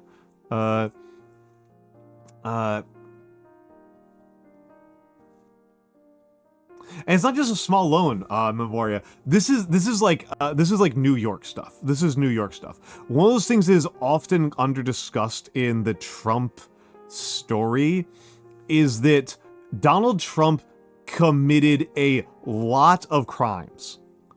Like an enormous number of crimes. An enormous number of crimes, and not like, I'm not talking about like abuse, right? I'm not talking about like individual crimes. I'm talking a huge percentage of what he did to get into, of where he got his money from is he would take out a contract, right? He would hire contractors to build something, and then he just wouldn't pay them, right? He would just not pay them, and then he would get sued. But because of his father being his father was close personal friends with the Manhattan DA, it just got thrown out arbitrarily. Like, I have met multiple people that Donald Trump personally owes a ton of money to. I know, like, lifelong Republicans who will never vote for Donald Trump because Donald Trump personally owes them money. For, like, construction and fire inspections, and legal fees. Yeah, he's just a mobster. And, like, he was just above the law. And it turns out that you can make a shitload of money if you just steal, right? It turns out that if you just steal from people at an industrial scale, you get very rich. And it turns out that when you steal from somebody, the cops are just like, well, we don't give a shit, right? I mean, he's been getting himself bankrupt since the 80s, at least. I remember Donald Trump is bad at business being a meme since the 80s. So, like, this is, 70s, 80s, I would say.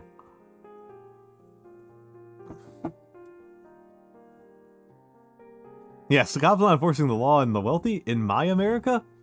I cannot believe that the country would be willing to shred its entire coherence as a political agency on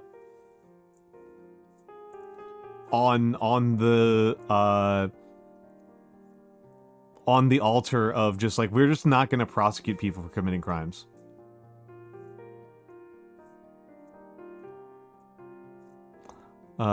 It's impressive that he managed to lose Theo. He was a laughing stock by like the 80s because he managed to bankrupt casinos. Yeah, it was bankrupting casinos, just like flabbergasting. I mean, again, like he's old. He's old, and he was incredibly rich from a very young age, right? He started on the finish line. So like he's been a at least local political figure for decades, for like 50 years. I'm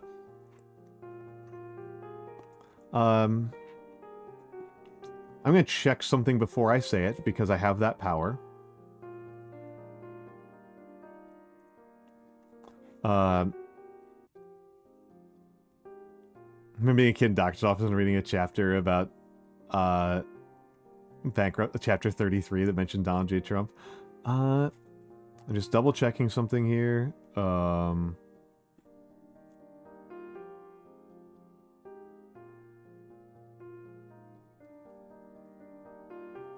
Okay, that's fact one. I'm trying to check 2 facts in a row.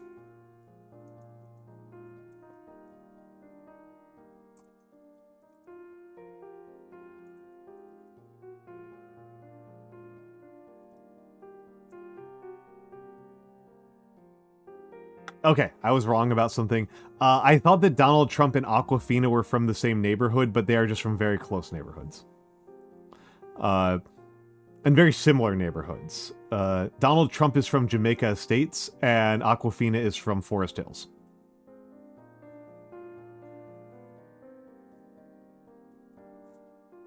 If they stuck with being crappy at business, I would be totally fine with that. I can believe that some of the other ones are a little bit more intelligent. Yeah, the self-made man thing is just something that, like, politicians say. I just don't even care. Oh, I mean, no, Blue, it's there is currently nobody who is well positioned to just follow up what Donald Trump is doing with more Donald Trump. Oh, no, yeah, no, just people staying off politics is not going to happen. That's not going to happen. The bipartisan consensus that businessmen are better politicians than politicians. That's a bipartisan consensus. Neither political party disagrees on that one. It's not going away. It's not going away. The fastest route that it goes away is actual coup by Alexandria Ocasio-Cortez. That is the fastest and least dangerous way that goes away. I mean, so what I think, Theo, is going to happen is that when Donald Trump leaves us,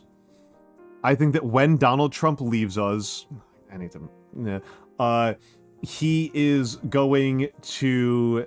Nobody is going to be positioned to do the same kind of rallying and focus that he is doing, but people will still talk constantly about how cool he is. And I suspect it will take 5 years. 5 years before the Democrats become nostalgic about it.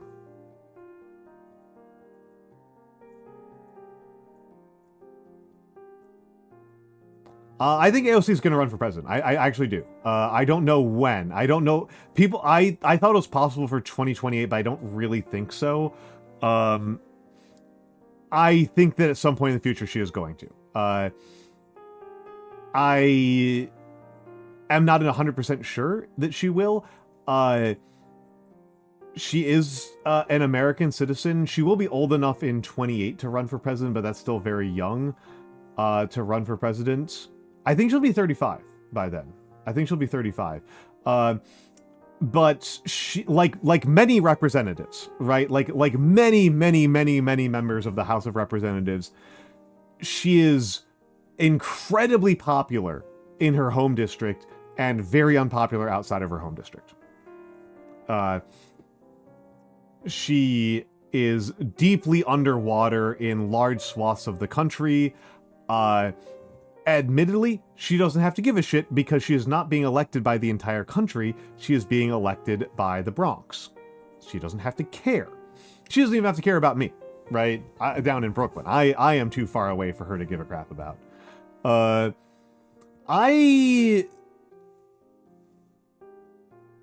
think more importantly, she's Hispanic, right? I think she's Hispanic. I think she's also, again, deeply underwater in a lot of the country and profoundly hated by a lot of the Democrats.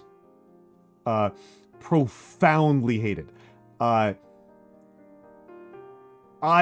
think she might be the single person Nancy Pelosi hates the most on the entire planet.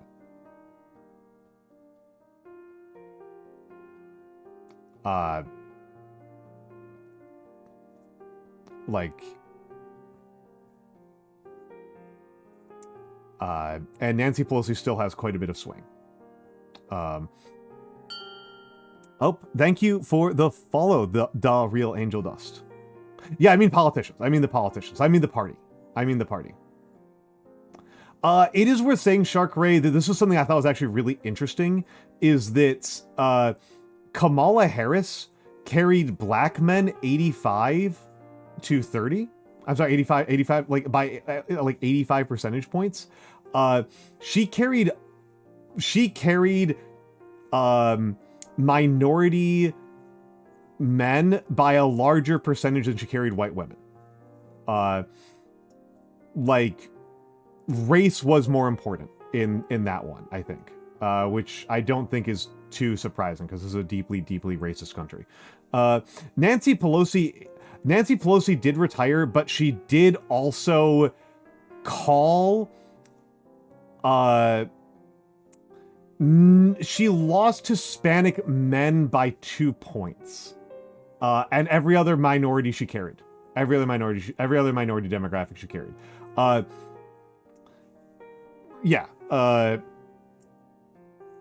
Not going for re-election, but yeah, she called when Ocasio-Cortez was trying to get a seat in a committee.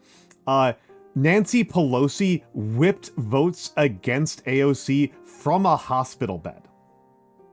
Like she was not even in office. She was in a hospital, and she was still whipping votes to hurt Ocasio-Cortez. Like she is absolutely more opposed to Ocasio-Cortez becoming president than Donald Trump. She's 1,000% more opposed.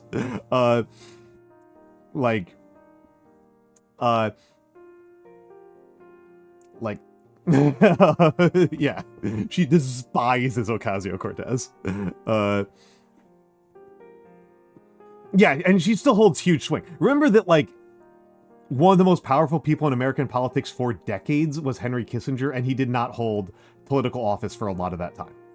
Right? Like, you don't have to actually hold a formal office in order to be incredibly powerful in American politics. Like, that's but yeah, no, they just absolutely despises her.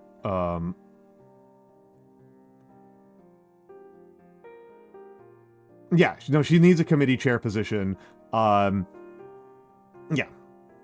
Musk doesn't hold formal offices. Yeah, and it's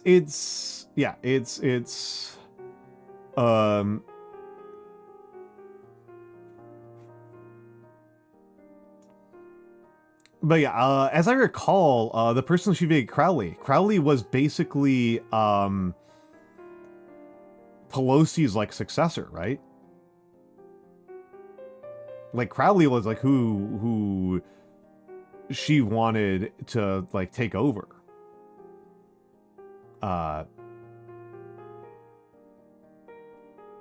As I recall.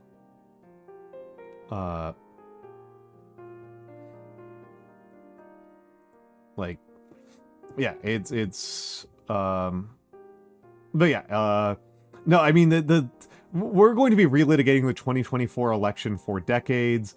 I think insanely Chris Christie actually had one of the best takes I've heard on the election, the 2024 election to date,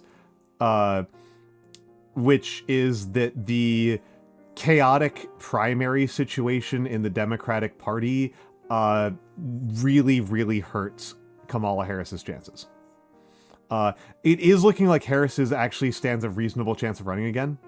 They're so fucking weird. It's the worst part is that the purpose of a primary is to give the party that runs the primary the best shot, right? They are for the benefit of the party. And the Democrats just didn't do it. No, I don't hold on. I don't think that's how that works. Because like the parties are allowed to do like closed nonsense. The parties are allowed, have quite a bit of leeway to do some nonsense. But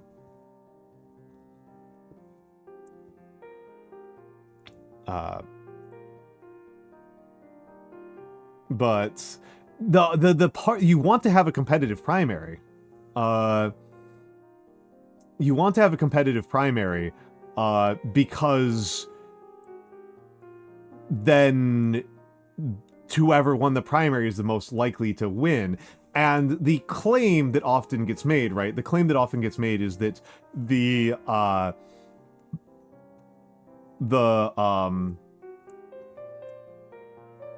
people who vote in the primary might be to the left or to the right of the general electorate. And that means that they might choose somebody who's bad in the actual general. But so far, that doesn't seem to be what's happened. Yeah, that's another thing, Shark Ray. That's the thing that's interesting, Shark Ray, is that, like, the Republicans are actually way less harsh about losers than the Democrats are. I remember reading polls about who do you think leads the various parties? Who do you think leads the party? And Democrats, this was in 2010-ish. This was in 2010.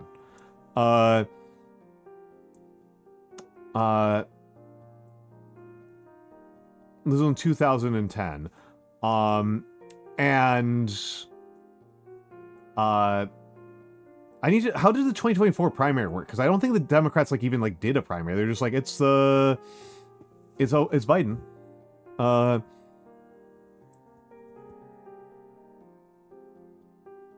But yeah, in like 2010,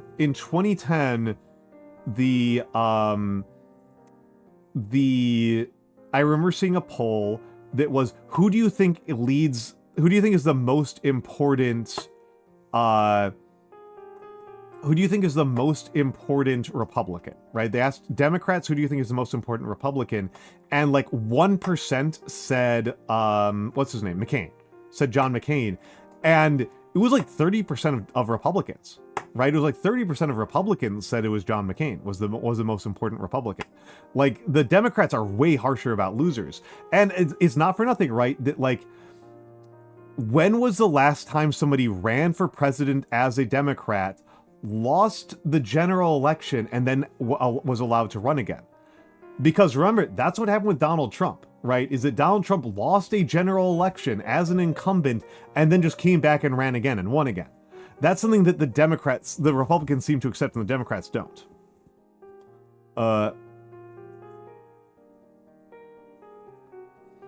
Yeah. That is a concern, right? That is a concern. It's a question of like how much that matters more versus like just choosing people who just fucking suck at winning elections.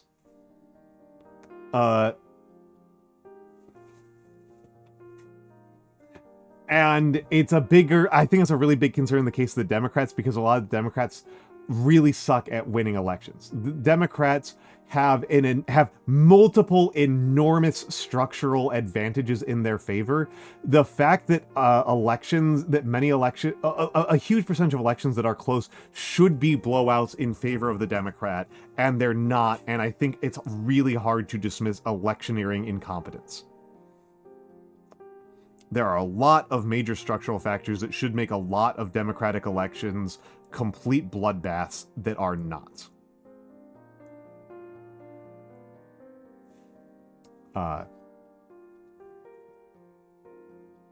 Like,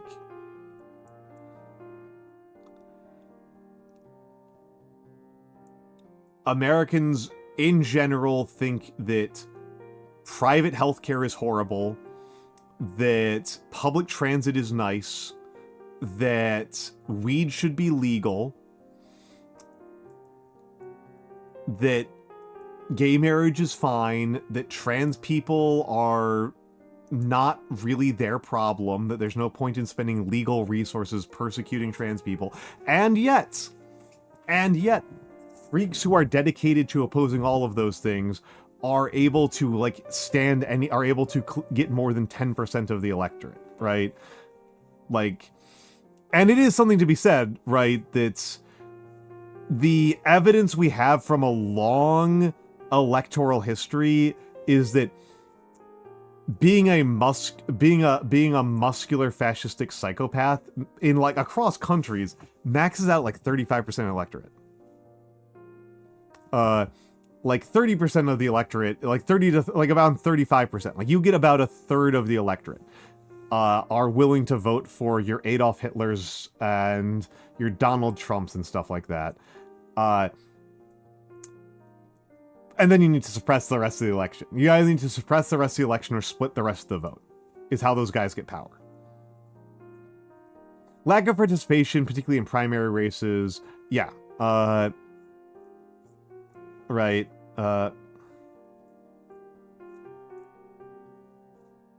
I don't think this particularly that Dems do actually kind of care. Dems have repeatedly, affirmatively disassembled their own get out the vote. Like, the Democrats had a total trifecta in 2010, and they affirmatively disassembled Acorn, which was a get out the vote initiative largely that favored Democrats, just to get Republicans to like them more, even though, again, Republicans didn't have majorities anyway. Yeah, you have foot-seeking bullets and their foot-shooting guns. Yeah, I think that's very important. I think that's very, very important. And also there's a lot of misinformation. It's really hard to discount misinformation, right? Like, there are Florida voters who voted for Donald Trump because they thought that Donald Trump was the pro-choice candidate and Kamala Harris was the pro-life candidate. Like, that's just incredibly absurd misinformation.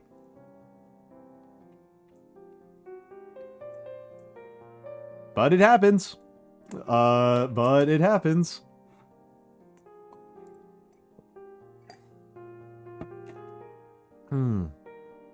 But it happens.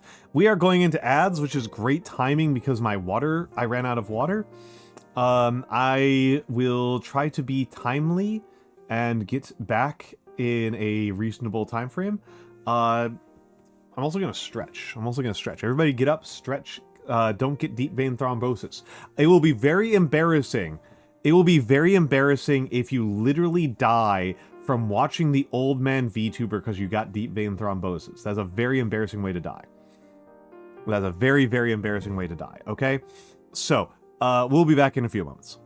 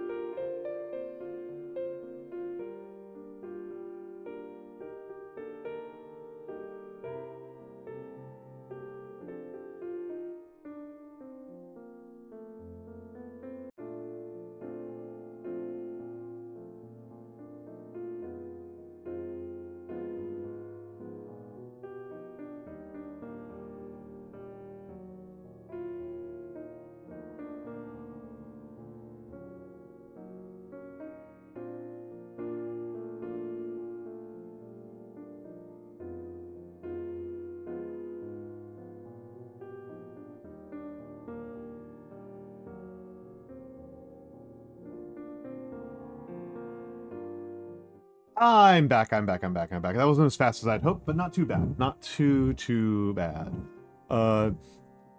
Not too bad. Let me take a sip here. Yes, thank you, Adders. Thank you, Adders. Also, welcome in, Adders. I didn't say hello to you because you said that when I was already up to get to the bathroom. Well, I was already up to get to the bathroom. But yes, thank you all. Thank you all for welcoming me back. Thank you all for welcoming me back. But yes. I don't know. It's yeah, media is just fully leaning right wing at this point. It's yeah, CBS is currently controlled by a absolute right wing crank. The type of person who is generally unwelcome at city council meetings. Type of right wing. And the New York Times has never found a Republican that they cannot call reasonable. And those are supposed to be left-wing ones. Yeah. Yeah, that's the idea. It's going to run into... I think that the Orban plan, trying to redo the Orban plan in the United States, runs into a really huge problem. Right? I think it actually has a huge problem as a process, largely just downstream of the fact that trying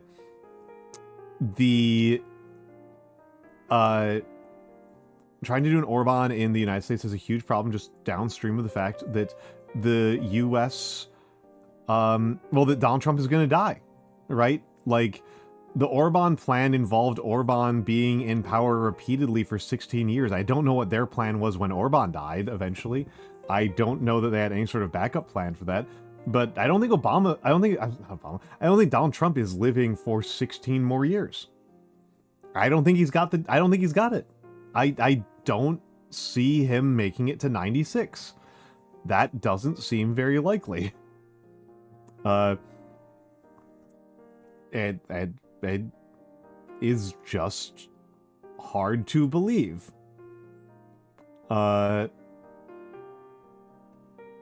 He just jinxed it. I mean, I used to say, right? I used to say for years that there's a point in your life, usually in your 30s, where you start to get worried that Henry Kissinger is going to outlive you. And that was my joke that I made for years, and I have proceeded to outlive Henry Kissinger, so maybe I have the opposite power. All right. Maybe I have the opposite effect. Thank you, Anonymous, for the gifts up to cholesterol. That's very kind of you.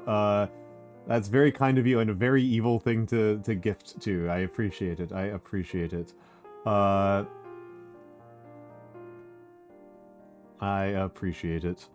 Time to start naming all the horrible people in the world. Oh, yeah, and I've been hearing from what I've heard, things are particularly crazy over in the Philippines. I'm very confused. I'm very confused by what's going on in the Philippines. Apparently there was a shooting in the Senate, but also the reports are confusing enough that some people believe that there just wasn't a shooting in the Senate. I don't know what's going on. I don't know what's going on.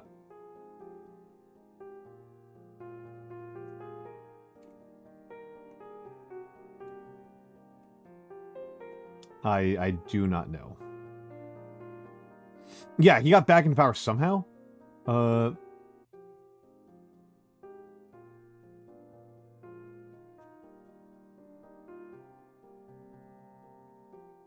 I'm so baffled. I don't know what's happening in the Philippines. Philippines is wild to me.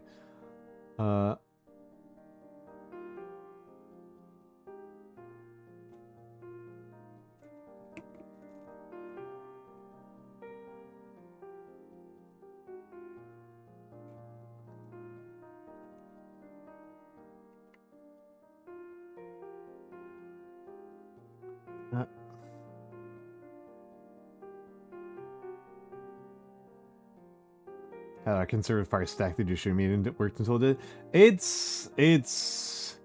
Well, it's interesting in the case of America, right? Because functionally, I think I qualify as a form of alt media. I try to be responsible and to say things that I think are true and that I think are good and that will improve people's lives, right? But even though, I mostly just kind of do calligraphy and talk about old books, we're talking about politics right now, and I'm not part of traditional news media, right? I'm not part of traditional news media, so I guess I am alt media.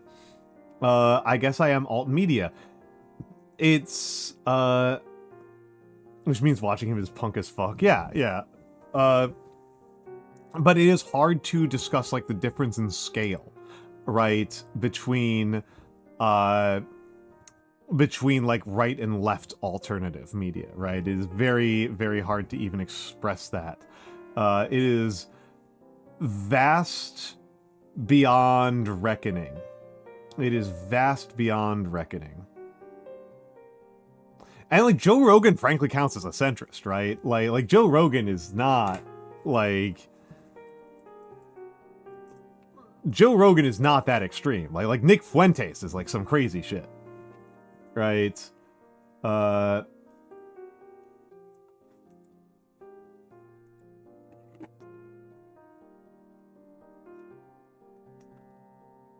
there's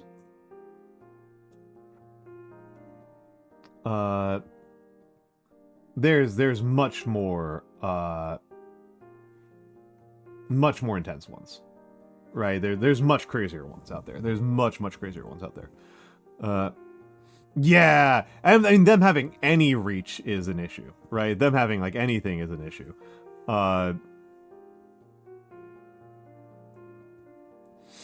Yeah, alt media can be manipulated. I mean, like, if you want the real example of, like, where this stuff is not actually all that independent, was, like, when there was that, that most recent assassination attempt.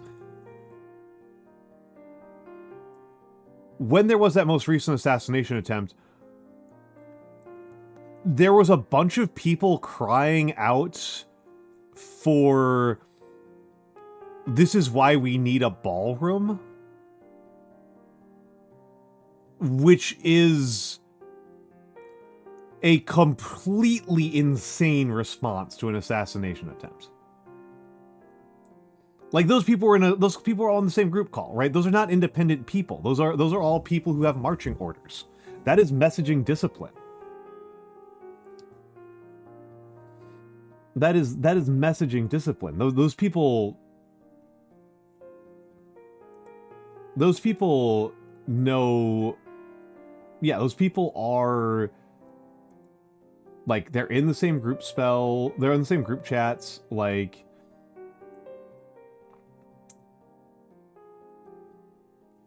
Yeah,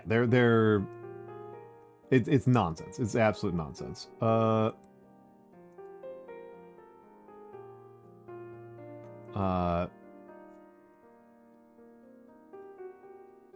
It's absolutely gibberish.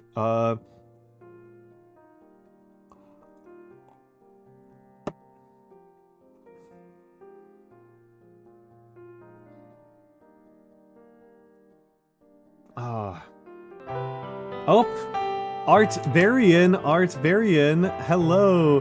Welcome in, Galahughes. What were you up to, Art Varian?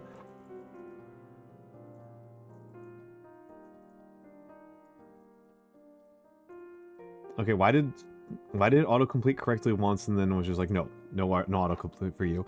How was it, Art Varian? How was it? How was Subnautica? Puglords, thank you for the follow, and I guess that gets us to a follower goal. I need to update the follower goal to be a bigger number. And hello, Mar_cats. But yes, we have now hit 3,400, I believe?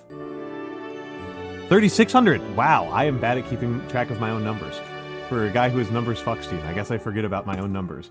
But welcome in.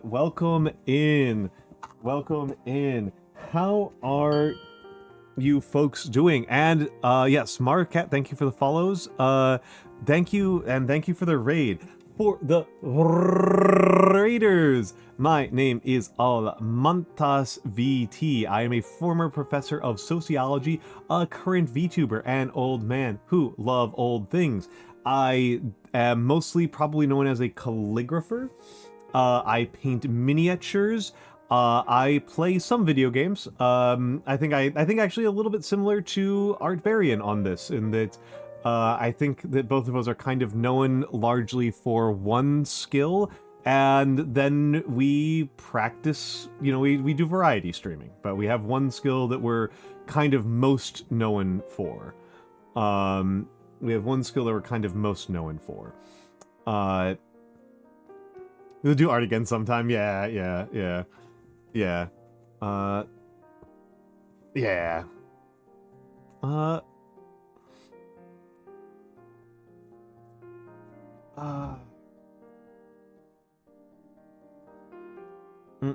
Taking a big ol' sip of water. Oh, okay. But yes. No, it is good to have you here. It is good to have you here. It is good to have you here. We've been talking about politics for the last hour or so. As a heads up, I am not one of those streamers who is too good to talk politics. And I am quite left-wing. I am quite left-wing. Yeah,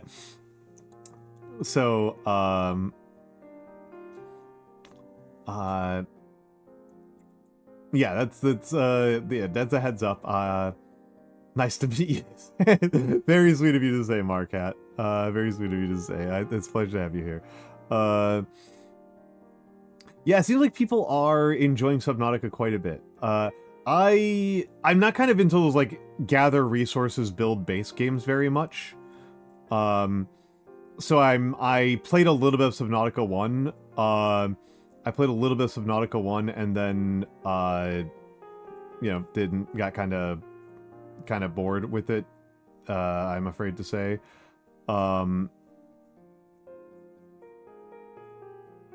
But shelving for probably like 8 months. That's understandable. Yeah. It's weird the games that like I get to a certain point and then I shelve them and then like I never want like when I want to come back to them, right? The funniest one to me is Terraria, which like I played so much back in 2010 or so that whenever I like it was like 2012, not 2010, like 2012 I played a lot of Terraria, and now like whenever I think about playing it again, I'm just like I still feel like burnt out on it. I still like feel burnt out on it. I'm still just like, oh, this again. Which is very goofy for me. Very goofy. It's been like 15 years. But again, like I said, it's those kind of like the crafting game that I really the only game that's like a crafting game that I really like is Factorio. That's been kind of the problem, is that like I just end up comparing them to Factorio, and it's like, well, but like when do I automate things? And it's like, oh, you get to automation like 1,000 hours into the game. It's like, well, like, come on, man. Hello, Mara. Hello, Mara. Good to have you here, dear. Good to have you. But yes. Welcome in, raiders. If you need to raid and run, feel free to do so.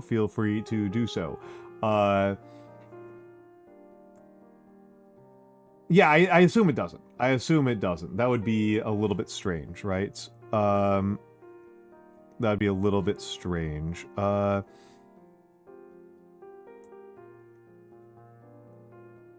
on a second here.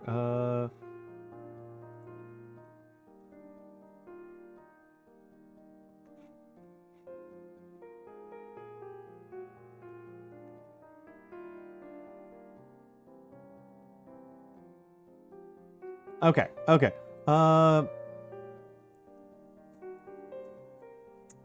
I'm just fiddling around a little bit with window sizes here. That's not what I want. There we go. That's what I want.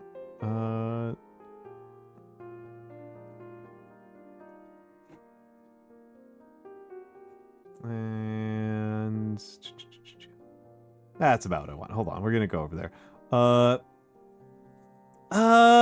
I'm not deep. I enjoy them. A real contrast point here is I have launched 3 or 4 rockets in Factorio.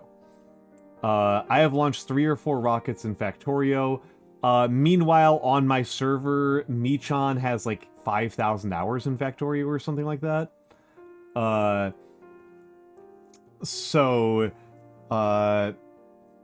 It's actually Art Buried. One of the funniest things to me in the world is that, like, the most stressful games to me in the world are often like cozy games. I am so Dwarf Romantic stresses me out so much. Dwarf Romantic is like a top tier stress game for me. Mini Metro is like an S tier stress game for me. Those are like the 2 most stressful games I can think of. Are Mini Metro and Dwarf Romantic.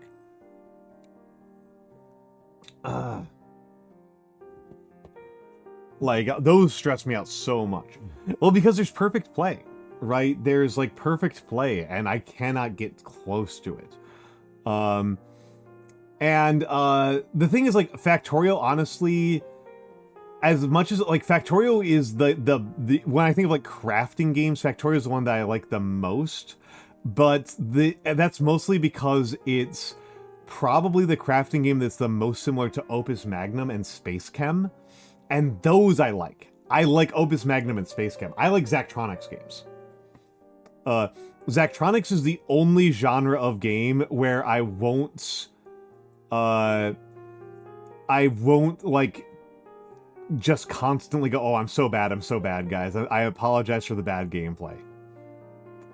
It's like that's like the game that, like, I'm just like, no, this game rocks. I'm great at this. I'm confident in myself in this game.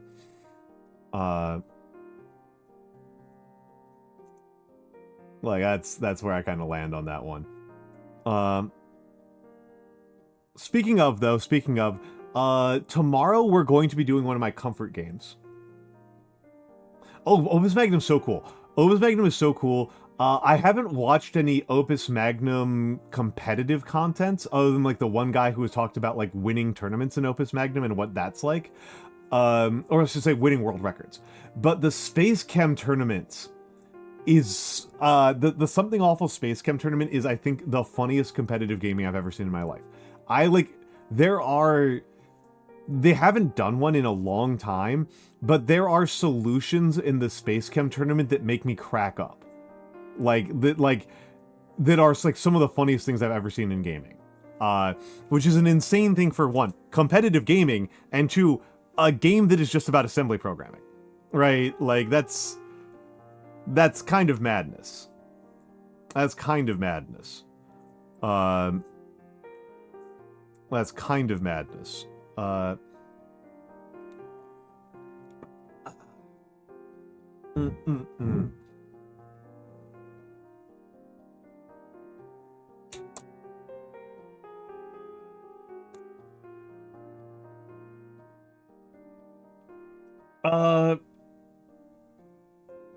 It's tempting to go onto YouTube and grab some of those tournament results, but that's going to be so esoteric. That's going to be so esoteric.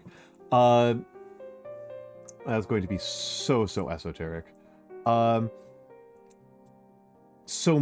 should tell people, right? My plan for tomorrow is that tomorrow we're going to be playing one of my comfort games.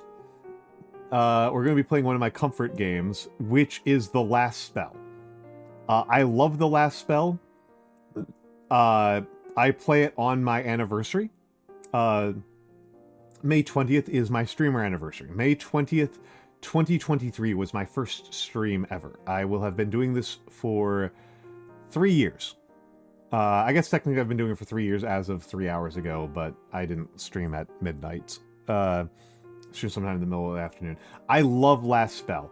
What I'm currently struggling with, RF Komos, is I have a tier maker open for different weapons in The Last Spell, and it's tempting to just do that tier maker and then end stream. But maybe I should save doing the tier maker for the day I'm actually playing the game. That feels a lot more coherent. That like makes a lot more sense, right? That's like way more intelligent. uh, that's much more intelligent. Mm.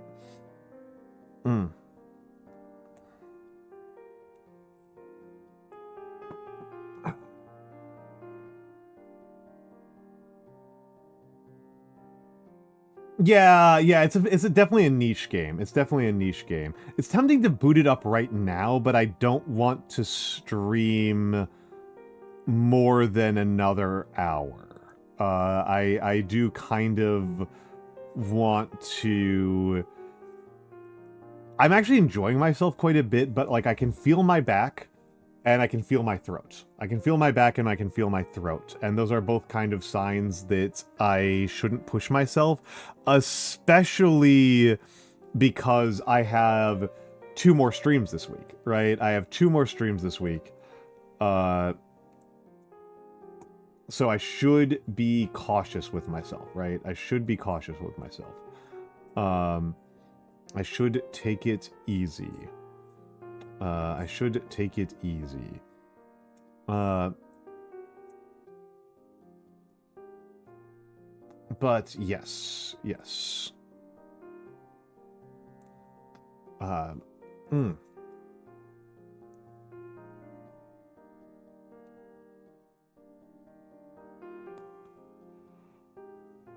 Whew. But yeah, I have noticed, like, having gone back, I played it a lot 3 years ago. I haven't played it a lot since then, and every time I go back, there's, like, some changes. Quantity over quality is a, all of my characters seem to have quantity over quality in my most recent match, and it's fucking me up. Quantity over quality, it pisses me off. I don't like quantity over quality as a perk. I do not like it. It's the opposite of what I want. I want quality over quantity. I very much want quality over quantity. That's much preferable. It's propagation. It's propagation. Both of them affect propagation. Quality over quantity is that instead of propagation, all of your propagation gets converted into damage on the... It turns your propagation abilities into single target attacks. And quantity over quality increases the number of propagations you get. My number one, this is the best weapon in the game vote is Druid Staff for the poison, for the poison propagation. Poison prop is absurd. Also, hello Emmerich Draws, welcome in, good to have you here. Yeah, I can see quality for book. I guess you just get to obliterate one thing with a lightning strike out of nowhere. It ruins the debuff. That ruins the debuff completely. But yeah, I feel like single target I'm usually not hurting that bad on. My preferred single target, you'll see this tomorrow when I talk about like the tier lists and stuff like that. My preferred single target option is momentum. All right, Sharkray, have a good night. Have a good night. Thank you for stopping by. Folks. But yeah, my preferred solution to single target problems is momentum. One-handed sword. I love one-handed sword. Yeah, I kind of feel like my favored loadouts are one-handed sword, Druid Staff, and Sledgehammer. I love Sledgehammer so much. Sledgehammer is the most fun weapon, if you ask me. I love Sledgehammer so much. It probably makes me not like the Power Staff as much as I should. Because it's not like the Power Staff is bad, it's just that like I'm like, why is this not Sledgehammer? Why is this not Sledgehammer? Yeah, for single target, there is another single target option that's really funny, which is hand crossbow. Their single target hand crossbow is very funny. Hello, Dr. Hidaka. Hello, Dr. Hidaka. Good morning. Good morning. Good to see you here, buddy. Good to see you here. Good to see you. It took me a minute to parse that out. Took me a moment to parse that out. What you meant by ground stands. That took me a moment. I feel silly. I feel silly. That's good. That's good. That's good. That's good. That's good.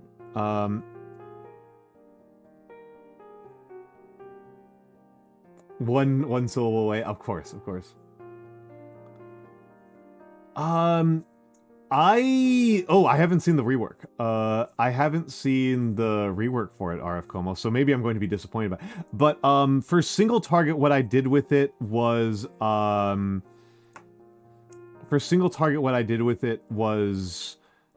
poison. Not good for bosses, but for like bloaters and other assassin and like bulk units.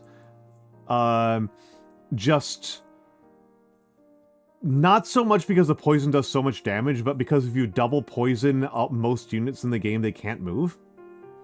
And if they can't move, they can't do anything, and it's just you just solve it for a full turn, and that's pretty valuable. And then they also take a shitload of poison damage. It's not super efficient, but it is super effective, right? It's a good trade-off of like efficiency for safety. It is not efficient, though. I will say it is not efficient. It's a lot of it is burning quite a bit of AP across multiple turns, but burning 2 AP each turn, 3 turns in a row. Yeah, 6 AP is like that's a lot to spend. That's a lot to spend, but it's not the worst thing in the world. It's not the worst experience in the world. It is not the worst experience in the world. Yeah, it's actually really funny that like I'm much more concerned about showing off a game that I love than I am about like anything else I could be doing for an anniversary stream. I really don't take my actual streaming anniversary seriously. The Last Spell, Dr. Hidaka. The reason why it's coming up is that tomorrow's stream is going to be my 3rd anniversary stream. I will have been streaming for 3 years as of the 20th, which is technically today, but it is I'm still considering it the 29th for streaming purposes. I'm sorry, the 19th for streaming purposes. This is still the 19th stream. So it'll be my 3rd streamer anniversary, and my first stream ever was The Last Spell. I don't think so. I don't play it enough to want to spend money on DLC. I am such a cheapskate. But The Last Spell was my first stream ever. I did it for like 2 hours. Nobody watched. I think my CCV was literally 1.2, which included, me, right? That included me.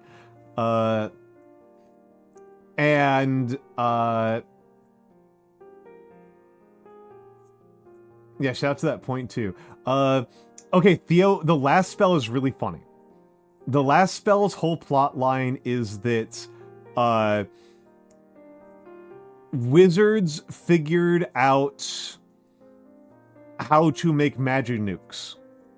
They figured out how to make magical nukes, and then they used magical nukes a whole bunch, and part of the consequence of magical nukes is that now there's a zombie apocalypse as a result of the magical nukes. And so the only way to stop the magical nukes is to seal magic. That is the plan.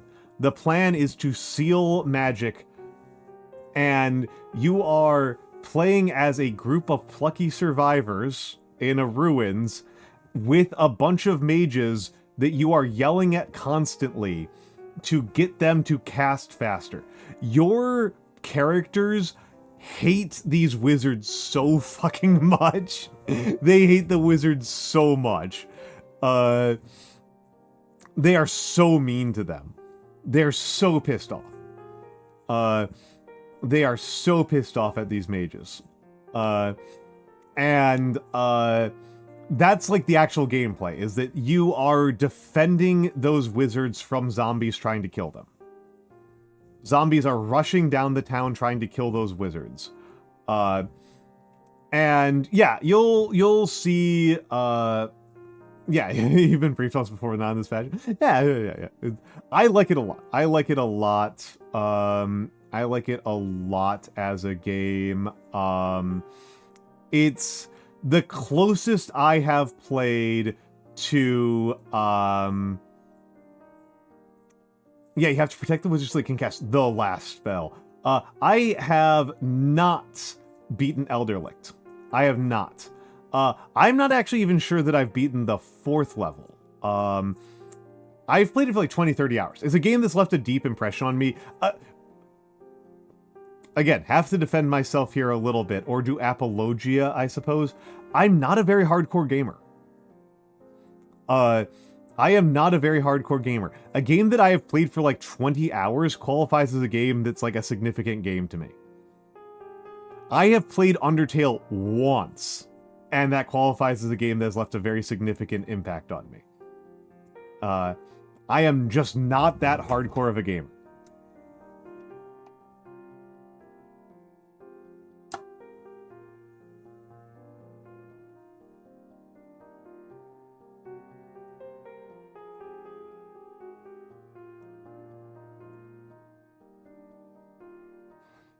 You know, that's just, I don't know, it's just kind of it, right? It's kind of it. I'm not that hardcore of a gamer. I haven't played that many games that intensely. And yeah, it's just kind of funny that I'm like more concerned with like making sure that people get a good impression of a game I really like, than I am of like celebrating myself, right? I always feel awkward celebrating myself. That's the thing to me about like anniversary streams and event streams. I always feel very awkward making a big fuss about me. I'm partially a VTuber because like it feels a little bit more depersonalized and a little bit more distant from like me, the person, right? It feels a little bit more distant. And that makes me a little bit more comfortable. I mean, you're welcome to suggest games. Yeah, and I make a bigger deal about my affiliate anniversary because starting streaming doesn't feel like an achievement to me. Reaching affiliate does. Reaching affiliate feels like I did something important. And I'm also just like kind of a little bit derailed on my entire like year schedule. My day-to-day schedule feels all right, but my annual schedule is all messed up because the first 2 months of the first 2.5 months of the year I was like traveling all the time. And so it still feels like it's March to me. I still feel like it's like, it feels like March 10th to me.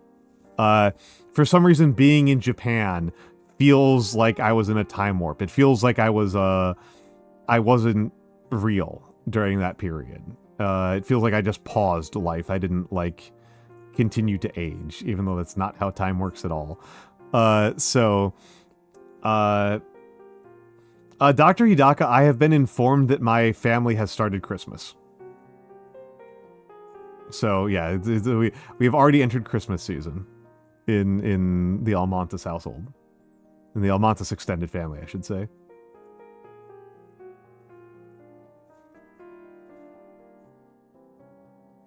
If anybody's wondering why I'm so anti-Christmas, if anybody's ever wondered why I'm so anti-Christmas, I don't enjoy Christmas. Oh no, we don't. We Halloween was nothing. And hello Saffron, hello Saffron, hello Saffron. Yeah, we're not actually doing any gaming. How did Portugal go? Lady Saffron is a dear friend. She's a dear friend.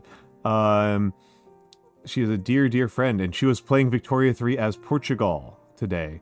Badly. I did see you go bankrupt once. Or I should say restart because of bankruptcy once. Yeah, that's Perfidious Albion will do that. Oh yeah, I may as well show this off. It was yesterday. That's fair. Technically it's tomorrow here as well, but I'm still in but yes. Yes.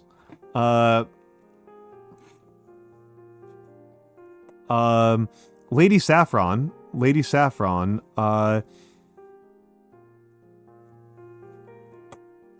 Saffron made this for me.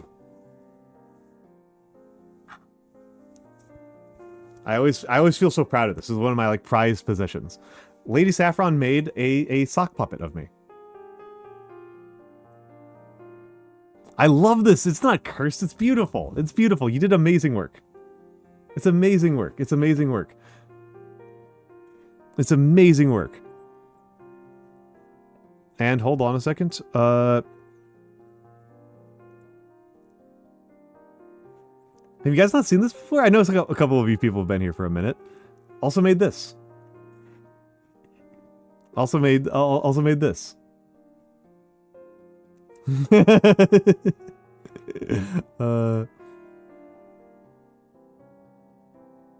It's amazing. It's amazing. Thank you so much.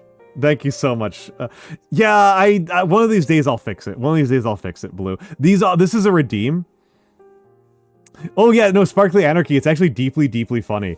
It's actually deeply, deeply funny that I talked to Saffron about. I was like, "Hey, Saff, can I get a sock puppet version of myself?"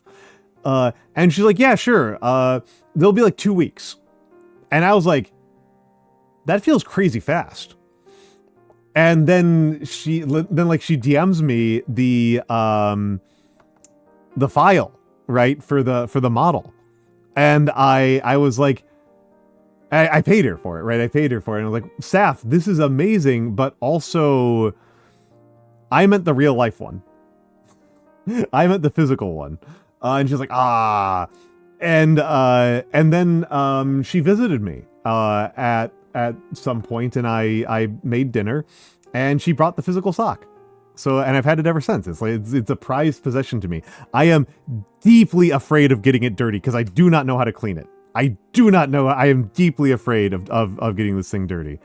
I am deeply afraid of getting this thing dirty. Yeah, dry clean only. I don't even know what happened at the dry cleaners. I think it's I think more appropriately hand wash only. This thing homie would not survive the tumble dryer. This guy would not make it out of the tumble dryer.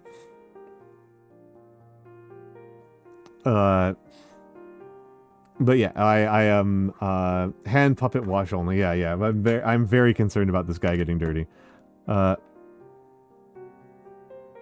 Original sock Fran got dry cleaned after being waterboarded and molded in customs. Oh my goodness. Oh my goodness. Did it survive? Did it survive? I don't know enough about your construction techniques in this to know like when it will survive or not. But yes. Okay, good. That's good. That's good. Yeah, the glasses in particular always feel like they're about to fall off.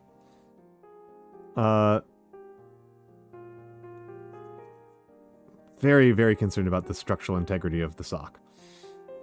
Very, very concerned. I want to learn more about dry cleaning. Look like a Professor Dragon? Yeah. My other model, my main model looks, people tend to say owl. I tend to get owl and moth a lot. But this one, I felt it looks dragony. I felt it looks dragony. You're so true for that, Blue. I have been driven insane by that before. You are so true for that. You're so true for that. So real.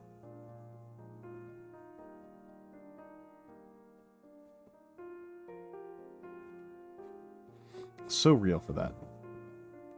Oh, crack in the neck. Sandbath. Yeah, like a chinchilla. Like a chinchilla. Dry cleaning like a chinchilla. Dry cleaning like a chinchilla. Dry cleaning like a chinchilla.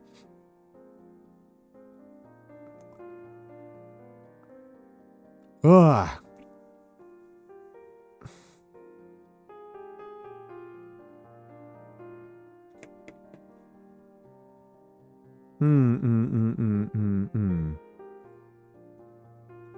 But yeah, no. Saffron is a dear.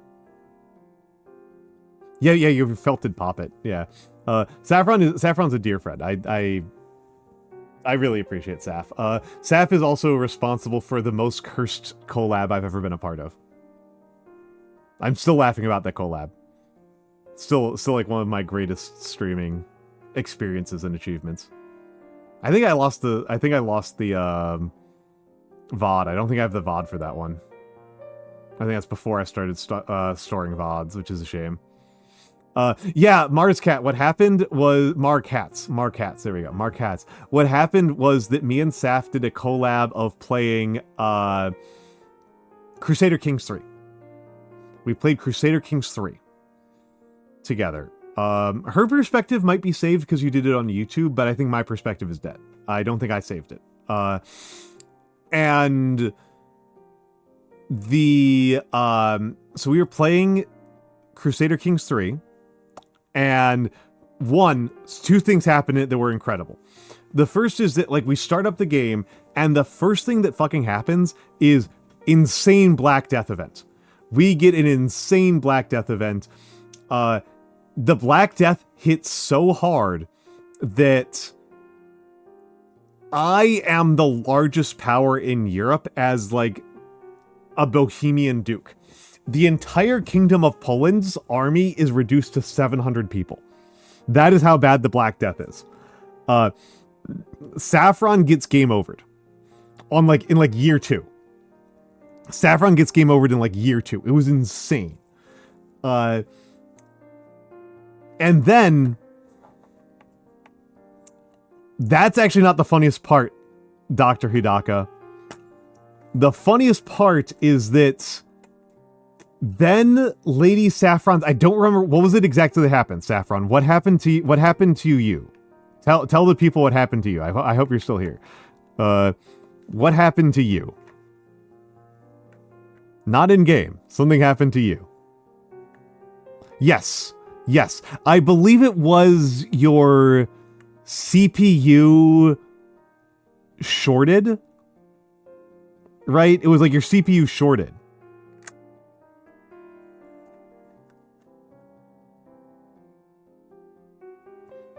Yeah, you got liquid metal on the motherboard. Yeah. It shorted afterwards. Okay, yeah. Okay. So that's what happened to Saffron. And Saffron, Saffron just drops from the call, and then I get a text from her, and she's like, I'm done. I'm cooked. I'm over. It's over. So I'm we've only been playing for 2 hours. That's so short. I can't just do a 2-hour stream. So I start up a single player game, and I'm playing Crusader Kings. I'm playing as a Spanish countess or something like that. And then you know what happens to me? My power supply lights on fire.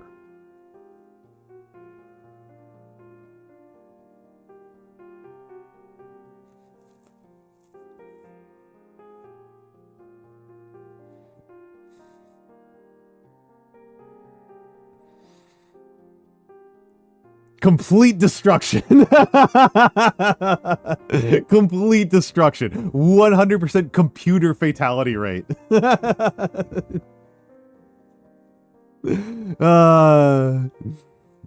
I had to go onto my backup computer that was 10 years old for a while. Yeah, everyone was harmed in the making of this video. It's so funny to me. Yeah, it's so funny to me. It's so funny. Hidaka's mostly in Bo. That's Hidaka's an extremely loyal Bodega viewer, and I know that you're there, Theo, as well. Yeah, I had to go onto a backup computer, and that computer I was already really unhappy with, so I went on to a completely different computer when I eventually replaced it.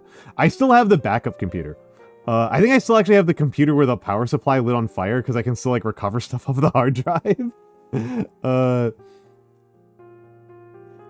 So that's pretty funny. But yes, yeah. Doctor Hidaka is a bow watcher. Is a bow watcher. Yeah, it's a very funny moment to me. But yeah, Saf is a smart lady. Saf is a smart lady. Very knows much more than me about history. Knows much more than me about history.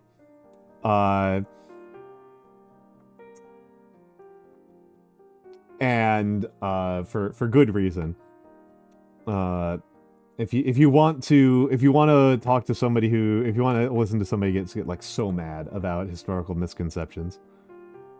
Yeah, you did. You got a student assistant job. Yeah, I think it's a good job. It's a good one to have. Saf is also constantly haunted by people who are trying to sell guns, germs, and steel. Yep, they're doing Jared Diamond revisionism on Twitter. I'm really bothered because, like, I think I qualify as like a relative Jared Diamond, like, moderate, which is that Jared Diamond's actual point is just, the actual point of guns, germs, and steel is that the Spanish were not technologically meaningfully superior. That's the actual thing that he says, is that Spanish technology was not actually particularly important in the conquest of the New World. That's what he says. I don't think that's actually particularly remarkable. And in terms of pop history, that's not the worst thing I've ever read. But also, like, I saw the guy being like, oh, there's been no academic work. No, he does. Saf, I've read the book. He says that Spanish guns were not useful.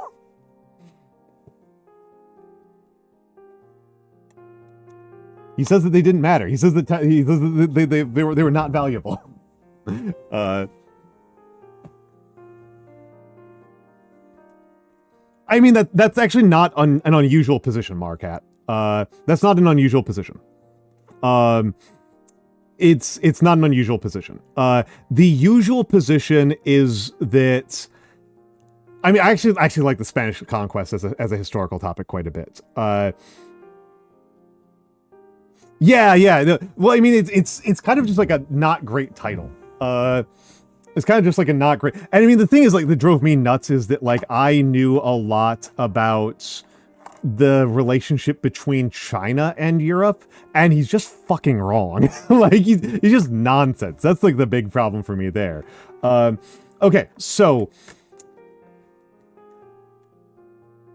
the big question is, how did Cortez topple the Aztec Empire, and how did Pizarro topple the Inca Empire? And the general consensus, there's kind of a couple of analytical lenses to this. There is a historical, hyper-conservative, extremely out of fashion narrative that Spanish technology and moral superiority is what carried the day. That the Spanish rolled up and were able to just body the Inca and Aztec armies with Spanish arms face to face. This is not generally considered correct.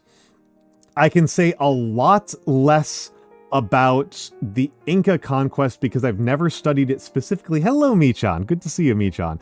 I have never studied the Spanish conquest of Peru in any great detail. I have studied the Spanish conquest of Mexico in some detail, and what happened there is with Central Mexico. Eastern Mexico is very different. Eastern Mexico is very different, which is that I'll have to pull up, Saf, I'm not going to pull out my fucking copy of Guns, Germs, and Steel. I don't even know which box it's in at this point. But he literally says that the guns didn't matter. He literally says that in the Mexico conquest it did not matter, and he says in the Peru chapter that the Spanish switched over to textile, to Peruvian textile. And he says that, I mean, he acknowledges something that we all know about the question in Mexico, which is that the Spanish basically didn't have guns. That's like a huge problem with like making a guns argument there. And he acknowledges that the Spanish didn't have enough guns to matter. The way that it played out the way that I read the Spanish conquest of central Mexico is that the Aztec Empire, the Triple Alliance, was a tributary empire similar to the Athenian Empire, right? Or the Spartan Empire, which is to say it is it's a tributary empire, and tributary empires are deeply, deeply unpopular, as a rule. That is kind of the default state for tributary empires, is that they are deeply unpopular, they piss everyone off, nobody likes living under a tributary empire. And they're not, like, because their tributary empires are also loose, they are not able to actually quash dissent very efficiently. So they don't tend to last very long. Yeah, you're just mugging people. Yeah, you're just mugging people. It's just a bunch of mugging people. They don't tend to be popular. Yeah, that is wrong. My read of how the conquest went is that the Aztec Empire was deeply, deeply unpopular, and the Cortez rolls up, and this is Cortez actually being a lot smarter than the average Spaniard. I do think that like he is actually smarter than the average Spaniard. He becomes the focal point and cobbles together a mass revolt of other Mexican peoples against the Triple Alliance, and then successfully maneuvers himself to be the person who captures the bureaucratic apparatus of that tributary empire. That is how the Spanish conquest of central Mexico goes down, in my read. Yeah, for which they maintained a higher social caste since like the 1800s. Yes. Yes.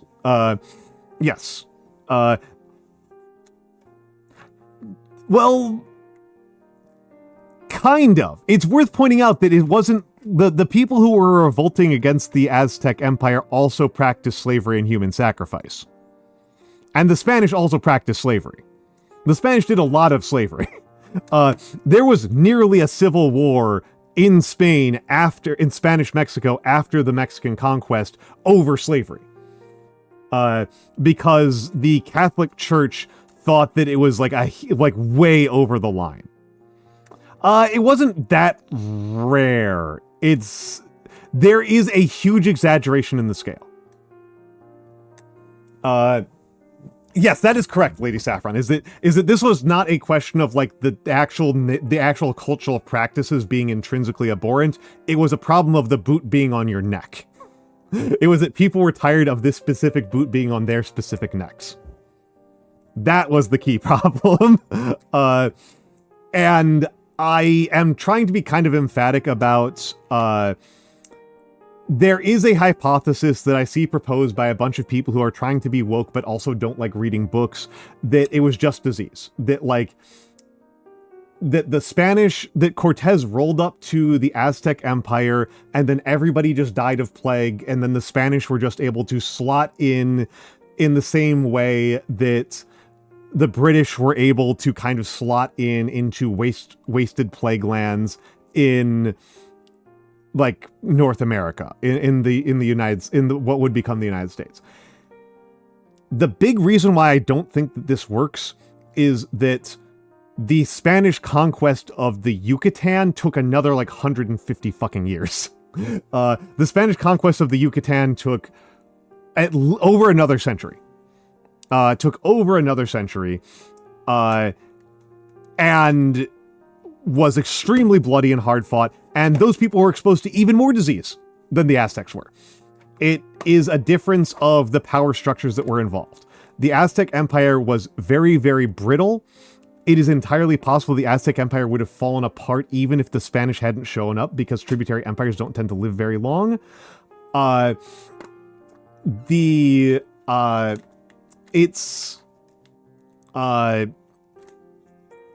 it's like, I think a big problem here, honestly, is I think there is kind of, this is like a rare case where I think Cortez was actually an exceptional military leader. I hate doing great man stuff. But I have to acknowledge that Cortez accomplished military feats that other Spanish leaders using same or better armies were not able to do, including Cortez fighting other Spanish leaders who were trying to arrest him, and Cortez came out on top constantly. I kind of think that if Cortez had gone east instead of west, the Ottoman Empire would have had a very different history. He would have been. I think he was very good at a couple of things. He was very good at keeping his own men from killing him, because they really should have. Like from a military theory standpoint, he should have been killed in a mutiny. Cortez 100% should have died in a mutiny based on like all of the facts on the ground, and he was good at telling which various native peoples were like going to like join him. He was good at that kind of political maneuvering. Yeah. He absolutely should have died. Like, he should have gotten his head. He nearly gets. Yeah, he gets incredibly close. And there's just something insane to me from a statistic standpoint that Cortez fights on the front line in combat and gets injured in battle multiple times, and he's fine.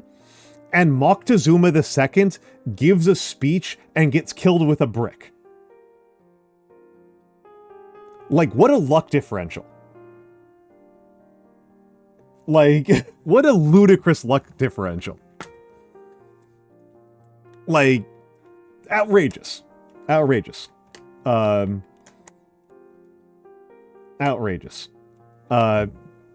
Very insane. Very insane. I know so much less to say about the Peruvian side. Like a throwing brick. Yeah, he was giving a speech. So he basically got captured by the Spanish, and the Mexican people were rioting, and they forced him to give a speech to his own people to get them to stop, like relax and calm down and not kill everybody. And one of the people in the crowd throws a rock at him. Well, yeah, that's true. That's a reasonable take, Quincy. That's actually entirely reasonable. That's entirely reasonable, because the historical one, it sounds ridiculous. One of two major historical leaders to get killed with a brick. Pyrrhus of Epirus being the other famous one. Yeah, I think that's a reasonable piece of source critique. I think that's actually reasonable skepticism.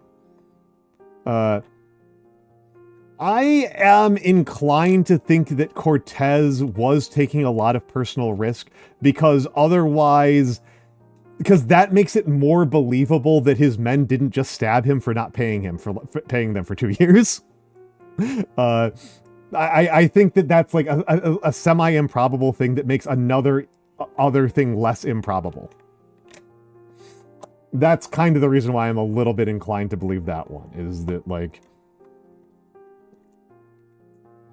and a lot of that was an era when people led from the front. Far more important people than him died in combat leading from the front. Right? Charles XII, dies incredibly pointlessly because he insists on leading from the front. Hell, Stonewall Jackson. But anyway, we'll be back.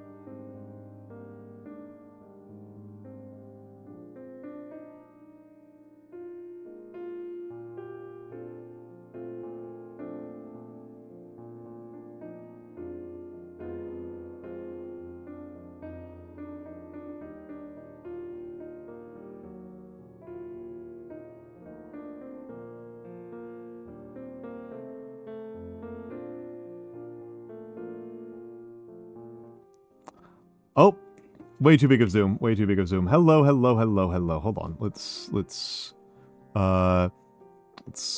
resize me a little bit manually here. Does that look all right? That looks all right. That looks all right. Yeah, the sock puppet model is like way bigger than the other model. The sock puppet model is way bigger than the other model. Just in terms of like actual like canvas size. Just in terms of actual canvas size.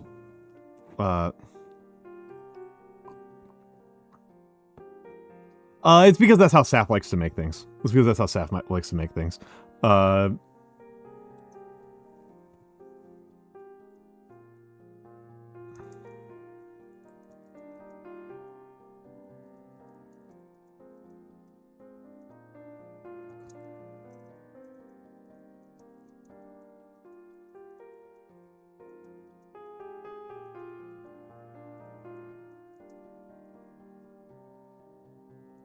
Yeah, yeah.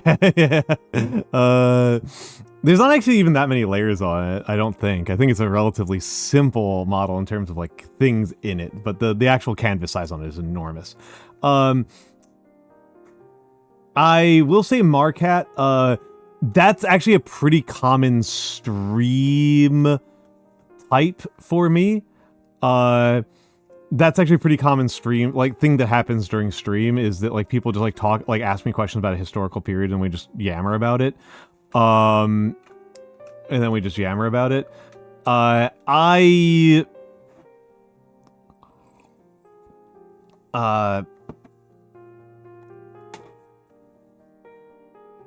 But however, I should probably wrap up soon. I should probably wrap up soon to preserve my voice and to make sure that I'm ready that I'm in good shape for tomorrow.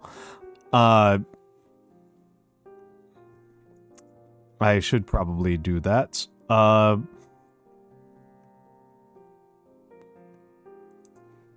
And let's bring back the regular models. Bring back normal me. Oh, hold on. Somebody followed. Cozy Wilds, thank you for the follow. Cozy Wild, thank you for the follow. Okay, hold on. We'll just solve it that way. We'll just solve it that way. But yes. Yeah, itty bitty mantas. Like I said, that's the difference in scaling size between those two. That's the difference in scaling size between those two. But yes. Tomorrow is my 3rd streamer anniversary. I'll be playing Last Spell. I'll be chilling out. I will probably not be doing a lot of like celebration things for it. I will probably not be doing a ton of celebration things for it. I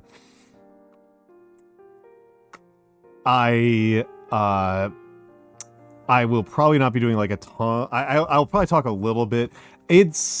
I guess part of the problem is that, like, when I think about, like, what I've done, I tend to flatten it down to the numbers rather than, like, specific moments. And I also hate watching clips of myself. I know it's something that people like to do on their anniversaries is, like, do, like, a clip showcase. And I'm just like, I can't stand the sound of my own voice. Yeah, I mean, don't worry about it. Don't worry about it. Don't worry about Emmerich draws. And then Thursday, I'm going to be doing mini painting. So we're going to be doing 5 streams in a row. This was the 3rd stream out of 5. I do kind of want to up my streaming intensity a little bit. I will probably not be streaming Wednesdays in general, but I might be adding Friday streams. But I'm probably... I do kind of want to increase my streaming intensity a little bit because it feels like it pays off for me pretty well. It feels like it goes pretty well for me. There are my socials. I don't really use them. There is my Discord. I do use my Discord.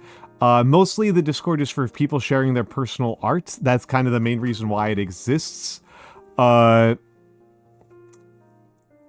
you, Cozy Wilds. Thank you. It's funny because it's like my voice, right? It's my voice and I've had it for my life.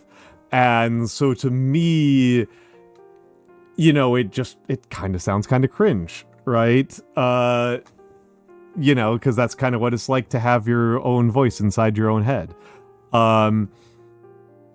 but I know that a lot of people like it, right? It's something that I would have, I would have gotten into this kind of world sooner if I had been more capable of just acknowledging that other people like things that I don't like. I think I would have been, that just because I think I sound kind of oafish, doesn't mean that other people perceive me that way. That's just kind of the nature of things, is that other people have different preferences, and that most of us are not to our own taste, right? Most of us are not to our own taste.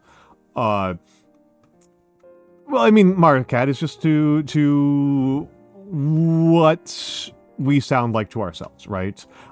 Whenever I hear recordings of my voice, I am shocked by how uncrisp it sounds and how slushy it sounds, compared to what it sounds like in my head, right? And this is just the thing about voices, right? Don't try to convince me. This is the thing about how voices work, is that when you hear your own voice because you're speaking out loud, you hear it through the reverberations through your own mouth into your skull is part of it. And when you hear it in a recording, that quality is lost. So your voice always sounds, it's very normal, as far as I know. Your voice sounds uncanny to you.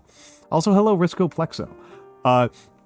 Don't worry about trying to convince me. Like I am just saying, like, I would have started down this path probably several years earlier if I had known better, right? If I had been more accepting. But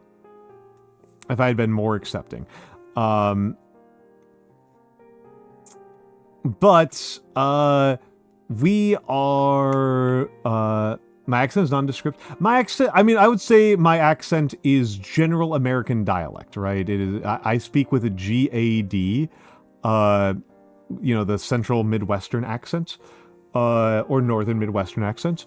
Warm, that makes sense to me. It is kind of interesting how little I have the East Coast accent. It is kind of interesting how little I have the East Coast accent. I have no Bernard Sanders to me at all. Admittedly, again, I'm not originally from the East Coast, right? I'm a transplant. I'm a filthy, dirty immigrant. But yes, I do have the general American dialect. I'm from the Midwest, so it goes. And yes, but like I said, it sounds different in my head than it does out when I hear recordings, right? And part of the problem also is I have bad ears, right? I have bad hearing, so I don't try to stress about it too much. All right. We're going to do third anniversary. If you have questions for it, I know that's also part of the thing. It's like, oh, we're going to do a Q&A. It's like every single stream's a Q&A. That said, let's get out of here so that I'm not too cooked tomorrow.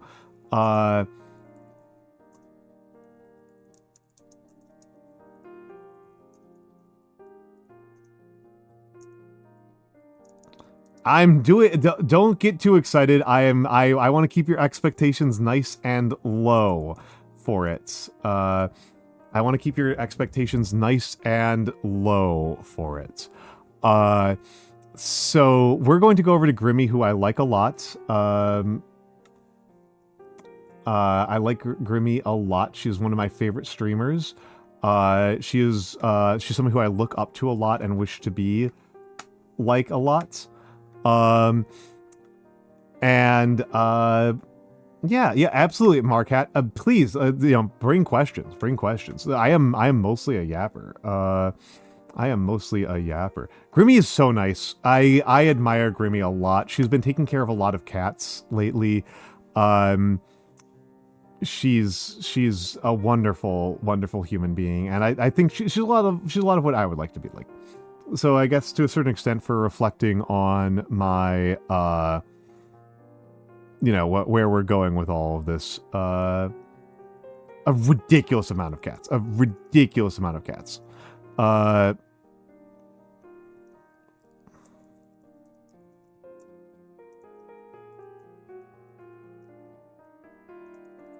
All right, all right. On that note, everybody have a lovely night, and I will see you all later.